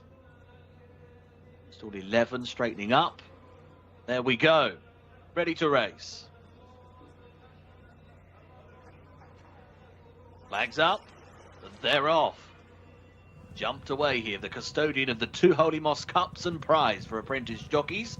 They race out over 2,000 metres. Not the best of beginnings for Abu Shakra, who's down on the inside running round, needing a bit of squeezing right towards the back of the field, with also Kabar early on. Early speed. Mahamia going up there, red cap, very prominent indeed. The white cap as well. Heine Baha on the outside wants a slice of the early action between horses. Trident is not too far from the pace as they form their order. Ashkar Asaf is also going with them. They're quite well spaced out early on here, very well thinned out top to tail. There'll be a good, 15 lengths, maybe more already. As up at the head of proceedings, it's Heine Baha on the outer who leads the way and is striding off and clear. Has gone away by a good 3 or 4 lengths already from Mahama, who's racing in second place. It's another gap then of about 5 lengths in turn to find Kathir, who's improving down on the inside to take third. Al Rajay is racing with that one. Then comes Trident, and also just in behind that group we find the back pedaling Trident, actually losing pitch. A bit wider of those, Al Jamani is racing deeper and just starting to try and make a bit of headway as they go around this turn. This race has been well split up from the word go. And Heine Baha in front and about 8 clear. Ryder looking behind as well, having a glance over the shoulder and now asking for maximum effort. Needs more here. Might have committed a bit too soon, one fields. Kathir in second is getting ever closer. Has moved upsides, cruising along. Heine Baha, now the petrol lights are flashing, is about to drop out of it as Kathir comes on by and cruises to the lead. Al Jamani taking second place at the moment. Then comes Al Fakir, who's running on a bit. Also closing is Polaris from off the pace. But the race is over here. The leader's miles clear, and that leader is Kathir. Abdul Ella Al Hussein is steering Kathir to a very easy victory. It's going to be about, 7 lengths at the line. Kathir too strong. Al Jamani will finish in second place. I reckon third will just go the way of Alder Cup, but there was plenty of challenges either side, so wait for confirmation. Number 6, Kathir. Very smooth stuff, wasn't it? 208.85. The winner has clocked here for the Al Musa stable, and this individual has registered an 11th career success. Plenty of winning to the name, and has done it again, travelling strongly, picking up at the very hot pace setting Hey Nabaha in quite an odd race, actually, viewing wise. They got well stretched out, didn't they? There was a good 15-20 lengths top to tail, almost within the first furlong of the contest, and that sort of stayed that way with different horses at various stages. Al Jamani second, Al Fakir has been confirmed as third, and it'll be Kabar who gets the nod at number 5 on your card for fourth. That means the order home in race 8, 6, 3, 1 and 5.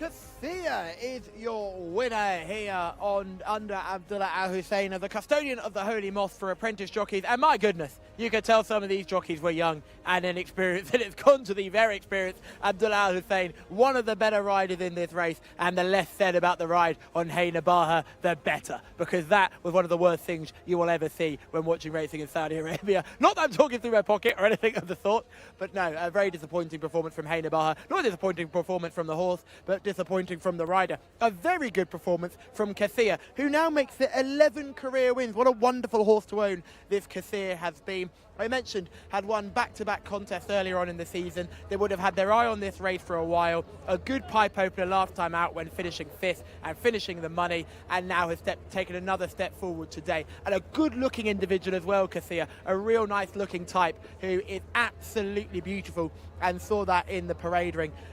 Plenty more connections all coming into the winners' enclosure as well to enjoy the success. As I try to say every time, just be careful there. We've got a couple of young kids out in front there.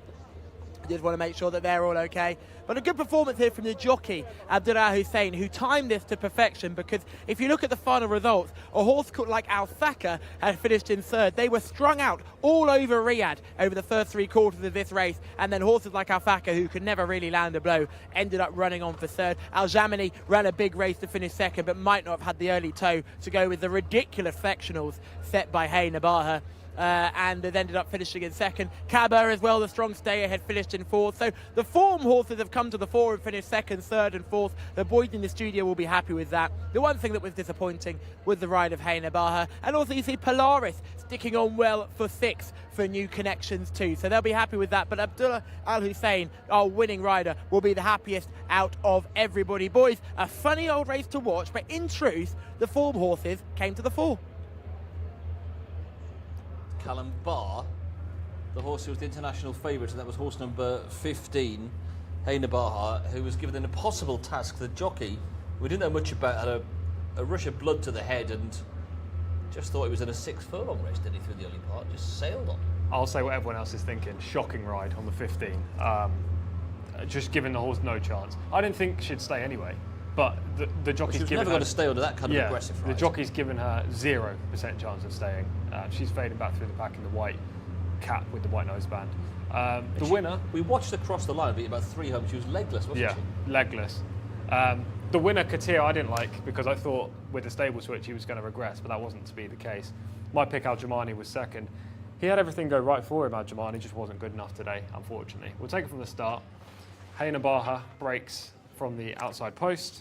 Still 16 we're looking for. Yeah, it was actually only broke ahead of one horse, then instantly the rider...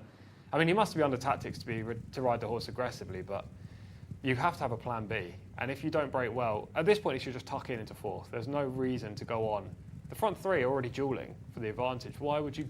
There's that huge gap in behind. Yeah, exactly.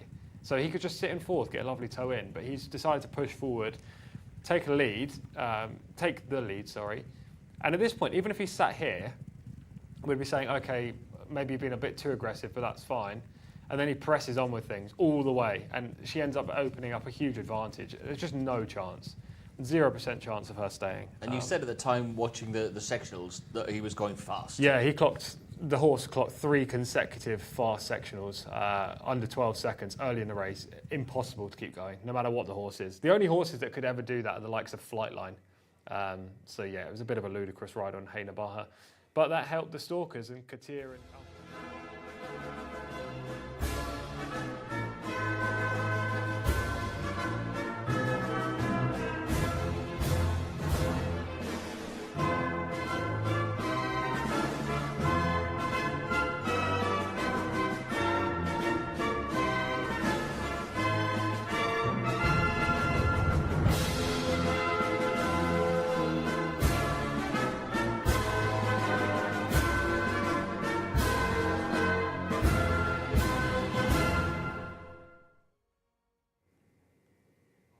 So that was the arrival of the Prince of Riyadh and the national anthem played. Prince Bandar as well alongside the Prince of Riyadh as we once again take in the closing stages. But the winner, I mean, he travelled so well just off the speed, loomed above the home turn and a stretch, 8.5 clear in the end? Yeah, he had everything go his way. He won by a wide margin in the end and it's quite clearly stepped forward from the stable switch. He's an 8-year-old. I thought he was going to be aggressive now, especially considering he was switching yards, but that wasn't to be the case at all. He definitely ran to his mark today. Al Jamani was a touch disappointing there in second, but still ran okay. And the remainder kind of ran as we anticipated. Hayna Baha was the only horse that didn't run to her mark, and that was due to the poor ride. Just ran to about 45. Yeah, well. Finished. Back in trip with her, would you spin her out again over the 2000? I'd get a different jockey on, but also I'd go back in trip as well. I don't think she would stay the 2000 no matter what, really. And there is the Prince of Riyadh sitting down to take his seat ahead of racing today, Prince Faisal. Alongside, to his right-hand side, there is Prince Bandar bin Khalid Al Faisal, the chairman of the Jockey Club of Saudi Arabia, welcoming the distinguished guests here for our final 4 races. And they're in for a treat as well, lots to look forward to. 2 more custodians of the 2 holy mosques. We've got the Group 1 to come next, and then we've got the qualifier for the Saudi Cup a little bit later on. It's really hotting up here, Alex, in Riyadh. Back to you for the details of race 9. Thanks, Martin. Yeah, looking forwards to the next flurry of races. We've got some belting action to come, haven't we? The next being the Custodian of the 2 Holy Mosque Cup, this local Group 1, to be run over 1,800 metres. We will have the runners and riders for you in a moment's time. Here we go. Let's have a look at who's lining up for this one. Number 1 is Asam Al Riyadh, the mount of Tariq Al Mansour.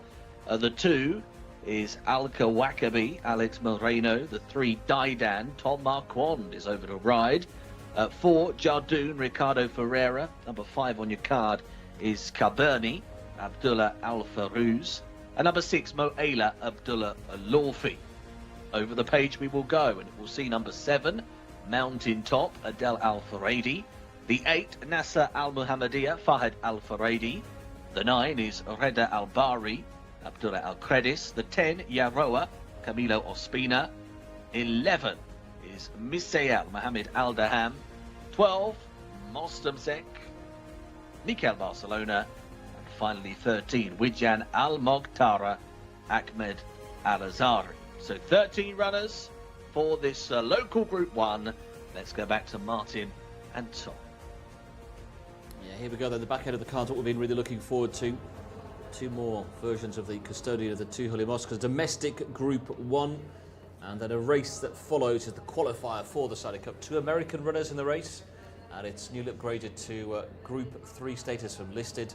And we round out with the King Abdulaziz Cups, one for the Arabians and one for the locals as well. Another Group 1, both those worth 5 million SAR. The next two races, well, they're worth 1.5 million SAR, 750,000 to the winner.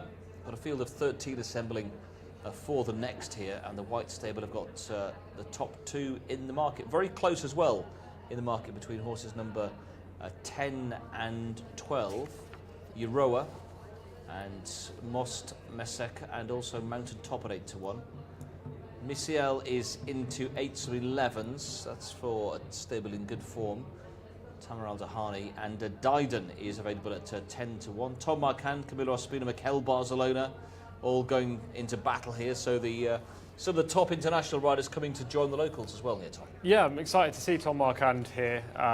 He's the one jockey I haven't seen here before, but yeah, let's have a look at some of these horses that these great riders are going to be partnering today, and we'll start here with a race earlier in the Riyadh season, as you can tell by the grass track, which wasn't fully set in, and this is Euroa, who makes every single yard of the running from, I suppose it was a winnable spot for him, but for the White Stable win here to make it 2 from 2 in his career.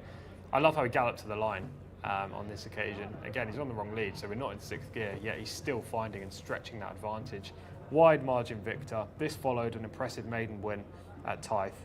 I think he could be quite special, you know, Euroa. Well, he won that day by 15.5 lengths. The only, if you were trying to crab the form a little bit, the second and the third have both been beaten since, but they were out of sight there. Yeah, they were beating a wide margin. You can only beat what's put in front of you.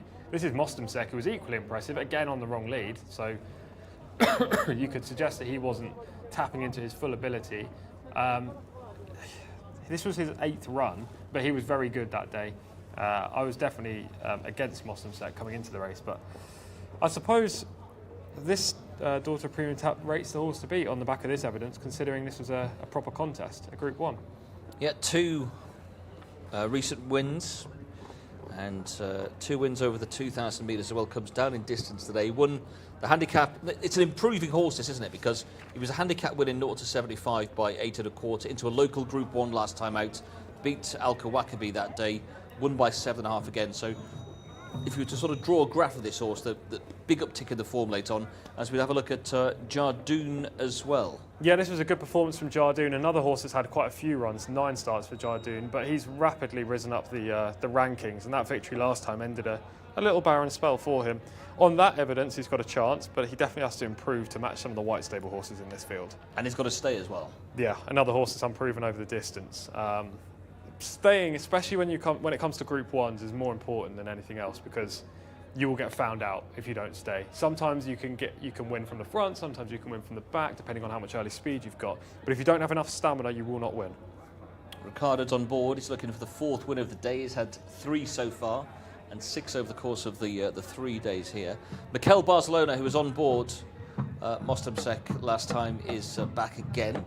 Mikel's got a couple of rides towards the back end of the card. Any significance that Mikel's back over to ride this today? I'm not too sure, to be honest. Obviously, was he in Meydan yesterday? He was. Yeah, so it's a short flight across. He had good success for the White Stable previously, so I imagine they've just called on his services once more, and he's obliged. And Tom Marquand, he's also for the White Stable here aboard Didan. If you go back to last season's form, that's arguably the horse to beat. Yeah, but how much do you trust last season's form? I know you trusted quite a bit because you like Didan here, but with Leila Doro earlier, maybe not the same horse. Who ran yesterday for the White Stable?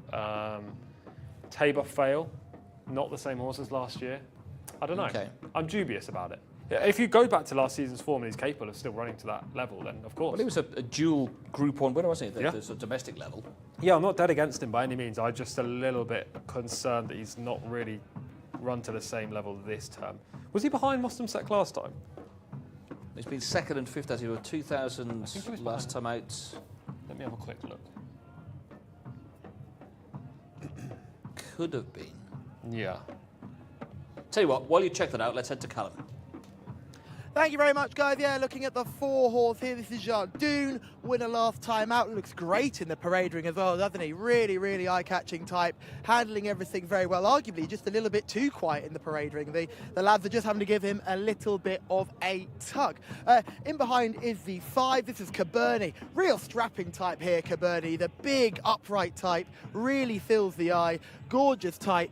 We're just going to pull off now, and we're going to grab a word with Tom Marquand now. As they're just going through the tactics. So just here, he'll just be behind me. He's just behind me here, and they're just going to go through the plan. So we'll wait for Tom to go through with the plan, and then when we grab Tom in the green cap, we'll get him just before he rides. It'll probably be more of a walk and talk type thing, as they came out just a little bit later, and the bell has gone early. Talal just giving the instructions here. Obviously Tom on Zaidan here, who's a really intriguing type. And you've also got Mikel Barcelona stood in front of us, already won a cup race for the team earlier this season. So they're just going to make sure they know which horses there are and which horses they need to follow. So it'll be a huge sort of logistical job here, because the White Stable have 4 in this race, and they'll need to make sure that they all get an equal chance of winning. But the baby-faced assassin Mikel Barcelona is there with Aussie Tom as well. So we will just steadily work our way around, because he will probably just walk straight to the horse. We'll just grab him very quickly. Hi Tom, how you doing? Good, thanks. Hello. Yeah, very exciting moment here, because he's a nice horse, Zaidan. He was a very good horse last year. Hasn't quite hit the same heights this year, but you'd have every chance on him. Yeah, should do. Like you say, he has to come back to form, but he's a nice horse and shown a high level of ability in the past, so hopefully he can get back. We'll let you get on now. Good. Thanks. Cheers. That's Tom Marquand. He's just about to jump on Zaidan here. They're all trying to get interviews with him, but we always get in there first. Don't worry about us. The 5 horse are just going through now. We'll follow Tom all the way through here. Now, yeah, we'll just follow Tom all the way along. We'll watch him jump up. They're going to give Zaidan right down at the start there. Look at this. This is my cameraman putting on the jets. He won a scooter yesterday, so he's got all the speed today, and he'll catch up with this winning horse. Ahmed Mohamoud is the trainer as well. He's looking very pensive, but he's just going to get put on that horse here. Now, if that's not the one he wants the 3. There you go. Great work, team. Moela just going in behind. That's a good-looking type as well, and he's a really nice type. Now, just be careful here, because they're all going to be turning around us, so just make sure you're in the right place. A couple of others going through. That's Camillo. He's on board the 10 horse in this thing. This is Jeroa, who was so impressive in 2 starts. Obviously, these are really classy animals, so there'll be a lot of war. Steady on there, Jeroa. That was very close to the rail there. You've got Samar Al-Dahani's horse, Miss AL, under Mohammed Al-Daham, who's desperate for another winner. There's Mikel Barcelona. He's aboard the 12 Mostante. That's a really eye-catching type as well, isn't it? Here comes the 13. This is Wadan Al-Mukhtara, just coming towards us now. Another one. There's some good-looking horses in this field, aren't there? And now we'll get a really nice shot of the 5 coming towards us now. Now, this is the 5. This is Cabernet. I mentioned just such a big, imposing type. Abdullah Al-Farouz in the saddle here. Don't discount him. He's a quality jockey and has had plenty of success here in Saudi Arabia. Boys, it's all a bit hectic down here, but we've got them all down to the start. That's the main thing. Nice to hear from Tom Marquand. His first rides in Saudi Arabia outside of the Saudi Cup meeting. Callum referred to him as Aussie Tom, and he's often spent this time of the year down in Sydney riding for William Haggis to Group 1 success. They've sent horses down from the UK to Australia. He's not there this year, so it's given him the chance, as he said during the week, to bounce around the Middle East. He's got to be Qatar, Bahrain, Dubai. He's off to India next week, and he's popping in here as well with, I think, quite a good chance on this, and he's got Carmel Road to come as well in the race that follows. Yeah, hopefully we can hear more from Tom. Obviously, that was a very, very brief interview because he had to get on his horse. They were going down to start. But if you don't know Tom Marquand and you're watching this from, I don't know, somewhere that's not England, he's a very good jockey. He doesn't have much dirt experience, but he's a very good pilot, one of the best in England right now, and he's only going to get better as well. He's still, kind of finalising his craft, if you wish. But he's been over in Japan, hasn't he, the last couple of months? There are 21 winners over there in the last 2 months. I mean, for Japan, that's pretty good as well. Competitive racing and hard to get mounts. So he does well wherever he goes, really. This is slightly different. Obviously, I presume he rode on dirt in Japan. They've got different kind of dirt, but still. So we'll see how he gets on. You like him in this spot, so if he can make a winning start, you'll be very happy. I would indeed, yeah. Al Kawakabi, we've got to mention as well, rated 98, coming into this Al Kawakabi. A course and distance winner, 3 starts back, has since been in Probably quite good company as well the last couple of runs. He's a front runner, so likely to go forward from 10, but one of the white stable horses will push forward as well, whether that be Didan or Cabernet, I'm not sure. Mostamsek maybe, Euroa, could be any of them. But Al Kawakabi will be up with the pace. He's a course and distance open winner back in November. He was behind Mostamsek last time, no real reason for that form to be reversed, but he was 2 places ahead of Didan on that occasion, and he's slightly bigger in the market. Misail is attracting a little bit of money on the international markets. A very lightly raced individual, 11 to 1 into 8 to 1. This is horse number 11 on the race card. Only had the 4 starts today, rated 90, but the potential there for this filly to improve for a trainer who we know does continue to squeeze improvement out of his horses as they're campaigned on the track. Complete unknown quantity. I don't know how she's going to perform. I wouldn't discount her, but I would have liked to have seen more starts this year. She's only had the 1 run this season. She finished 2nd, but that came after a year off the track. So she's a hard horse to quantify in this spot. She could easily win or she could finish out the back. I wouldn't be surprised either way. So if you are watching us, a warm welcome along to Saudi Arabia and to Riyadh.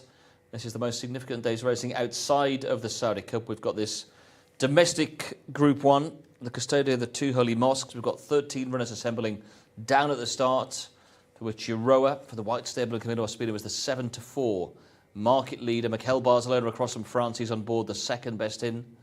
Mostamsek also for the white stable. And we've got, if you do stay with us, the qualifier for the Saudi Cup to come very shortly.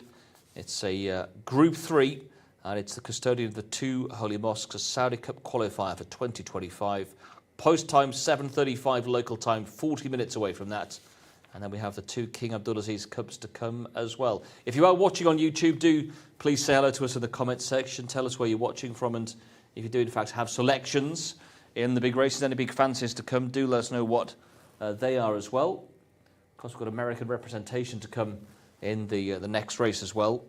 Last year's would have power and numbers back for the local team, but Rattle and Roll and also EJ won the Cup, representing America in that. But this race, though, is for the 4-year-olds, and it's for local bred horses only. Just confirming selections then, Tom. Yeah, my pick is going to be horse number 10, Euroa. I just think he's got more upside than Mostamsek, and he's 2 from 2. Who knows where the limit? He could be quite special. And he was a very impressive 15.5 length winner in a local Group 3 last time. Better company today and a longer trip to stay as well. I'm going to go Didan. I think it's a big price on the international market at 10 to 1. Tom Marquand is on board. Okay, lacking the dirt experience here, really, but he's a top-class jockey. 21 winners he had in Japan quite recently as well. And this horse is a winner at this level. Okay, Callum, with a doubt at the starts, this is where it gets really exciting. The next 4 races, really top class. And who are you with on top here in the Custodian of the 2 Holy Mosques? Yeah, guys, it's really exciting now, isn't it? I'm going with Euroa here.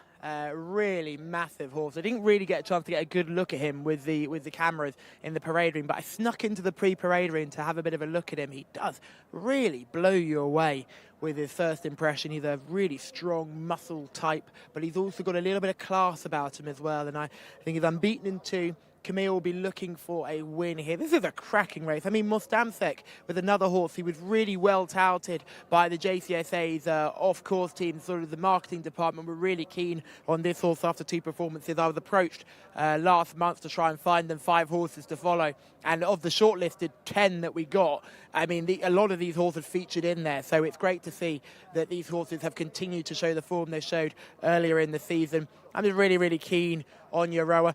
Worth mentioning Jardoun, who's gone down like an absolute lamb. You wouldn't think he's in a race. He was basically asleep in the parade ring and has just taken everything into his stride. Al Kawakabi, a horse that's very well loved on this channel, course and distance winner, very strong rating of 98, can't be ignored either. Cabernet. This might be a wee bit tough for Cabernet, but as I mentioned before, Abdullah Al Farouz is no slouch and will be trying to really work these opponents into the ground. Watch him coming wide and late from stall 13.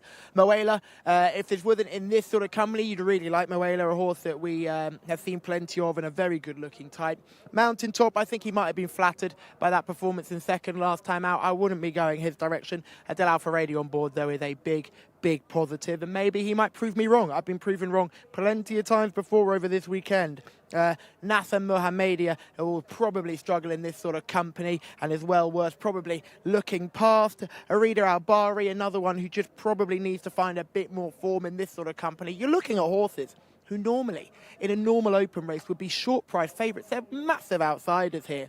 And then that's why I land on Euroa. Just this big, raw, pretty exciting horse, to be honest. The way he won last time was so impressive. Remind me a lot of Gamali, who we saw finish a close second earlier on in the card. Just a huge, imposing individual that just takes it all into stride, and hopefully this horse can win. I think it's interesting that Camillo is still on board this one. Now, it's all nice that Tom's over and Mikel Barcelona is over, but I still think Camillo gets first dibs, and he'll be looking for more luck than he had on Jeddah Beach. Just an update on Jeddah Beach, still all good on that front, and the Doug O'Neill horse earlier on is still being assessed at the Equine Veterinary Centre, but all is positive so far. But Euroa is the one for me. They're loading up for the first of the next 4 absolute corkers. Alex Fussy, you're a lucky man to be commenting on it. Enjoy.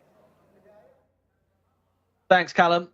Will do. Loading forwards. First quartet have gone in as well for this local Group 1. Euroa 13-8. International favourite. Mostem Seka 2-1. 8 bar the pair before the off. So last few to their places here. If you're following Euroa, it's Yellow Cap and stall number 12 to try and overcome. Will Euroa go forwards? Try and get up there. We will very shortly find out. Last couple to their places. Looks as though Jardoon is going to be the final one in. Number 4 on your race card will go into gate 2 and complete the lineup here. Jardoon slots forwards, and we are ready. Set to go. And they're off. Jumping away, the custodian of the 2 Holy Mosque Cups begins. This local Group 1 to be run over 1,800 metres. Not the best of breaks, actually, for a couple. Dropping to the back is Caberni. The white cap was rather sluggish in getting going. And also Rida Albari is towards the back of the field. Early pace. Where does that come from here? Well, Miss Sale is on the outside showing up well. The white cap down on the inner is Widjan Al Mokhtara. Red jacket trying to hold that inner line. Also there with the red cap is Mostem Sek between horses 4 Mikel Barcelona, and is just settled in second. On the outside, Euroa, Yellow Cap, is racing very deep but very handy. Is now coming forwards even closer to the front pair is Camilo Ospina. Looking down towards the next wave of runners, we've got Ayam Al Riyadh, who's just in amongst horses at the moment. Down on the inside, Widjan Al Mokhtara has dropped out rather quickly. 1 or 2 traffic problems for others as they have to try and extricate. Daidan's coming off the bridle in midfield. Also Mountain Top gets the squeeze in behind horses. Jardoon still goes okay, trying to latch on. Has got 5 or 6 lengths to make up at the moment. Still right out the back end is the white cap of Caberni. They're about to spin to the top of the straight. Mostem Sek now is tackled and passed as they swing on in. Miss Sayal has the advantage. On the outside, though, Euroa, the yellow cap, is moving level. Daidan tries to respond for pressure for Tom Marquand as they level on towards the final 250 metres. And now Euroa says go, and a shot away from the field. Euroa off and clear. 5-6 lengths the lead from Daidan in second, trying to run on from the tail of the field. Miss Sayal and also running Mo Ayla, but one-way traffic. Euroa impressively for the local Group 1. Euroa's won it. Close for places here. Mo Ayla was running on strongly. Daidan was still in the mix as well. Jardoon making some late gains, but they were all playing for places only because Euroa is a most impressive winner, taking the custodian of the 2 Holy Mosque Cup in fine fashion. Tom and Callum were convinced beforehand that this individual could be a little bit special, and there's the proof. A 3rd win now for Euroa, clocking a time of 1:53.81. Daidan has managed to hold on for second for Tom Marquand. That was a good run there in second, but was beaten 5 1/4 lengths. Mo Ayla is 3rd. That's number 6 on your card in the hands of Abdullah Al-Lawfi. And then you'll go back to the inside for Jardoon by the looks of it. Just waiting for confirmation. Yes, is 4th, just ahead and ahead between those 3 runners. But Euroa, most taking display. and surely huge career ahead. 10, 3, 6 and 4. Your order of finish in the local Group 1.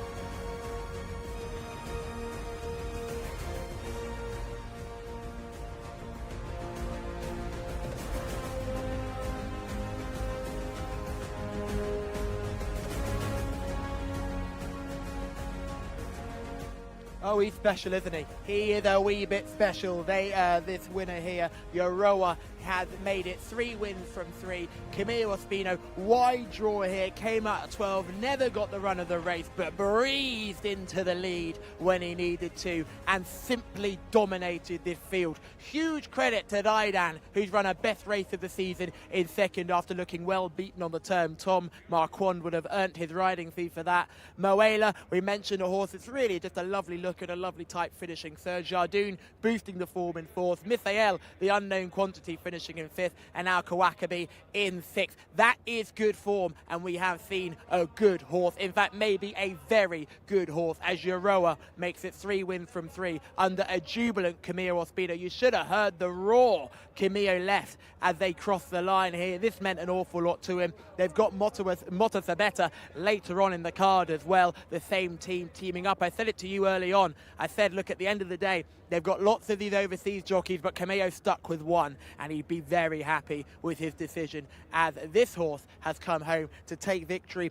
Big, raw type, this 4-year-old now. He's by premium tap. He'll be one of the last premium taps you're seeing for the White Stable. They don't have too many of them at the moment as they try and change their breeding lines, but they can do nothing, absolutely nothing to stop this horse, who might be very, very smart. We're just seeing Winning Connections coming in now. Huge, beautiful scenes here, and Camilo is over the moon in the saddle. Remember, Prince Mitab is here. He will be celebrating this race with Winning Connection. Talal Bil Sharaim is just coming towards me now. Let's grab a word with Talal. He's here. Talal, what an exciting horse he is. Alhamdulillah, he's champion horse. We know that from type season. Alhamdulillah, unbeaten, good horse, and alhamdulillah, he ran very well today. Yes. That was a career best effort for him. You must be so proud of the horse he's becoming. I'm very proud if his rate qualified him to run him in the import horses, import race, the next race, which we try to run him in that race. But alhamdulillah, he do it today, and inshallah he'll improve in future, inshallah. And Zaydan as well, finishing in second. A best effort this season for him. Alhamdulillah, we are happy, alhamdulillah. Congratulations, well done. I appreciate you. Yes, that is your winning manager here, and we'll grab a word with Camilo Ospino now. Have come with me. We're going to grab Camilo Ospino, who's just weighing in now, as we just head over to our winning jockey. He's just chatting to some of the course officials here. He'll get his saddle super quickly. I think he's got a ride coming up pretty soon, so we're going to have to be very quick with him, but it looks like they're all distracted, so we'll grab a good word. Haha, that felt good. I could hear your roar as he crossed the line. No, thank you very much, and thankful with the Prince Mita for trust me, for giving me support. Talal bin Sharain, he's my boss, and I he believed in me also, and the stable, the wine stable, this race is for the wine stable, there are many people behind, the grooms, the doctor, Dr. Jose, Dr. Manuel, and many people in the far, This race is deserved as people, and it's nice horse, he ran twice, two winners. Today, the trainer, he bring the horse in very good form. I was working in the morning, and he looked very nice, I'm very happy with this. And today, thank God, he ran, and he say, I'm very good horse, He's told everyone how good he is, but you mentioned this is successes for everyone, but everyone put their faith in you, and you got this horse across the line in front, so well done. Thank you very much, and the one thing, that's race for my wife and my daughter, They deserve this race because always with me, sometimes I don't have time for her, for my daughter, but this is the race, and thank God we won that race. Congratulations, well done. Very bad, boss. Thank you. Thank you. We've seen something pretty special there. the custodian of the two holy mosques, local Group 1, has gone the way of Euroa. Rated 96 coming into this, had won on debut at Taif back a few months ago. Came here to win in October in a local Group 3 by 15.5 lengths. Been off the track since then, so was conceding a bit of race fitness to some rivals, Tom, but it's not stopped him. He's careered away once again, and he looks at the top draw. Yeah, I think he could be something special, and he's proven today that that is very much the case. I was very impressed with how he travelled through the race. I loved his finishing kick. He looks just very good. I'm quite taken by that. You're shaking with excitement. Well, I don't know about that, but I think that's just the cold outside. I'm taken with it. I think he could be one of the better young horses that we've got here in Saudi Arabia, and it's only his third outing as well, so he's nowhere near the finished article just yet. He's got away to win by 5 1/4 lengths. A head and a head separate the remainder. Tom Arkand taking second aboard Daidan, with Moelle back in third place, and fourth going the way of Jardoon. But from the start, the few have got off to the right there, and for the wide draw, it was maybe Euroa, was it just ducked right? It was Euroa, yeah, which means he covered a little bit more ground in the early stages as well. The leader in the early part was Mostamsek, 3 off the rail, but is second off the rail in terms of horses, in the middle of the 2 up front. And I thought Mikhail Barcelona actually on Mostamsek gave this filly a really good ride, but she was shocking today. She didn't produce anything like that performance that we saw from her last time in Group 1 company. Euroa's right on the outside with the yellow cap. He's about to kind of get up into that vanguard in the early part of the race. And those two look like they have the race between them before Mostamsek completely crumbles. Daidan, the eventual runner-up, the other white stable horse, is in around 7th right now, but about to be scrubbed along already by Tom Arkand. And he just stays really well today under pressure, but never really looked like threatening.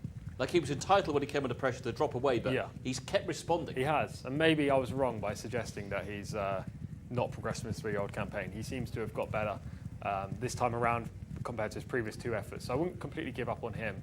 This is where Euroa is about to make a winning move, 3 wide on the track in 3rd position right now, about to surge up on the outside and kind of put the afterburners on and kick clear. Just in behind, Daidan's scrubbing away in 5th. Jardoon, the eventual 4th place, finishes in the red silks. But yeah, they're never able to get involved. Euroa kicks off the turn and looks really good in the latter stages of this race to win by 5 1/4 lengths. And Connection can go against the imported horses now as well. Yeah, I don't know what race that would be, do you? No, I mean Saudi Cup's got to come to, I mean, the Tuwaiq, very good race on the Friday of the Saudi Cup meeting. That could be a possible for him, maybe. The fact that they think he's capable of running against imported horses suggests that he's very good. I mean, what would they, if they think he's capable of running against the imported horses, what do they think he's capable of doing against all the local breds moving forward? They must think he's in a league of his own in this company. Otherwise, you'd surely just stick to this local bred. We've got the Saudi Cup qualifier coming up next. Horses there, you'd say the average rating in the fields were about 106, 107, and he's probably ran to that sort of figure today. Yeah, definitely. But it could be a Saudi Cup contender 12 months down the line. Yeah, I wouldn't be surprised at all. He could be the new Carmo Road, Power and Numbers, etc. But he's a local bred, which makes it even better. Yeah, and of course Emblem Road is by quality, wasn't it, when he won? Yes. So you've got the American bloodlines coming in, but Camilo, a big win for him as well. A nice win here back on Thursday, and this horse has shot clear. And looks a really, really exciting prospect. As regards distance, has been the 1600 twice, has gone the 1800 today. He'll stay 2000. He could go 2000. Yeah. The one issue I have with him, it's not even an issue, it's just an aesthetic. He doesn't really put his head down when he runs. His head is up. He's kind of stargazing still. I wonder if that's still going to be a bit green, maybe. Yeah, I wonder if that's inexperience. Yeah. When he puts his head down and then he can really use aerodynamics and his full stride, then he's going to be near enough unstoppable on this basis. Lovely trophy there as well, going to Prince Mitab, his son Abdullah there on the left as well. Yeah, just a big win for the White Stable on a day that's not been their best so far, but it could get even better coming up. Yeah, we had big hopes today for the White Stable coming into racing.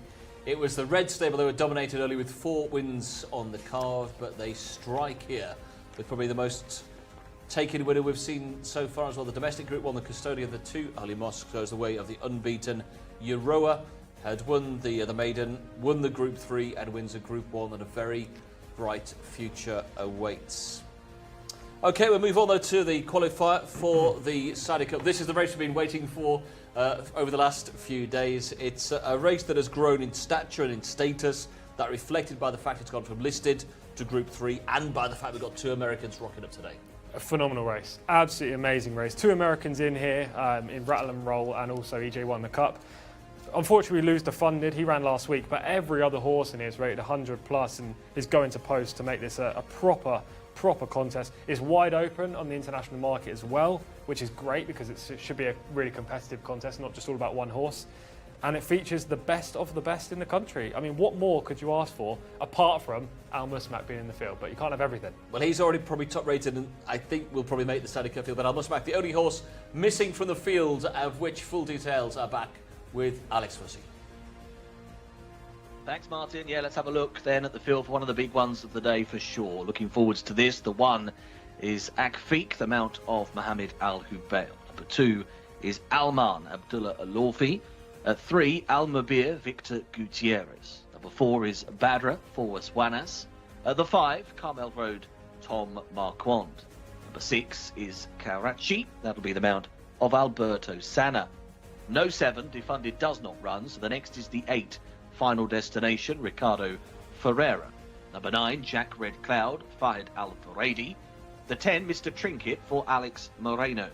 Number 11, Power in Numbers, Mikel Barcelona. 12 is Rared, Salman Al-Rashid. And 13, Rattle and Roll, Joel Rosario. Over to the 14 next, and that's Scotland Yard, Adel Al-Faradi. 15, Uncle, Abdul Ella Al-Hussein. Number 16 is Wait to Excel, Norwef Al-Mudiani. And the 17 is Wooten Sun, Al-Shahani does the steering. 18, EJ won the Cup, Mike Smith aboard. No 19, that's a non, so the next is 20, Off the Map and Eddie Castro. Couple more to squeeze in as well. 21, Waktuk, that's Wigberto Ramos. And 22 goes Ajwadi for Mohammed Al-Dahan. So that is the field for today's big one, the Saudi Cup qualifier. And Callum is in the pre-parade ring. Thank you very much, team. Yeah, just looking at 18 here. This is EJ won the Cup. Just making sure my cameraman just keeps the distance here. But EJ won the Cup. Here is the 18. Mike Smith on board, this son of Omaha Beach. He comes over from the USA. He's a hugely exciting horse, isn't he? He looks a bit classy, doesn't he? A really stunning neck on this one. Good in behind as well. Tom Collins will be able to tell you all about the form, but on just the visuals that I've got, he's really, really attractive. Now remember, he's got a flare strip on the nose just to keep him able to breathe a little bit easier with the dirt coming up in his face, and you can see he is dead keen to get on with things here. We can have a look at just a couple in behind him as well. Let's look at Off the Map, who in normal circumstances would be a real contender here, but this looks like a tough ask for him on this day. He's done very well recently with a winner last time out, hugely strapping individual. Eddie Castro back on board, and I'm pretty sure it was Lee Morales who won on him last time, so Eddie's back in the plate. Popping back just another couple too. Ajwadi is here. This is the 22, sneaks into the reserve. We like Ajwadi. He was a very, very good winner last time under the ride of the day from Mohammed Al-Dahan, where they upset a white stable challenger, and he really showed guts and determination on that day. This is another big, big step up in class, but you think that the horse is in fine form and looks in great shape for good connections. He will be dangerous here. Plenty of others to talk about here. We're seeing Akfiq, who's the one here. This is the first one who we'll look at now. Very different build to what we've seen before with Akfiq, who put in a rare poor performance last time out when beaten, but had been showing pretty good form prior to that with a run of seconds and a win. Certainly can't be ignored. Let's go back to Carmel Road here now. Let's track all the way back to horse number 5, Carmel Road in here. We're going to pass Badr, Al Mabir and the likes. Here's Carmel Road. He's gorgeous, isn't he? Horse with plenty of ability, but needs to bounce back from a very poor run last time out. Now, the white stable have had a winner, and they'll be looking for another. Remember, Tom Marquand sitting on Carmel Road. Absolutely gorgeous, isn't it? Karachi is just in behind. This is another horse who won a cup race last time. Nicholas Bachelard doing the training. Now, Nicholas has obviously had plenty of success in cup races before, and he'll be looking for more here. This horse sprung a bit of a surprise when he won last time, but it would be no surprise if he was to do it on this occasion. Remember, no defunded in this field, so we drop back to horse number 8, Final Destination. What a superstar he's been for Connections. Tries his heart out all the time. Look, he doesn't look much when you look at him. He's small, but he's powerful, and he is tough as nails. We keep going back. That's Jack Red Cloud just in behind. But let's go to Power in Numbers, who is the 11. He was my Saudi Cup tip last season. Didn't quite go well in the Saudi Cup, but my goodness, did he have put forward a very good effort in recent starts. He was burnt off in a bit of a speed duel last time, but they'll be hoping that he gets a much easier run of things today because he's a horse with tons of ability and hugely, hugely exciting. Let's go back to the 13. We want to see Rattle and Roll. He's the big talking horse here. Kenny McPeak's runner. Here he is. I've spoken to his outrider, Danny, one of the other guys out here. Cool lad, really like talking to him while he's out here. And this is Rattle and Roll. If I'm going to be honest with you, I know there'll be people who'll be watching this horse closely. I thought the other American Raider looked a little bit better in the pre-parade, but we'll get to see Rattle and Roll in the light. You can just see by the way he walks. Look at his walk. Now, you see most dirt horses don't have the fluid motion that he has. He's quite a nice, smooth walker. Yes, on the off-4, he's not quite got the most fluid of movements, but certainly I've got no negatives about him. I would just say EJ won the Cup, took my eye a little bit more, but 13 is unlucky for some. Kenny McPeak will be hoping it's not unlucky for him. Hugely excited about seeing this horse number 13 rattle and roll. Maybe, boys, he'll be rattling and rolling home in the finish. Well, they're starting to make their way through into the parade ring for this qualifier for the Saudi Cup. Before we have a look at these in a bit more detail, we've got 3 bits of visual clues. So we can have a look at the horse who won this race a couple of years ago, was second last year, and has come roaring back to form this season in Scotland Yard. Just an absolute beast, this horse. He turns up every single time. There isn't ever an occasion where he doesn't produce what seems to be his best. He did struggle in one race last season, but other than that, he's just very consistent, and as in one lower grade race before he went to Group 1s.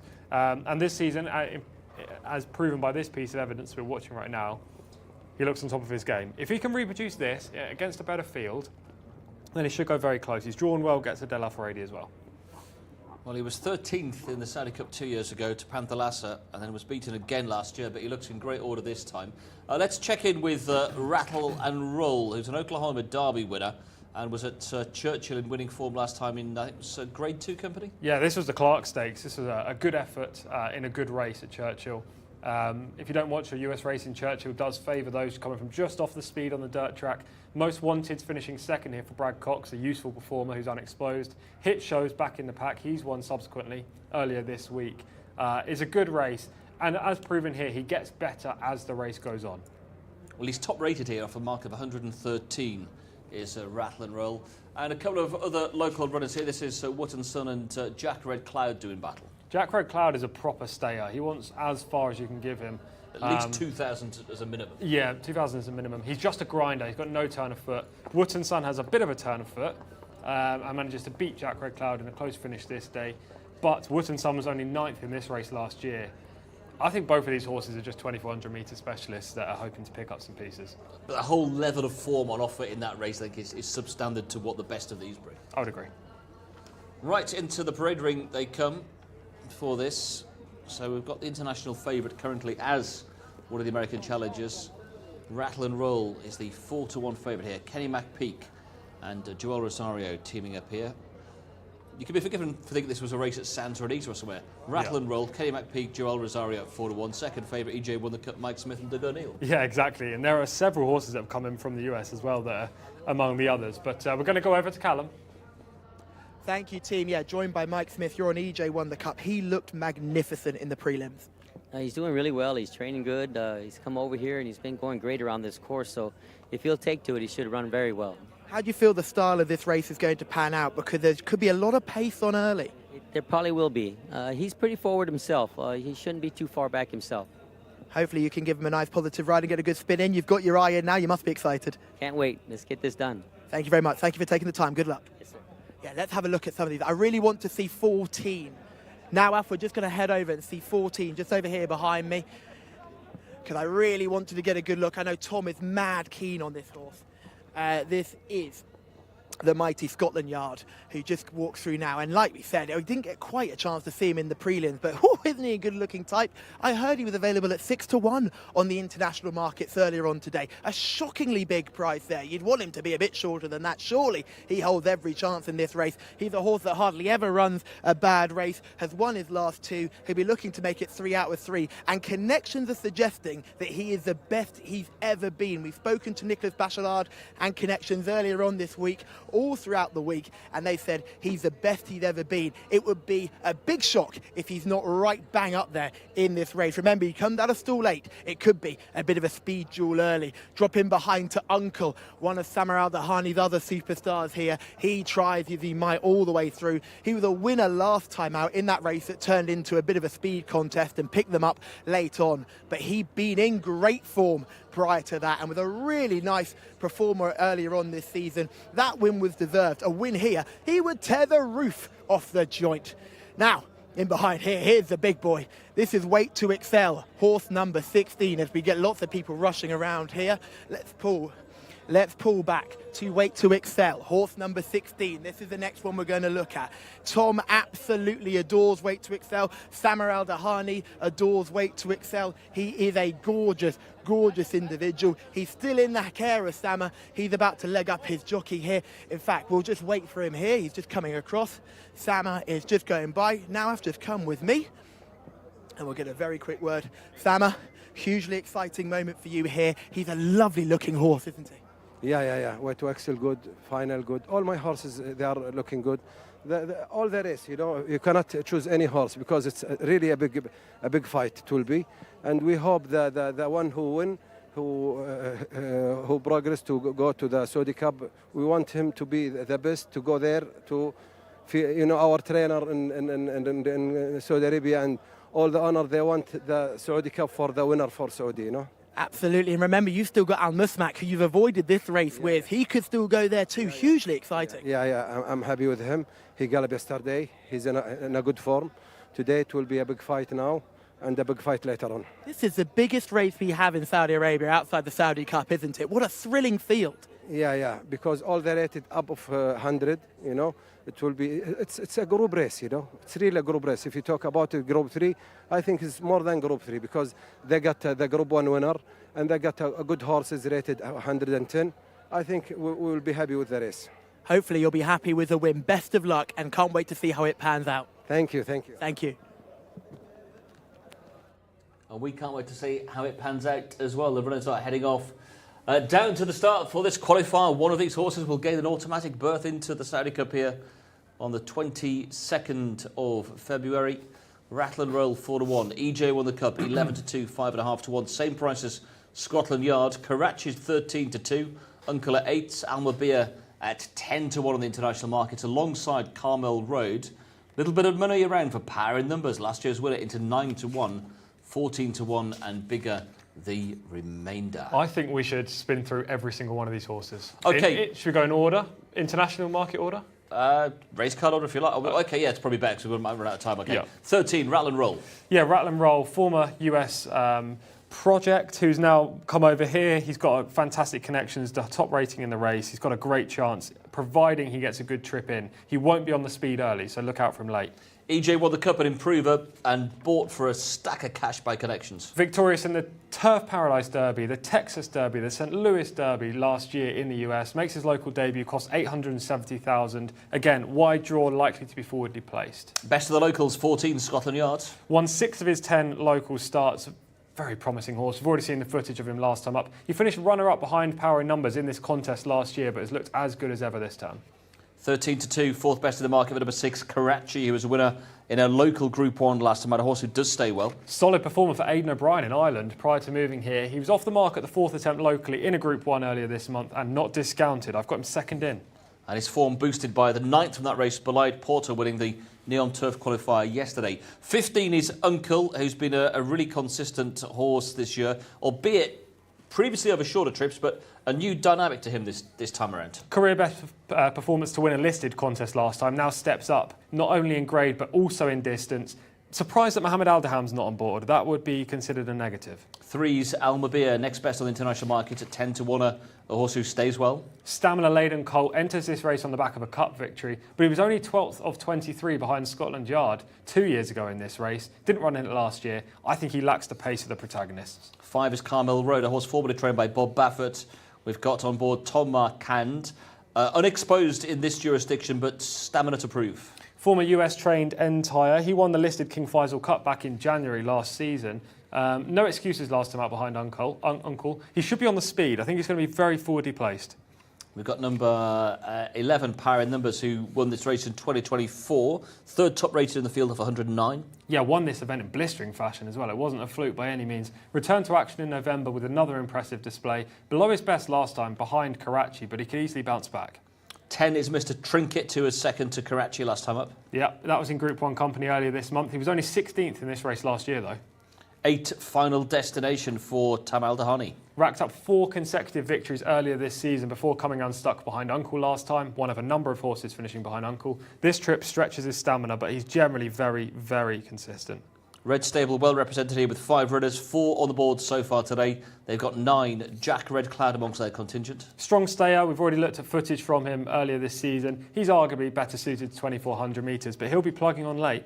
Also represented by 16, Wait to Excel. Absolutely love this horse. One of my favourite horses here in Saudi Arabia. Powerful performer, wowed with an emphatic success over 2,000 metres in an open race in November. Stays well, but he was below his best behind Karachi last time. Getting down towards the bigger prices, we've got Al Man as well, who was second to Uncle last time out and has got forward with Scotland Yard as well. Yeah, just 1 win from 20 local starts, though, for Alman. He finished well from off the pace to take second behind Uncle last time. He'll need them to go very hard early, and he'll pick up some pieces. 17, Wootton Sun, another one for the Red Stable, Prince Faisal. 9th in this contest last year, better suited by tougher stamina tests. He could easily go close, but he needs the pace to completely collapse. 6 left to mention, 20 off the map, one of the outsiders. Yes, bolted up from the front in a 1,600-metre cup race last month. But he is a course and distance winner. She's the only mare in this lineup that was in the initial field. And this trip just stretches her stamina. 22 is Ajwadi. Finished behind Final Destination on his penultimate start, which leaves him plenty of form to find with Uncle, etc. But posted a gutsy display in Group 2 company recently. And I suppose he's got each-way claims. 1 is Afik, another one who ran against Uncle last time up.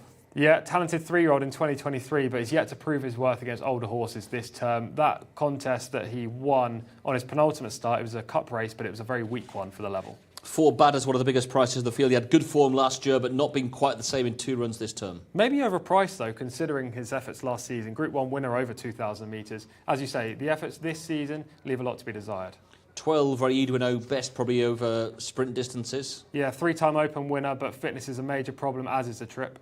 He's been off the track since August and completed the field is horse number 21, Waktuk. 3-time course winner this season, won at Group 3 level on the penultimate start. This is just a very stiff test for him coming in against older horses. Hello to Tommy, who's tuned in and checked in with us on the comments section, watching from Lexington, Kentucky. Welcome along, Tommy. Hello to Hector, watching from Chicago. Great to have you all with us today and hearing where you're all based as well. Tommy thanking the Jcsa for showing these races live. Well, it's our pleasure. Geraldo as well saying thanks for the coverage of the meeting. Again, our pleasure. Vimal, he said, hi guys, tomorrow we've got the Bangalore Derby. We need you to cover the race.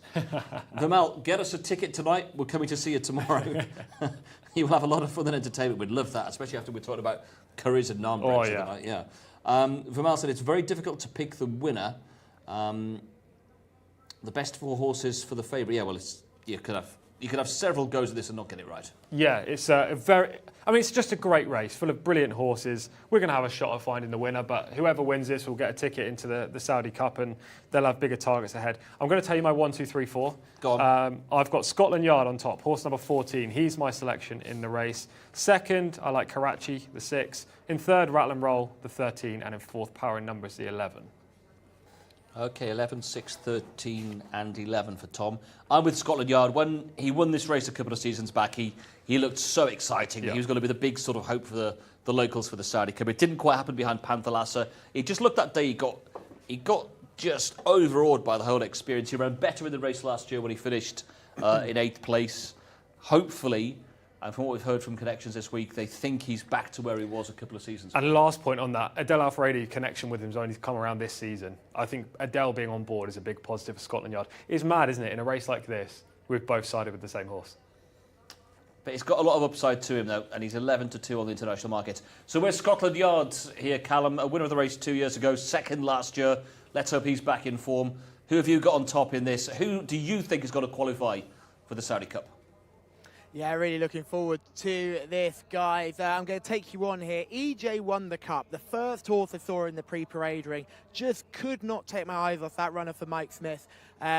Hugely exciting runner. I've managed to have a quick word with Danny Williams regarding Rattle and Roll. He was very excited about the horse. He said he's settled in perfectly and that he'll give his best in this race. They're both looking forward to that. Those are the two overseas runners. I mean, this race is phenomenal. We talked about it in the last race. Horses that would normally be short price favourites in their respective contests down the field. Mr. Trinket will be finishing fast. Jack Red Cloud is certainly not to be ignored. Power of Numbers was a Saudi Cup player last season. Uncle and Wait to Excel and the rest of Samar Al-Dahadi's army are hugely exciting. And look at the crowd. It really has got a buzz and a feel about it here. And we've still got 2 more races to go afterwards. So this is, remember, a win and you're in for the Saudi Cup. And whoever is crossing the line in first will get an automatic berth in the Saudi Cup. And hopefully it'll be the best horse. And hopefully it might just be EJ won the Cup. That's the pick for me. The boys like Scotland Yard. Alex, it's a corker and it's all yours. Thanks, Callum. Yeah, runners loading forwards here at pace for the custodian of the 2 Holy Mosque Cup, this Group 3 Saudi Cup qualifier.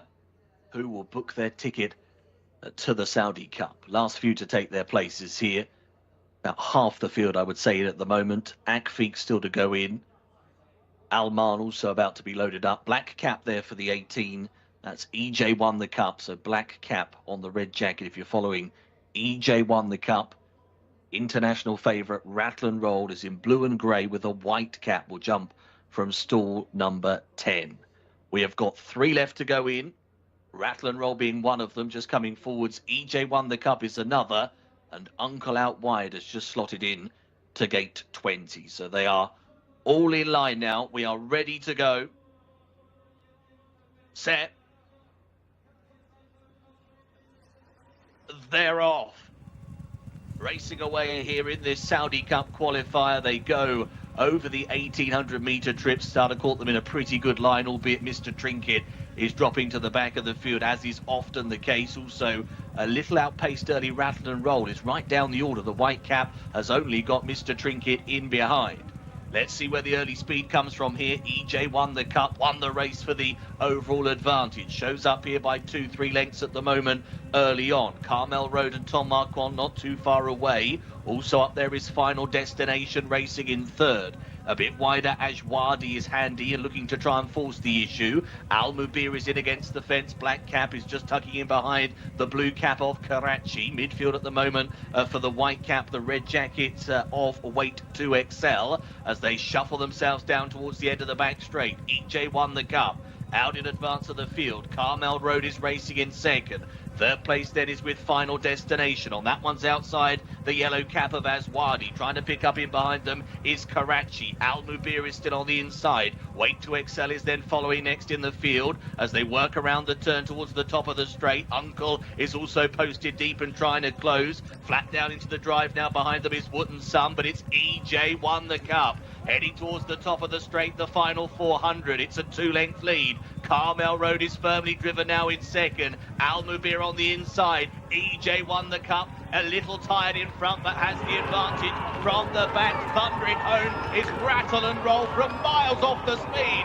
Rattle and Roll diving down to the inside and has come from an unpromising position and is storming away from the field.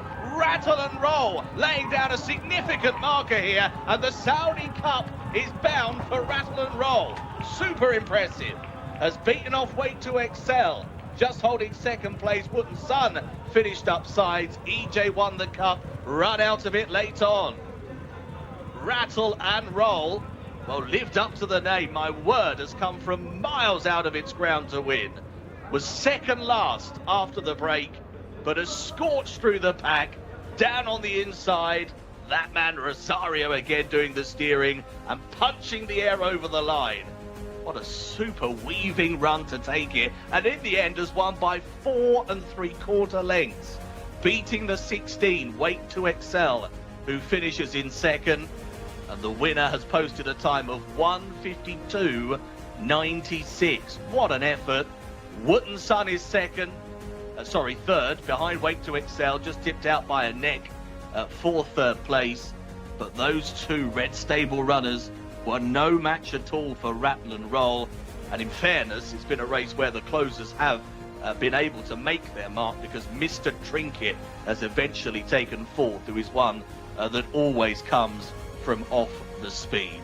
Rattle and Roll, number 13, your winner. The order 13, 16, 17 and 10. Wow, what a performance. Oh my goodness. Oh my goodness. Rattle and Roll has rattled and rolled to victory here, justifying his place at the top of the international market. And Joel Rosario, that man again, that's a double on the card for him. Huge runs in behind. Wait to Excel finishing second. Samar Al-Dahani will be over the moon with that. And in other news, he'll be over the moon with the result, because that almost guarantees Al Musmak gets into this race in the Saudi Cup. The Saudi horses didn't quite come to the fore, which means Al Musmak should, if I'm thinking correctly, should get into the Saudi Cup. So that's worked out perfectly for Samar Al-Dahani. He'll have been cheering Rattle and Roll home to victory. Wait to Excel second. Wootton Sun is third. Mr. Trinket from last to fourth. He's run a mighty race. Al Man in fifth. And EJ won the Cup, who set blazing early fractions and got very tired late on, has run a stormer as well and finished in sixth. What a race, what a horse, what a jockey. Well done, Kenny McPeak. You've timed it to perfection. Danny, the outrider, was around me a while ago. I've lost him completely, but hopefully he'll make an appearance at some point. But we are going to see some scenes in the winner's enclosure with this one. Connections of Rattle and Roll, who have absolutely rolled to victory, and from a very uncompromising position. We mentioned it earlier on. Joel Rosario, the waiting man, the Jamie Spencer, you would say, arguably, of the US racing. He's often frustrating, but when he gets it right, oh my goodness, he gets it right. And he's got it absolutely on the money today. Well done to all those connections. Kenny McPeak is at home. I know he was putting out messages on social media trying to find a link to watch the coverage. Hopefully he found this link, and hopefully he was cheering this horse home, because what a hugely impressive performance from this winner. And well done, Joel Rosario, with the headpiece on the top of the cap as well. He will be over the moon with that success. Look at this, it's absolutely madness in here now, and we'll try and find a word with our winning jockey and winning connections. Absolutely brilliant scenes here. So impressive, so impressive. To come from where he came from, to do what he's done, is just unheard of. You don't often come from off the speed here in Saudi Arabia when there are such blazing fractions set in front, but this horse has guided his way through. I've just seen Danny is just walking through in front here. Now, if we're just going to grab a very quick word with Danny, I want to be very quick here. They're going to take the photos first, and then once the photos have been taken, we will then grab our winning rider here. So he's just enjoying this now, and then the cameraman will follow me through. Here we go. We'll go and try and grab now. They're going through. Danny is right here. Danny, well done. Yes, you're right. Thank you. How fantastic is this? It is fantastic. More than fantastic. More than fantastic. You ride him out every day. Did you expect a performance like this? I told him he was going to win.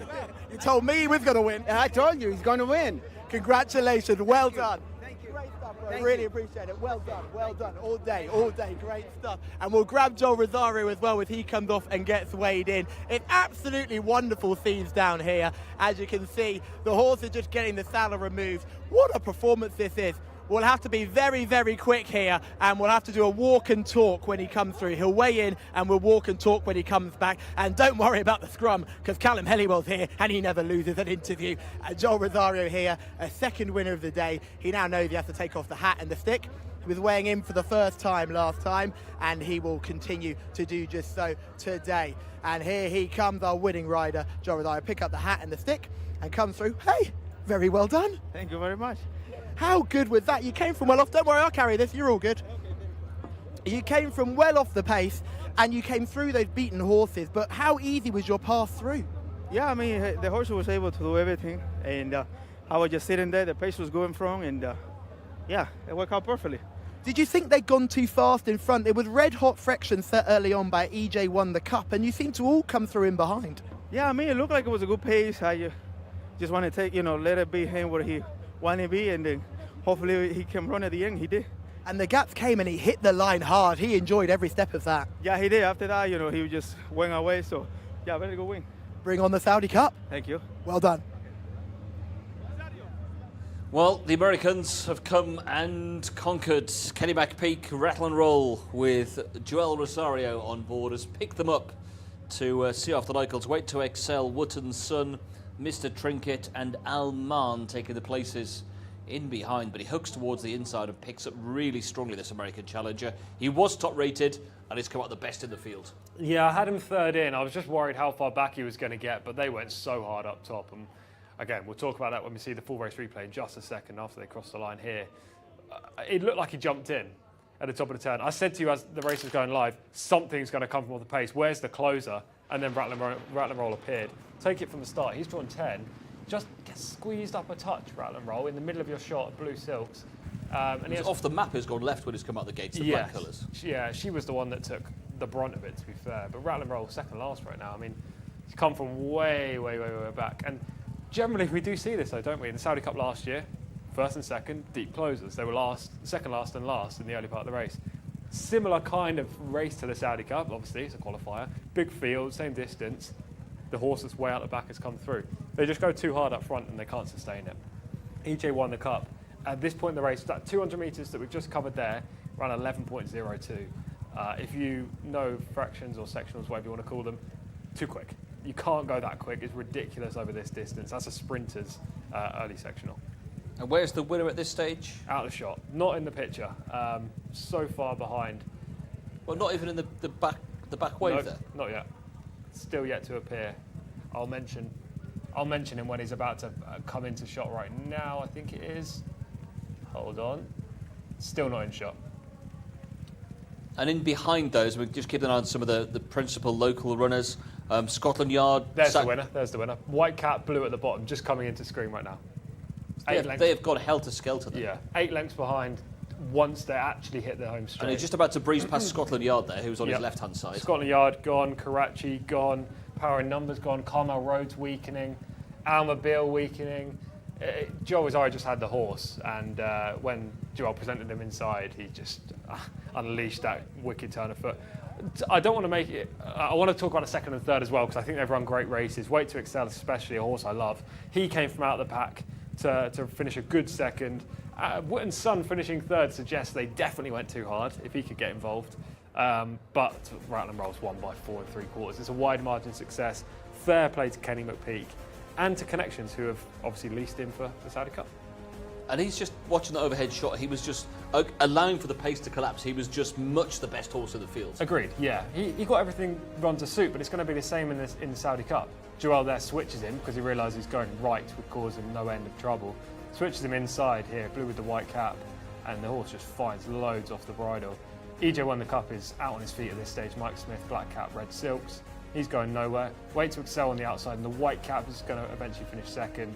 And he's run a great race in defeat. That's a clear career best for him. But the winner's talented. What I do want to caveat this with is that he is second-tier American, in my opinion. There are better than him. Sierra Leone is much better than him. Fierceness is better than him. And Sierra Leone's due to come over. He is. I think Fierceness isn't. He was initially planned to come over, but I don't think that's the plan anymore. Sierra Leone is Rattle and Roll, but better. Everything he does is the same. So deep closer, will finish off well. The only difference is Sierra Leone can hang left under pressure, but he's got more talent than Rattle and Roll. So this is an interesting sighter, I think, for the US. And Chad Brown, the trainer of Sierra Leone, will be very interested now in the Saudi Cup, that's for sure. Well, it's been a great bit of placing as well. This horse has come across and taken this race worth to the winner 750,000 Riel. And there are Connections receiving a magnificent looking trophy following the victory here of Rattle and Roll. The first time we've had Americans come across into the qualifier for the Saudi Cup, and they've been richly rewarded. Yeah, very It's got to much entice so. other people to do the same. Yeah, which I suppose is what Saudi really want, JCSA want that to happen. However, it does, if they come and win them all the races, then we don't see as many Saudi Cup actual qualifiers in. Now, how does it work? So the 2 Saudi entrants now are chosen. Are they selected or based on rating? Well, the winner for this gains an automatic berth, and there are Sure. 2 slots in the Saudi Cup for local horses. So my Okay. understanding of it would be, and I've asked the question, Right. my understanding would be that there are now 2 slots for the local horses. Okay, so the 2 highest races according to the selectors that are most suitable. Okay, so there is a small amount of discretion. Yeah, it's quite difficult to assess who it's going to be at this stage. Well, Al Musmak, surely. It should be Al Musmak. He's rated 112. There's no horse in here that will go up in a handicap that is trained in Saudi and represents Saudi connections. Scotland Yard was 110, but I don't know who the other horse would be. It will be interesting to see what the decision is. But Al Musmak should get in, which is a good sign. Well, he's 112. Yeah, 112, yeah. And that horse there today, 113. Unless there's something off the chart, it's going to have to be something from. It may well be Scotland Yard. It might be Scotland Yard, yeah. It depends what the. Oh, defunded? He didn't run today. He's rated 110. True. That's interesting. It's a big dilemma, isn't it? Who they put in. Yeah. 110, Scotland Yard 100. Maybe, yeah, it could well be defunded. Could be. It wouldn't surprise me at all. But I'm sure there are 2 slots available for local horses. Yeah. That won't class as a local, I don't think. Yeah. Because he's American trained. But what does happen is he is entered because he wins. He's not one of the Saudi entrants, but he is now qualified for the Saudi Cup. And he'll play a role. I don't know what price he'll be in the international market, but he's got a chance, that's for sure. And of course, it's been leased by a Saudi businessman, so there are Saudi connections now behind him as well. Yeah, which is huge for the connections. I mean, they must have paid a fair amount to lease him. He's a talented horse. Sharif Mohammed Al Hariri. Well done. I mean, you picked a nice horse to do it with. Yeah, and he heads forward to the Saudi Cup. Rattle and Roll has done exactly that to book his place in the Saudi Cup and win the custodian of the 2 holy mosques. Good stuff there, Alex, but it's not over yet. We've still got 2 races to come, and they're by far away the most valuable. And in terms of the equine history in Saudi Arabia, 2 of the most prestigious as well. Absolutely, Martin. Yes, spot on. We've got a good couple of races to continue our fantastic day of racing. This is the King Abdulaziz Cup for Arabian horses to be run over 1,600 metres. Let's have a look at the field. Number 1 is 8 Hadban, the mate of Rakan Al Ubaid. The 2 is Faker, the mount of Abdul Ella Al Hussein. 3, Haddad Al Thab, Khalid Al Mimoni. 4 is Sarim Mohamed Al Nasser. Number 5 is Kazwa Al Kanon, Ayad Al Turisi. And the 6 is Saif Barzan for Fahad Al Furedi. Over the page we go, and we'll find the 7, Suraj Al Hura, that's Abdullah Al Credis. Number 8 is Shahid Guda, Ricardo Ferreira. Number 9 is Salal Al Rayla, that'll be the mount of Armazid. 10, Wared Al Sengar and Eddie Castro. The 11 is Zalzal Al Khaladia, Adel Al Furedi. The 12 is Basika, Mohammed Al Dahan. We turn the page again, see the 13, Maythab Al Zamila, Abdullah Al Saidi. 14 is Monthara Al Amal, Nawaf Al Farouz. 15, Mubashirat Al Hassin, Abdullah Al Rashid. 16, Rayat Al Bar, Nawaf Al Mudiani. 17 is Shafrat Al Karana, Mohammed Al Hubail. So 17 of them for the King Abdulaziz Cup for Arabian horses. Callum, once again, is having a look at this field in the pre-parade room. Thank you, Alex. Yeah, it's very difficult for me to describe this, as if this doesn't win, I don't know what I'm doing. This is Salal Al Rayla, who on your race cards will only have 1 win to the name, and that was a long time ago.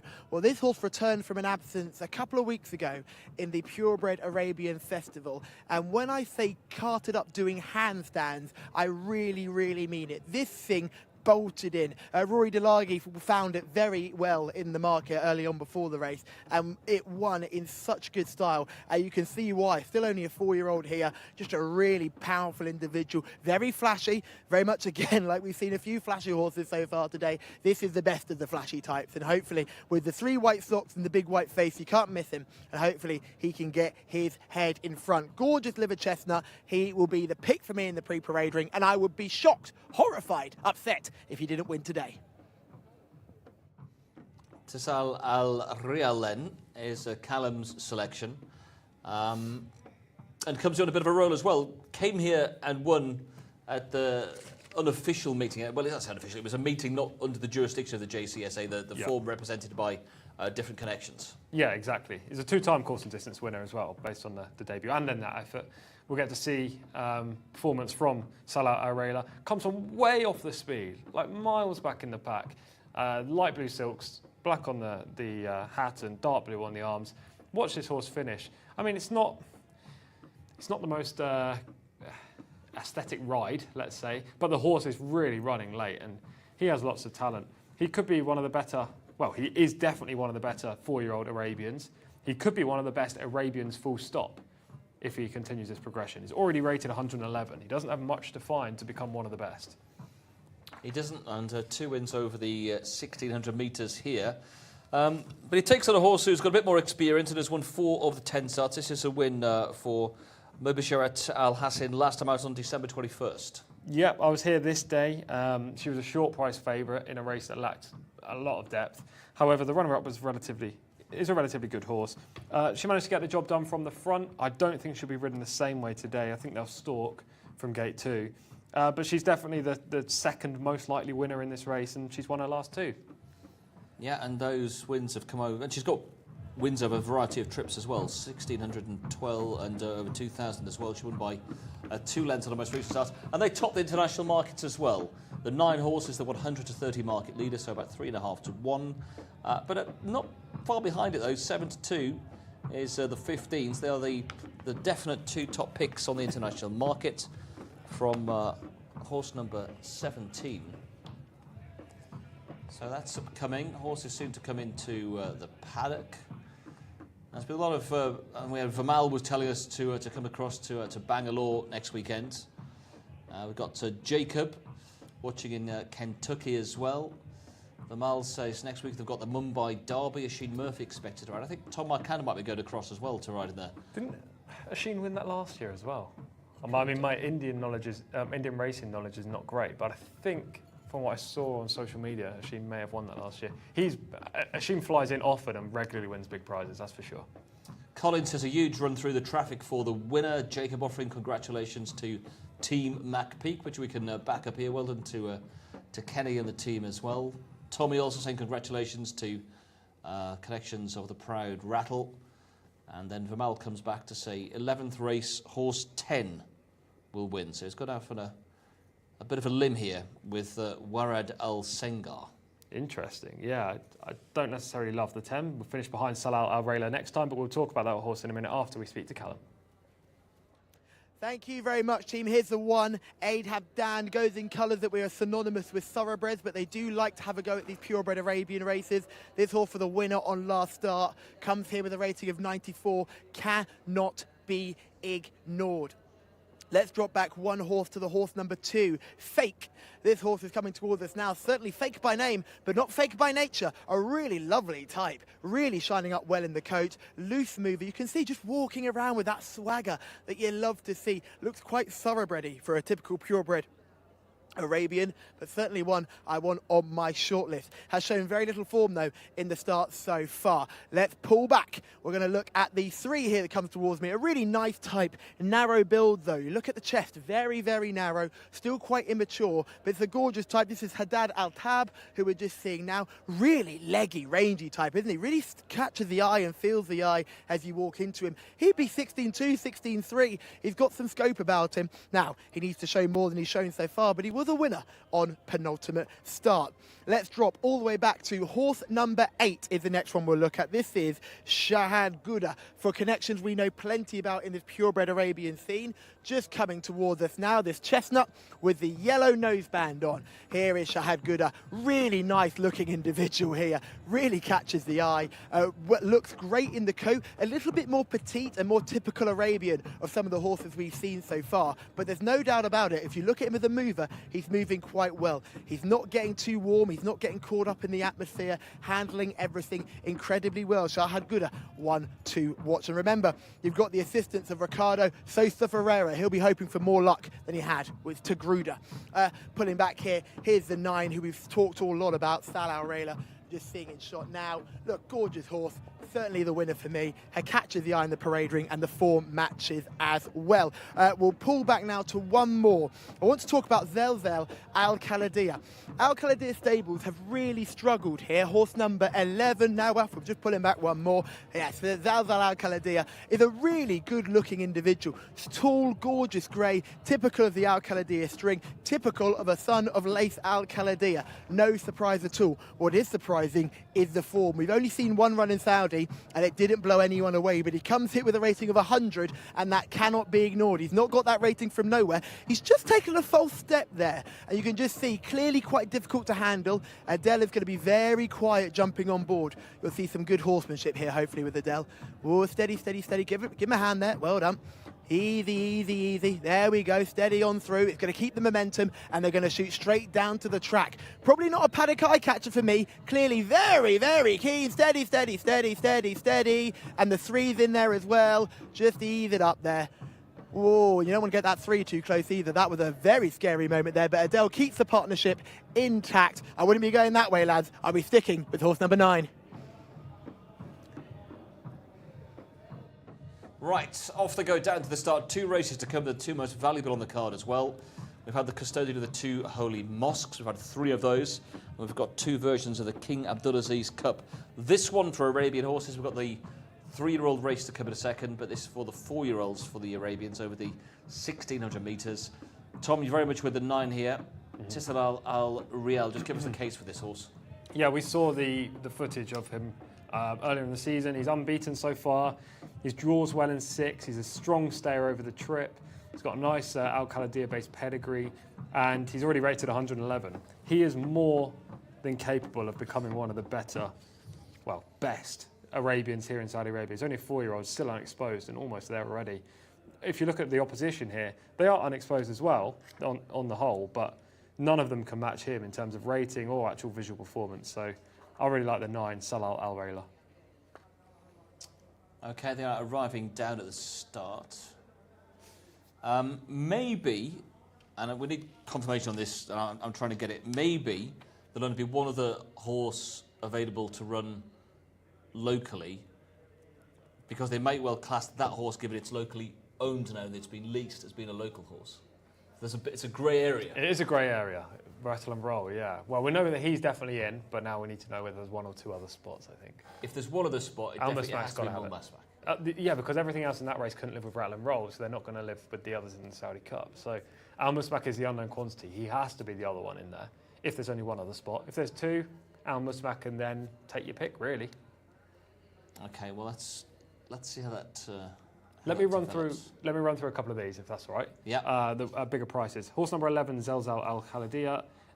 In my opinion, produced a laboured effort when 7th in an open race last month, but because of these connections, you cannot overrule his chances of winning this. Basika, horse number 12. She won 2 starts back, but she's only rated 85, and she's against much better horses here. She finished 1 place ahead of Zelzel Al-Khaladia last time, so those 2 are quite closely matched. Horse number 13, Maythab Al-Zamila, draws well inside, posted a huge career best last time, over 1,400 with runner-up. But I'm a bit worried that was a fluke, because the previous efforts were nowhere near that kind of calibre. Horse number 17, Shathat Al-Karnain, finished behind Mubashara Al-Hassin on her last 2 appearances, so is impossible to fancy. This 15 surely beats the 17, and therefore the 17 cannot win this race. And back on the first page, I'll quickly talk about the 6 and the 8. Horse number 6, Safe Barzan. Was a course and distance winner earlier this month in an unofficial contest, just not under the Jcsa jurisdiction. In good form generally as well, but the wide draw quells my enthusiasm with him. I have him 4th in, Safe Barzan. And horse number 8, Shahed Gouda, was a decisive Taif Open winner over this trip in July, but was readily outpointed by Lacey de Violet's the following month. Now, Lacey de Violet's is a good horse, but I think Salah Al Rayla is every bit as good, if not better. So I would struggle to put the 8 on top. Okay, arriving down at the start. The 4 has been dismounted. And that is a Sarum, who was just a 1 run. Finished 3rd of 14 here back on the 2nd of January. That was over the 1200 metres, a longer trip today for this horse. And as regards the studio tipping competition, this is getting very tight. This is a big one. Yeah, so I'm on 9, you're on 8. Callum is bringing up, we'll just say he's bringing up the rear. Yeah. I'm quite disappointed with my my turnout today, I have to admit, with just the 1 winner. But hopefully we can make it 2 here, and I'll feel a little bit better. I think we're going to be on the same horse in the last, so this is crucial, really. I could either go 2 clear of you, you could draw level, or the scores could stay as they are. Yeah, if they stay as they are, I'm not changing my pick in the last, so I'll have to just be happy with the loss. But hang on a minute. You'll have to be happy with the loss. They're words that don't flow easily from your mouth. No, they don't, but I'm going to have to be. But hopefully I can draw level here and we can share the spoils. And to lose to a muggish favourite. I'm glad you said it. Double pain. Double pain. It is. Right, I'm going to go 15 here. A horse who's arrived here in good form. Looking for the hat-tricker wins, stays well, uncomplicated. So I'm with the 15. You are with the 9, Salah Al Rayla. As are you, Callum. You've actually matched Tom today with a winner piece. That's hardly embarrassing for Tom, to be honest. I'll take it, though. I'll take it. Hopefully we can make it 2 apiece here with Salah Al Rayla. I just think this horse is a bit special. I know we got really excited about Lacey de Violet's, or Lady de Violet's. I can never remember which one her name is. I think this thing is really, really smart. I've probably done too much talking about it now, and it's going to get absolutely run no race whatsoever, but I'm really excited about it. It was just so impressive a couple of weeks ago.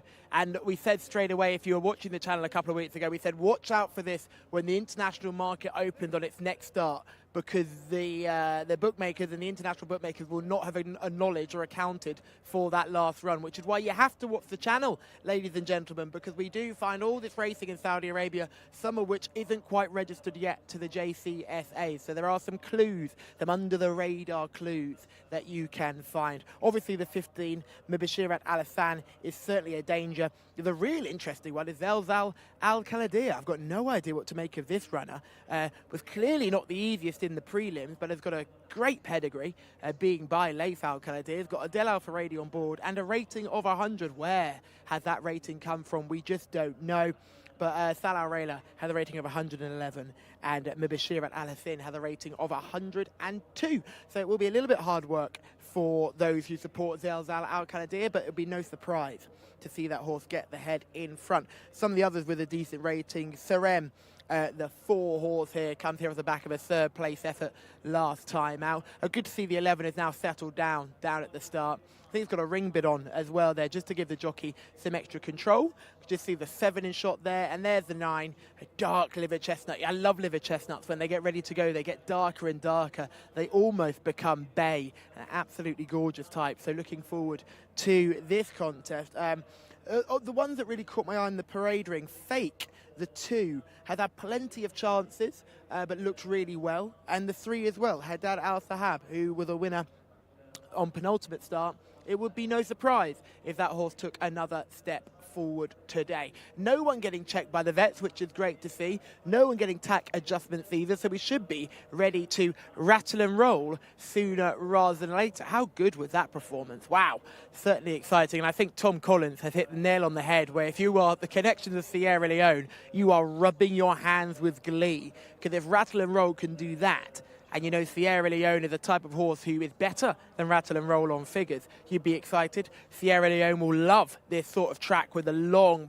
pulsating home straight that we have here in Riyadh, to get those big strides rolling down the straight. It will be a thrilling race. I can't wait. And don't forget, Romantic Warrior, hugely impressive in Dubai over the weekend.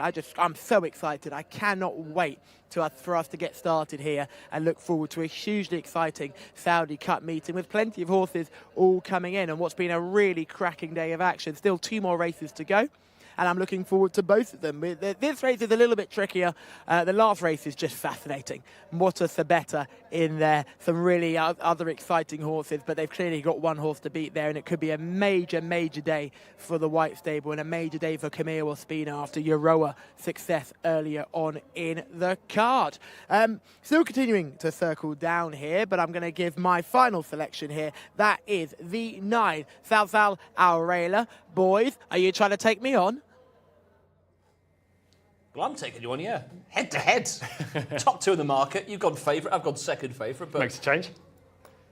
I normally go for like 10, yeah, 11, 12 to 1 chance. Of That's course, why. yeah, of course, yeah. I see what you're saying. Yeah. Okay. And you're with Callum here, aren't you? I am with Callum, yeah. Hopefully we can get a winner on the board. To be fair, I do really like this colt. Do we know the price in the international market?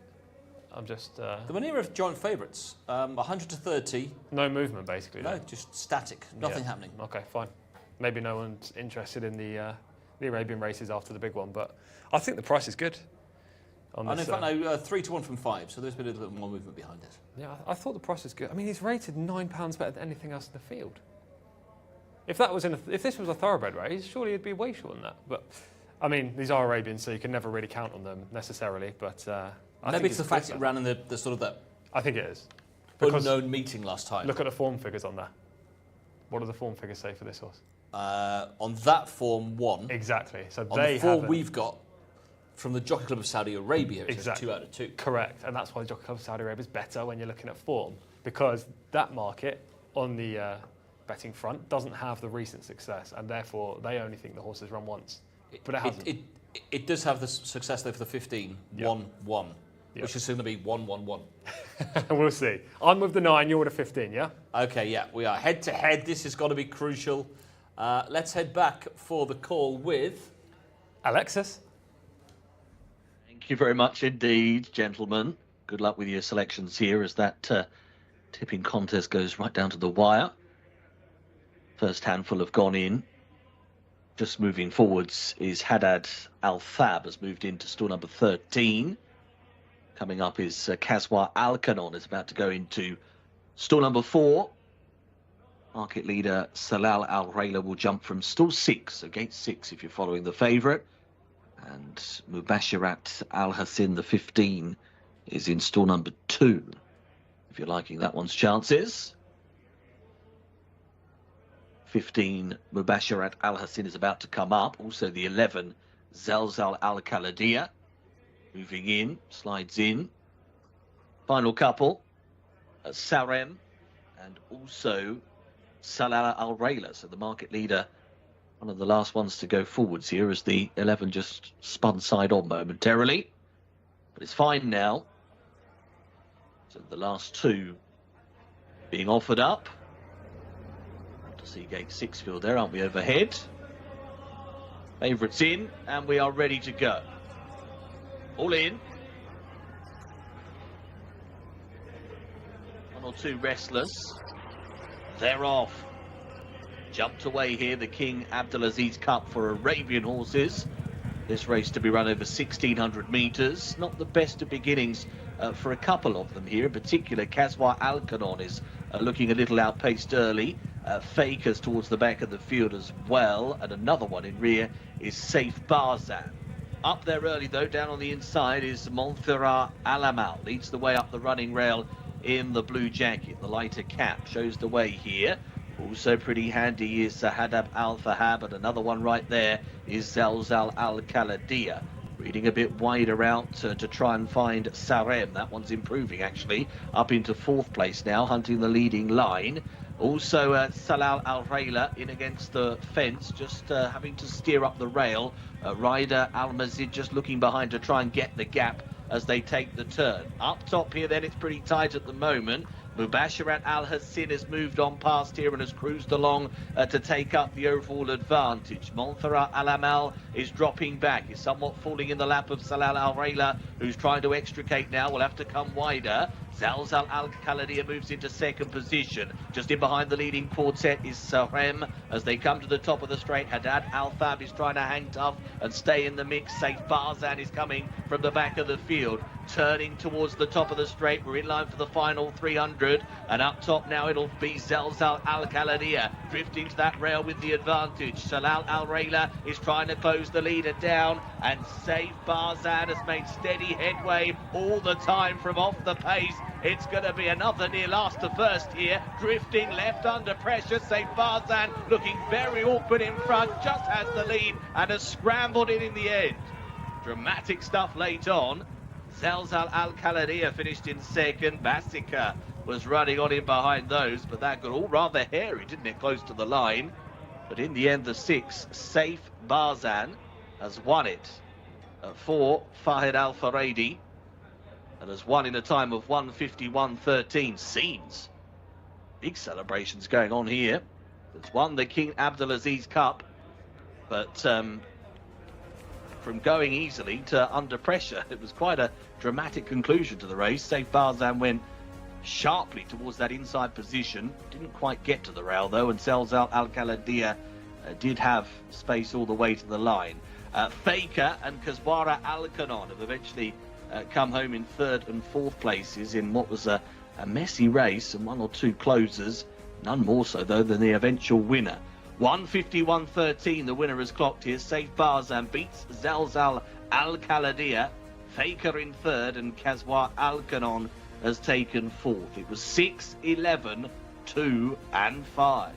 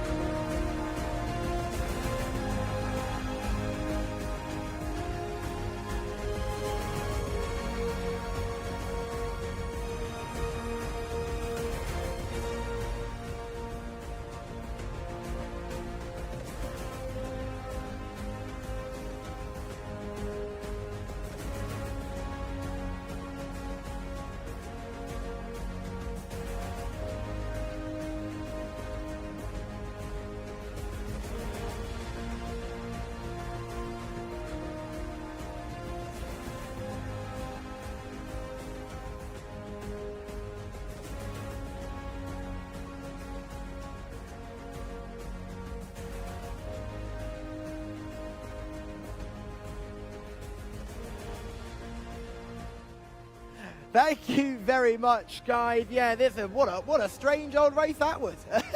How do you get to the bottom of that? Arguably a pace collapse in a purebred Arabian contest. A horse coming from the crowds.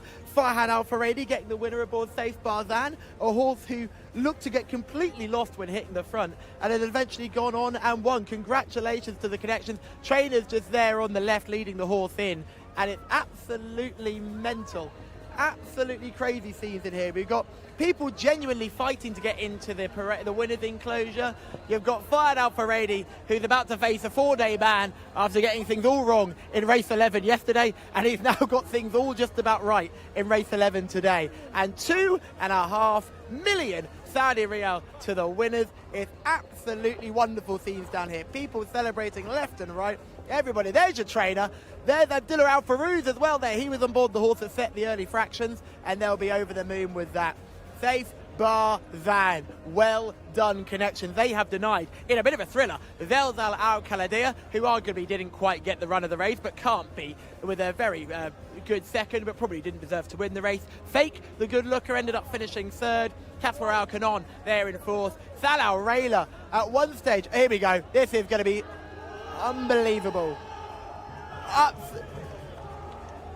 We've now got a horse that's going mental in behind. This is absolutely insane. Fortunately, the horse is okay. I think these are what we'd like to refer to as the lads. We've got a horse there. Hopefully the horse is all right. And now we've got, the stewards are coming over. We're going to take that away. Absolute carnage in here, boys. Absolute carnage. But Safe Barzan is your winner and has won it to jubilant scenes here in the winner's enclosure. Yeah, it's joining in the party. I think we had the jockey of the 14, Naif Al Farouz, came to join it as well. I'm not sure what his connection is to all of this, but you can understand how happy connections are. Horse rated 96 here, seeing off higher rated rivals to scoop that first prize of 2.5 million riyals. Yeah, huge prize. There's,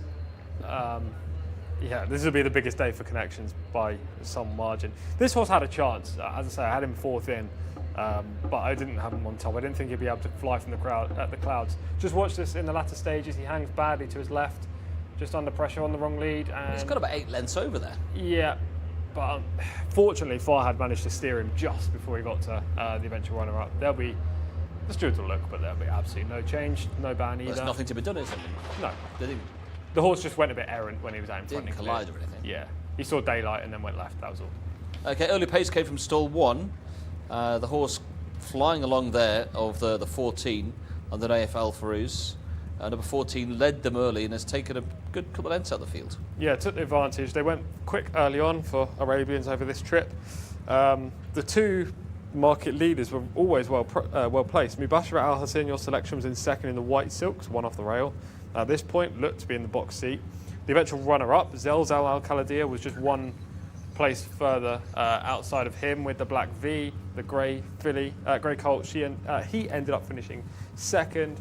And the favourite, Salah Al Rayla, is currently in fifth on the rail in the 2 tones of blue. I thought he was coming to win the race, turning for home, but his effort really petered out late.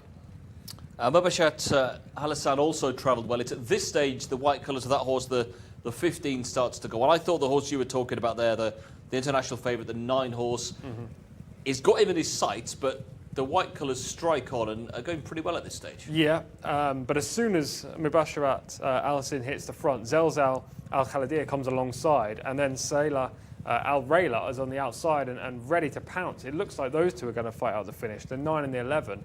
The 11 does keep going all the way to the line. A big step forward from the debut effort from that colt for the Al Khaladia stables. Salah Al Rayla moves into second here, but is about to be swallowed up by the fast finishing Saif Barzan, who's just flying down the outside. Came from the back of the pack, very efficiently ridden. He was stone last at one stage. He was, yeah. The pace has just collapsed and he's managed to come with a big wet sail. 2 other horses that flew from behind were horse number 2, Fake, had absolutely no form. It's just impossible to find. He finished third at 33-1. The horse in fourth was Kaswara Al-Kanon, who, again, was 0 from 5 coming into today and took a step forward. So I think the pace collapsed and we've seen the result because of that, if that makes sense. If they went slower up front, I think we'd had a better reading from a form perspective. Well, the winner was 2 from 9 coming into this, had finished third over the course and distance back in November, but a mark of just 96. And has run over the top of them from the back of the field to win the King Abdulaziz Cup for Arabian horses. It's not just the prize money for these people, they're local people, they know the history and the prestige that comes with this as well. Yeah, exactly that. And this will be the biggest day for all of these connections. Even Farhad Al-Faradi on board, I'm pretty sure this will be his biggest day. So, I think this is a day they will never forget. And one thing I should have mentioned there, this horse had a previous run earlier this month in one of the non-Jcsa races and won, and that's not on the race card. So there was recent form for the horse, just not my pick, frustratingly, which means you're the champion. Tipping champion of the week. I know. Come on. I am the champion. The Studio Tipping competition, it's gone down to the wire. We're 9-8 going into that. We had different horses. We're both with the same horse in the last. So Tom took the top honours last week, and I'll reluctantly accept the top honours this week. I'm smiling, but I'm secretly unhappy about it. But shaking. I'll get my own back next week, I'll tell you. And I was very kind to give Tom a prize last week. I look forward to getting one back as well. We did see the celebrations there, and we saw someone. Was it the jockey of the 14? I think it was, yeah. The jockey of the 14, Naif Al Farouz, he actually got dropped. What? Yeah, they missed him, and he fell to the ground. He was attended to by the medical staff, and he is okay. He got to his feet. A glug of water, and he was away. What a disaster that is. Well, there he is, celebrating the winning rider as well. And well done to all connections involved there. The first of the King Abdulaziz Cups. That was brilliant. Well, it promised to be a great day today, and it has been, hasn't it? It's been smashing. Yeah, it's been great. And it's not over yet. We have one fantastic contest to go, and it features my favourite horse in Saudi Arabia. So this is really what I've been looking forward to all day. I know we've had the classiest contest in the Saudi Cup qualifier. What are you shaking your head for? I'm going to get you an Uber to go home. If this gets beat, you can go home on your own. No one's coming near you. Yeah, I probably won't be in the best of moods. You've barely tipped to win. You've lost the tipping competition. All right. And your favourite horse gets beaten. Man, imagine you're going to be on the floor. I would be on the floor. It's not been the best of days in terms of winners, but hopefully we're going to end on a very good note. I'm confident in this filly. I've got the maximum faith in her, and hopefully she can get the job done. We have seen the white stable with a winner today. We thought they may well carry all before them, but it's the red stable who've taken away 4 wins as well. This is race 12. We're going to be moving on to in a second. The King Abdulaziz Cup, a local Group 1 over the 1,800 metres. Now, they haven't confirmed the actual result here, and there has been an objection to the win as well. Let's have a look at the closing stage. The objection is second against the first in the final 50 metres, which we've watched already. It's a futile objection. It's pointless. It is pointless. They didn't even touch. No. There was no interference to the second. He didn't have to stop riding. His momentum wasn't checked. Correct. It's throwing a dart in the wind or something. It is. That's exactly what it's doing. It is just on the hope that they suddenly come around with a terrible decision. It's not going to happen. There will not be a change in this result. The horse on the on the rail, the grey horse with the white silks. Well, the students said, objection, the second against the first, alleging interference. Well, we can see here, they can allege all they want. There is no interference. The horse hangs across the track, no doubt about that. Intimidation maybe, but no interference. Yeah, Farhad stops the horse there. No interference? No interference. No interference whatsoever. And the winning margin is enough. It's not a head bob, it's around half a length of the line. There'll be no change. No, but the stewards are looking into that objection, second against the first, alleging interference, of which, I can understand why you got so much prize money and offering such heritage that you might roll the dice, but it's a futile objection. If it was a nose the winning margin or something as well, you might say, okay, you could understand it. But what was the official distance? Half a length. Half a length? Yeah. No chance. And here's the head on as well. See the Al-Khalidi horse towards the rail. Eventual winner comes across, hanging into the whip. The jockey manages to straighten him out. Farhad does a great job. He does, yeah. He stops the horse just before there will be potential interference there. He stops the interference actually happening. There'll be no change, and there definitely should be no change. We hope there will be no change. There won't be any change. No. And if he hadn't corrected it, he could well have collided into him, and he could have had the third winning the race. Yeah, exactly. That would have been very. The jockey's done really well. Yeah, very much so. And a half length was the winning distance. And guess what? Does the result stand? It does. Okay. No surprise. Right, which brings us on to our 12th and final event of the day. It's going to be the King Abdulaziz Cup, once again, a local Group 1, this time for the 3-year-olds. Domestic Group 1 only, local breds, and 2.5 million on offer. And there is the trophy being handed over for our previous race for the Arabian horses. Well done to Connections once again. And what's been a magical couple of days here, the qualifiers for the Saudi Cup. We still have more racing to come over the next couple of weekends. 2 weekends of racing next weekend, again the weekend after. We take a short pause then to fully reload for the Saudi Cup meeting, which takes place here just behind us at King Abdulaziz Racetrack on the 21st and 22nd of February. Apparently it's raining outside, which is a big turn of events. It doesn't look like it from here, but... Well, nobody looks overly confident. There's no... Was that just an optical illusion? I think that might have been an optical illusion. It doesn't look like it's raining. There was no rain forecast. It is raining? Does that mean we get to do our outro inside, I think? Well, no one's got a... no one's running away, or... It's definitely raining. He's not buying it. He's not I'm buying not so it. sure. Go and have a look outside. In this? Yeah. Just stick your head out the window. No one's running for cover. It's not raining. Let's blame our producer. Optical illusion. I think it might actually be raining. Are we going to Callum? Let's go to Callum. Is it raining? Yes, team, it is definitely raining out here. 100% raining. In fact, I would say it's chucking it down. No, it's absolutely fine here, but definitely raining. Here's a horse I wanted you all to have a look at. This is my favourite youngster now. I say 2-year-olds, but they're now 3, aren't they? This is Hawad. Hugely impressive winner only last week, but look at him. He is an absolute beast of a horse.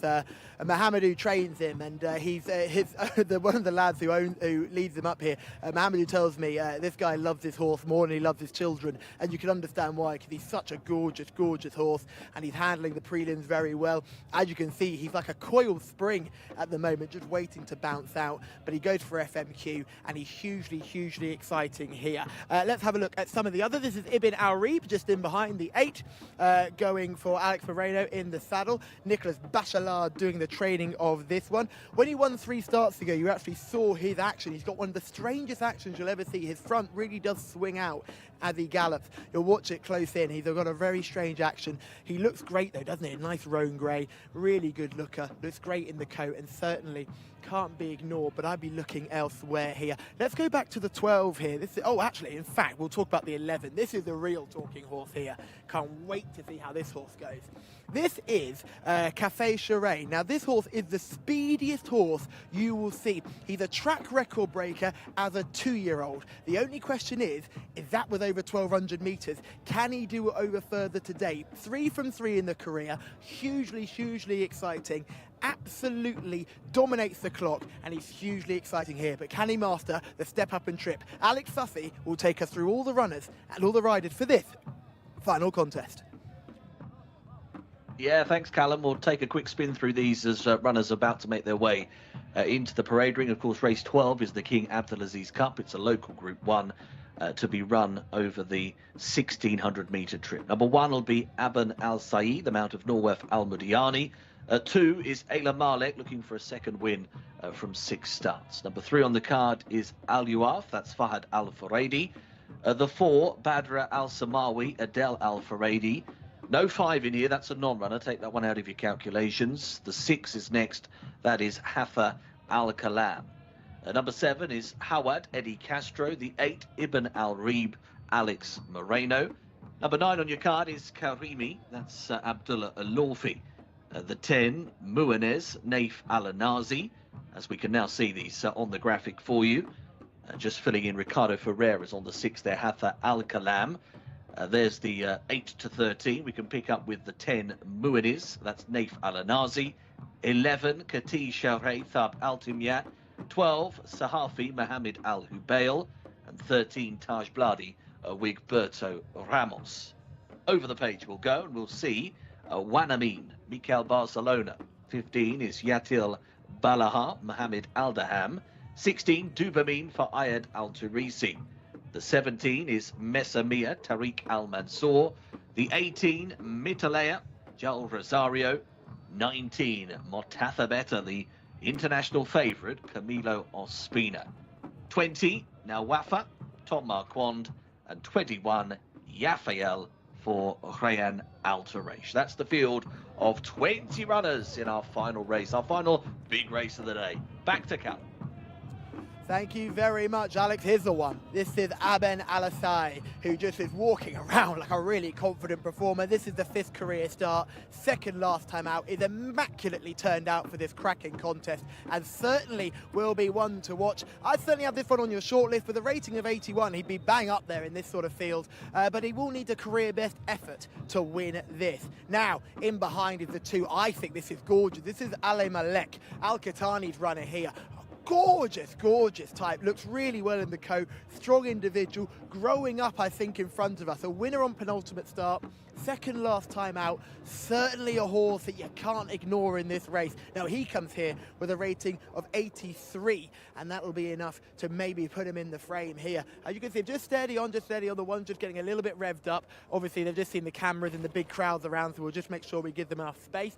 Now, let's pull back here. There's a couple of these later on we want to have a look at as well. So we'll have a look at Gawak Allah that's coming through here. No, it's not. It's the 6th. Hassan Al-Kaim is just coming through. This is the 6th horse, just coming in behind us now. He's a really nice type. Another one for the Red Stable, Hassan Al-Kalm. He's had the one run and it was a winning debut. Now, this will need to show more on this occasion, but look at him. I mean, this is a proper horse race, isn't it? This is my favourite type of race. Unexposed types, all still having only their first or second or third days at school and still learning the job. This will be the mount of Ricardo Sosa Ferreira, who's been in such fine form today. It's a really good race. It's a hot race, and I can't wait to see how it pans out. He's a good mover and he's a good looker. We must, though, now, if we have to go back to horse number 19, that's the last one we'll look at, because this is Mosses Better. Obviously, I love the 7, who's just gorgeous, but we'll head down to see the 19 right at the back end of this group here. It's a bit of a walk to get to it, but I think it'll be well worth your time, because as has already been explained by Tom, she is the one they all have to beat on paper, and she's been hugely impressive so far in her career. There she is, the 19, in a line of White Stable runners. She leads them, so you've got Mosses Better there at 19, Nawafa at 20, and Yafael at 21. But let's focus on the 19 here. This is a serious horse.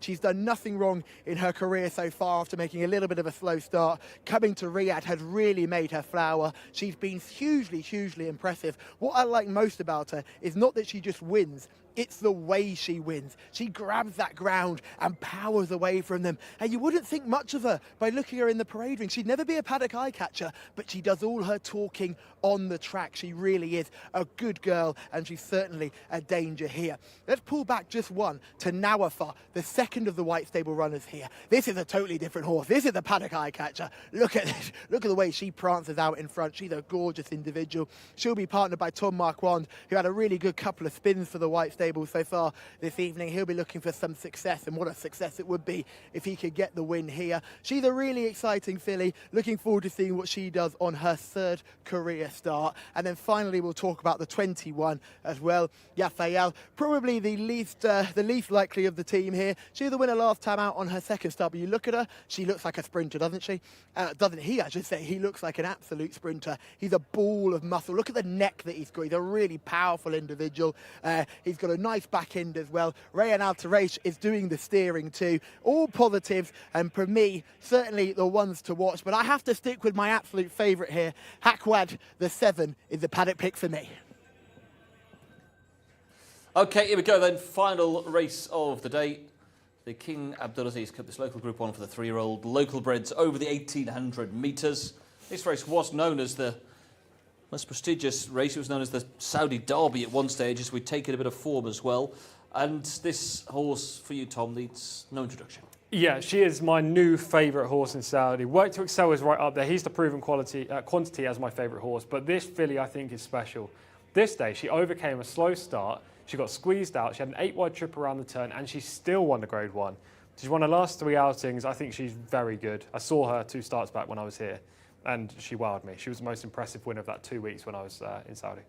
Well, she certainly turned Tom's head. Goes up against the Red Stable today. This is Taj Bladi, who is unbeaten in 3, looks to continue that winning run. Very talented gelding, no doubt about it. He's won through all 3 starts, all over this course and distance. He has an excellent mixture of speed and stamina. I think he's the 2nd most likely winner of this race. I don't like his stall in gate 16, and he can hang left under pressure, but he's very talented. They're the top 2 in the international market. 2-1 plays 13-2, was 7-1, then 8-1 for another horse for the Red Stable as well. This is horse number 6, Hatha Al-Kalam. Ricardo Souza Ferreira is on board. This horse, a stunning winner on debut. Yeah, really exciting this day. There's a loose horse out in front next to the winner at this point.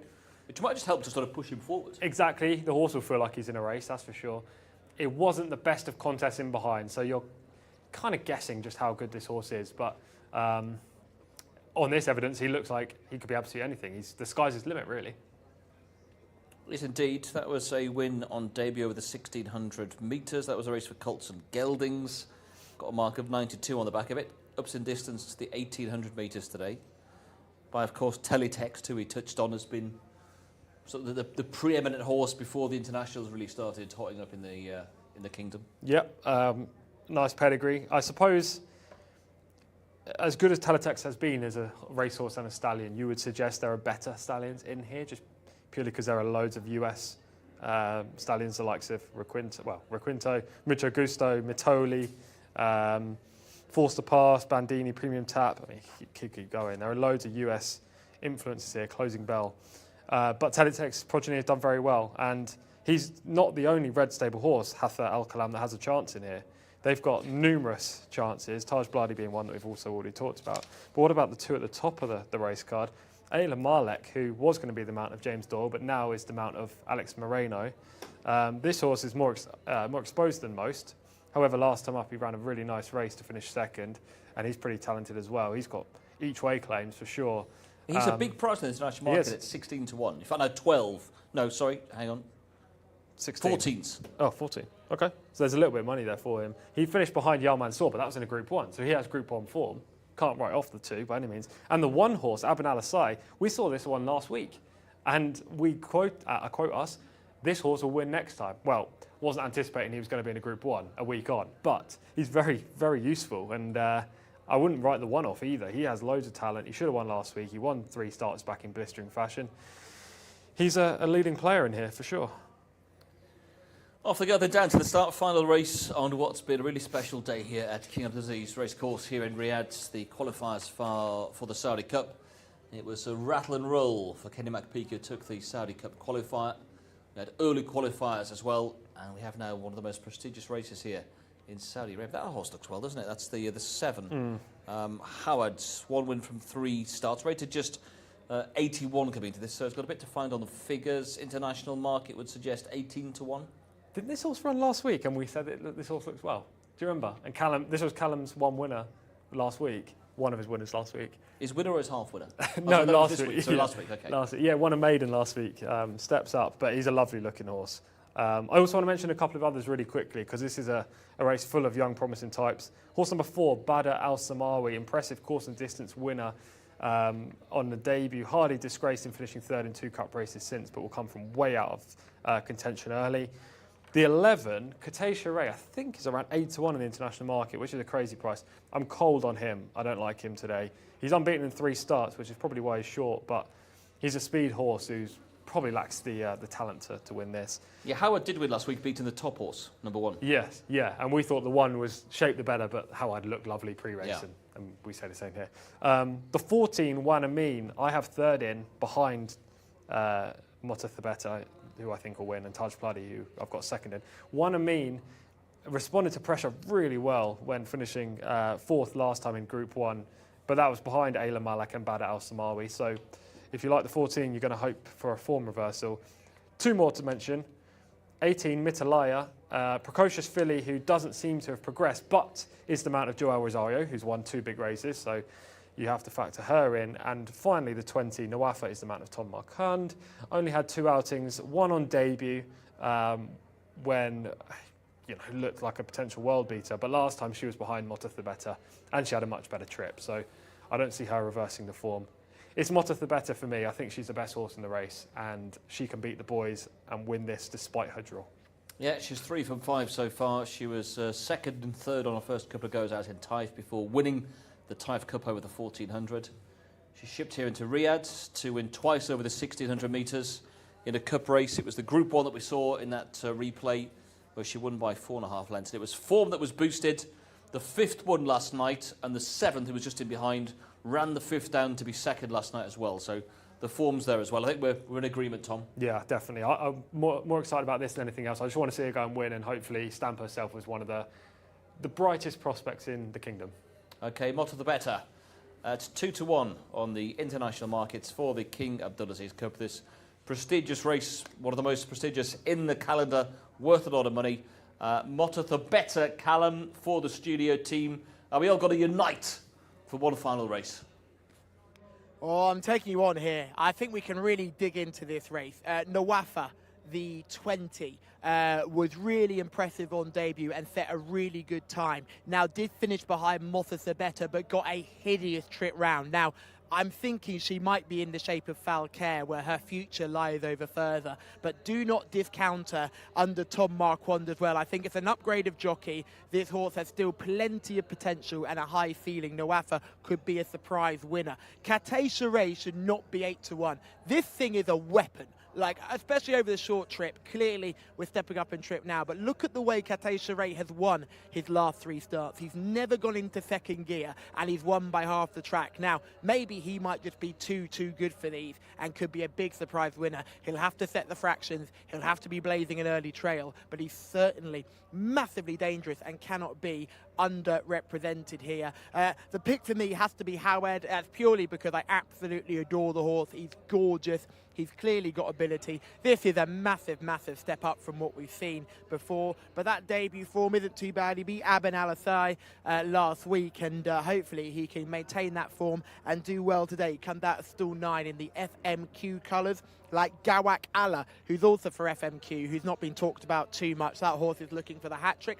Khalid Al-Mimoni in the saddle. He's a very talented rider indeed. But I'm fascinated by this race. This is an absolute corker. Mosses are better. If clearly the horse they all have to be on paper, but at the end of the day, I think a horse like Nawafa was the eye catcher in that race. Hopefully you've seen that video replay, and Nawafa was really going along quite nicely at the end. The pick for me will be the 7. It's a heart overhead, but I absolutely adore Howard. Watch out for the speed burner, the 11, and watch out for a horse coming late, the 20, Nawafa. We're trying to upset the favourite, lads. Alex, it's over to you.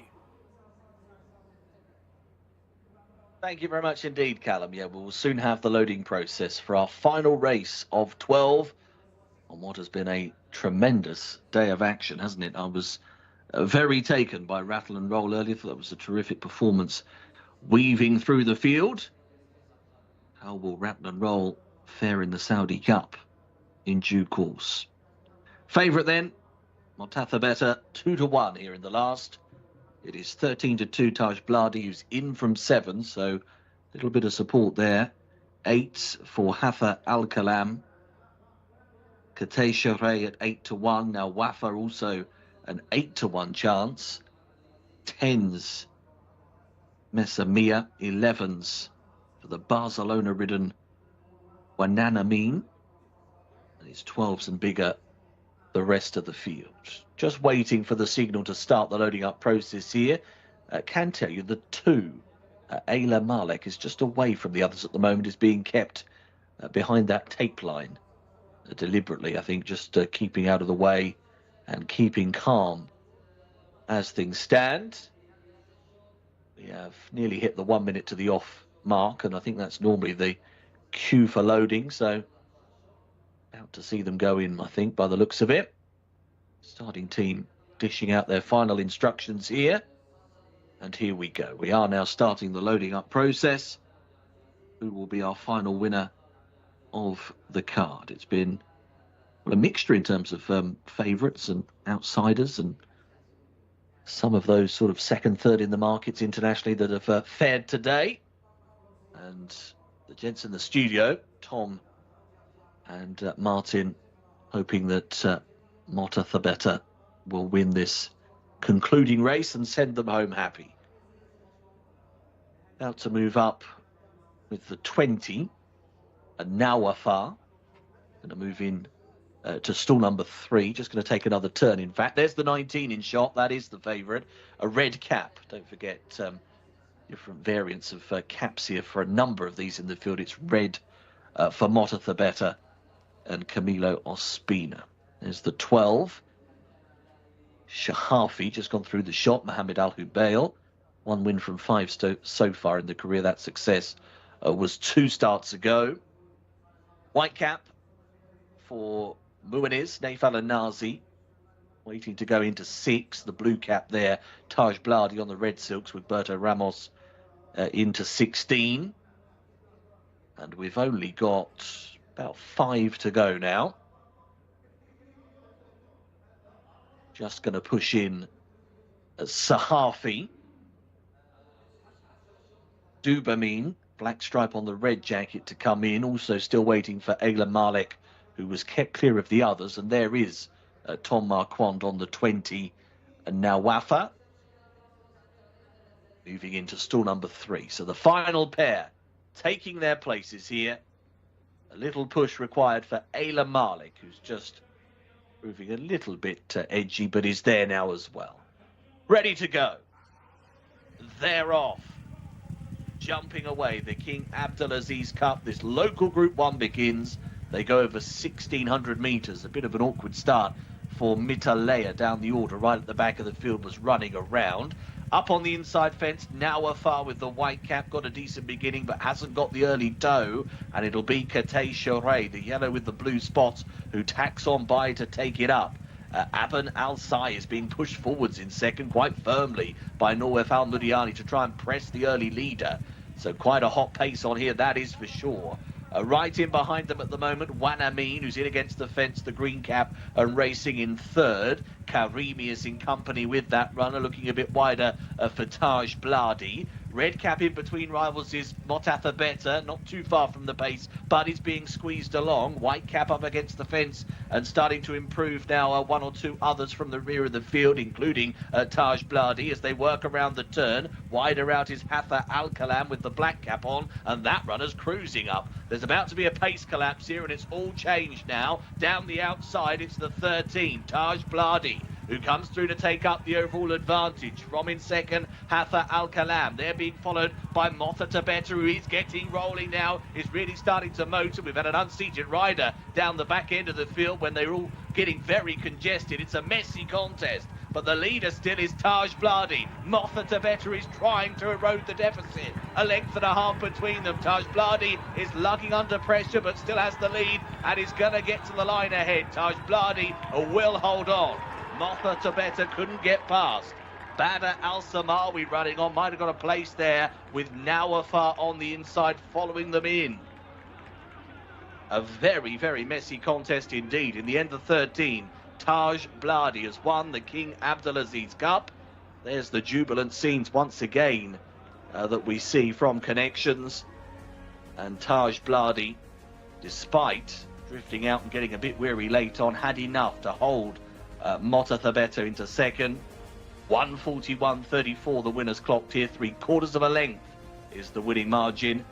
Badra Al-Samari does get third place in advance of Nawafar in fourth.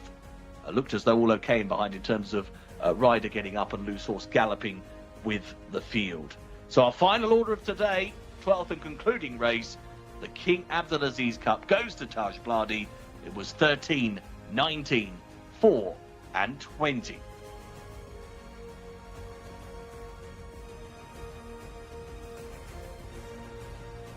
Well, Motha the Better has come off second best to the remaining unbeaten Taj Bladi, who took the lead. Motha the Better had every chance down the stretch, but ultimately Tom goes down by 3/4 of a length. Oh, I'm gutted about it, Martin, but what a race between two very good horses. Taj Bladi was previously unbeaten, comes into the race unbeaten, now still remains unbeaten. Wigberto Ramos, a huge race success for him. Obviously, he's a man who's been in the spotlight before, winning the Saudi Cup with Emblem Road.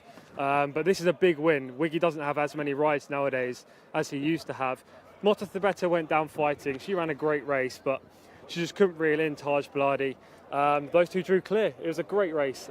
Really enjoyed it. And a superb day for the Red Stable. Is that 5 or is it 5? 5, mad. A big day for Prince Faisal bin Khalid. This kind of caps it off with a 5 million Saudi Riyal contest, 2.5 million to the winner. And he's 4 from 4 now, so the sky's the limit. Any excuses for the second? No, I don't think so. I mean, we did have to make our way down from the studio, so I missed the early portion of the race, but we basically were able to see the big screen turning in. She had every chance. She was wide, but that's what happened last time, and she came through and won. It looks like she just got bumped into a 3-year-old that's excellent, really. Indeed, and remains unbeaten. And for a race that's got so much, as we talked about before, history and prestige, as you say, for Wiggy Ramos, who's become a little bit of a not forgotten man, but not sort of the preeminent or public figure that he has been in recent seasons. For him to come forward and win a Group 1 like this, massive for him. Huge, yes. We go days without him having rides. That's kind of how much of a forgotten man he is. He's obviously in his veteran stages of his career now, but he's just shown right there that he can still do it. And it was fantastic. Brilliant. Well, this has all been about the Custodian of the Two Holy Mosques, and it's also been about the qualifier for the Saudi Cup. We'll come on to the qualifier in a second, which was won by the American horse Rattle and Roll. But maybe a horse we'll see in the mix for the Saudi Cup in 12 months' time is Euroa, who won the Custodian of the Two Holy Mosques. Prior to that, the domestic Group 1. Yeah, he could be really special. He's now 3 from 3. I love this performance from Camilo and Euroa. Young horse, huge potential, and open to even more improvement as well. He's just powerful with a huge stride, and he put the race to bed today, as we can hear. Huge applause over our shoulder. Wiggy up in the stirrups. Yes, just done a dance in the stirrups there over our shoulder. But yeah, a brilliant performance from Euroa, and one of my highlights of the day for sure. A horse had won by 15.5 lengths previously. The second and the third had been beaten. You could have questioned the form from that, but you can't question what he's done today in any shape or form. No, today he proved he's the real deal, a proper Group 1 horse. So I'm looking forward to seeing Euroa later in the campaign and going into next year as well. And of course, he won over the 1800 metre trip as well, which cements options for next year. And Connections talking about going up against the imported horses, which I'm sure there must be an opening where it's the Kuwait Cup maybe on Saudi Cup weekend. Yeah, it's a bold bid going into to face the imported horses as well, but he's a horse that they obviously hold in very high regard, and he could be absolutely anything. Saudi Cup could be the potential dream, as you say. Okay, and earlier on today we saw Joel Rosario in winning form aboard Ancestral Land. He also won aboard Rattle and Roll as well. A double on the day for you, Joel. Many congratulations. I'm sure you're delighted to be back in Saudi Arabia, and 2 significant wins for you. Yeah, very good. I mean, very nice to be here, and yeah, we had 2 winners, so it was a good day, and yeah, very excited to be here. It's a beautiful night, and we love to come here. We do see you popping into Saudi Arabia through the season now and again, but to be here on what's the biggest day outside of Saudi Cup Day with a couple of winners is great. It is. I mean, it's just unbelievable, and the horses, they came to the ride, they run really well, and yeah, winning is always good. And what were expectations coming here today? It's such a competitive meeting. I mean, it is always, you go there with a chance to win, and everything had to go in your way, and everything had to work out the way you wanted, and the horse should respond to you the way you wanted to do it. I mean, there's so many things, and just it's a bless when you go, there and win the race. And just talk us through the run you got through on Rattle and Roll. You were back early, but the gaps have come for you beautifully. Yeah, I was. The pace was good, and looked like he handled the track really well, and he came with a run, and yeah, that was a really good race. Is he a horse that seems to really enjoy passing horses? Does he enjoy that challenge of coming through? Yes, he is. He just, he a horse that, he just loved to run. He just keep, that cruising speed that he have, he never gave up. He just keep coming. And he's come there, he's won the trial for the Saudi Cup. How would you assess his credentials and his chance coming forward to the big night in 4 or 5 weeks? I mean, he already have a race here, and probably there's a big race that are coming up, and we, gonna run, a lot of good horses are coming in here. I mean, a bit of a good horse today, but we'll see. We'll see what happens. See, hopefully, that he go on the race and he performed the way he did today. What's it like riding here at King Abdulaziz racetrack compared to Aqueduct or compared to Santa Anita, something like that? I mean, it is. Everybody was very competitive, and you have jockey come here from everywhere. From here, from. They come from England, they come from US, they come from all over, they come from Spain, they come from everywhere. So, it just sometimes can be a little different because of the way the style of the other jockey ride. But, I think you just need to know your horse and then know where you want to be in a race, and I think the horse will do the job. And the style of the jockey that we talked about, the local jockeys are so talented, and they won't be giving you an inch no matter how big your name is. Yeah, I mean, it's just, blessed, and yeah, just, I'm very, thankful for that, yeah. Joel, can you come back here on the 22nd, beat Sierra Leone, beat Romantic Warrior? You've got up against the big guns in a few weeks. Yeah, it's just like I said, it's a tough race, but, we'll see what happens as we go forward. See, hopefully the horses stay well, and, yeah, that'll be good. And you're heading back home and then coming back over again in a few weeks' time, are you? Yeah, hopefully that's the plan, yeah. The poor guy's got a flight to catch. We've got to let him go. That's a drag him over here. Asking him questions. Good to see you. Many congratulations. Very tough, yeah. Well done today. We look forward to seeing you back in a few weeks' time. Thank you very much. Okay. Many congratulations to Joel, who's won aboard Rattle and Rose, and also Ancestral Land. Ancestral Land might have a bit of a chance in the dirt sprint as well. He's qualified now. Well, he had the Joel magic today, didn't he? Coming from off the speed. Previously this season, in 3 victories, he's led the whole way. Joel holds him up a little bit, and he was way better. So it'll be interesting to see how he gets on. If he does run on Saudi Cup weekend, I'm sure that man will be in the saddle if so. How many winners do you think we've seen from today that can go on and be competitive, if not win on Saudi Cup night? Competitive, I'd say 3. Winners, I would say, I think it's going to be tough today. I think we saw yesterday with the winner on the turf, it's probably the best of the trial horses to come out. I think the winner of our 2,000 guineas is also probably one to watch going forward as well. And Rattle and Roll, probably just a sight of the American horses. He's a good horse, but the big guns are queuing up at the airport ready to come over. 100%, yeah. Sierra Leone and the like, they are different This track gear. will suit Sierra Leone as Deep well. closers. We saw today, again, deep closers really came through late. Sierra Leone, even Rattle and Roll, they're going to love that when it comes to Saudi Cup. And of course, Romantic Warrior yesterday winning the Jebel Hatter out in Dubai as well. It's been an exceptional couple of days with clues for the Saudi Cup meeting. It's been a brilliant time here as well. There's been a great crowd. It's been wonderful having you on board with us. More to come over the next couple of weekends. And don't forget, Saudi Cup here on February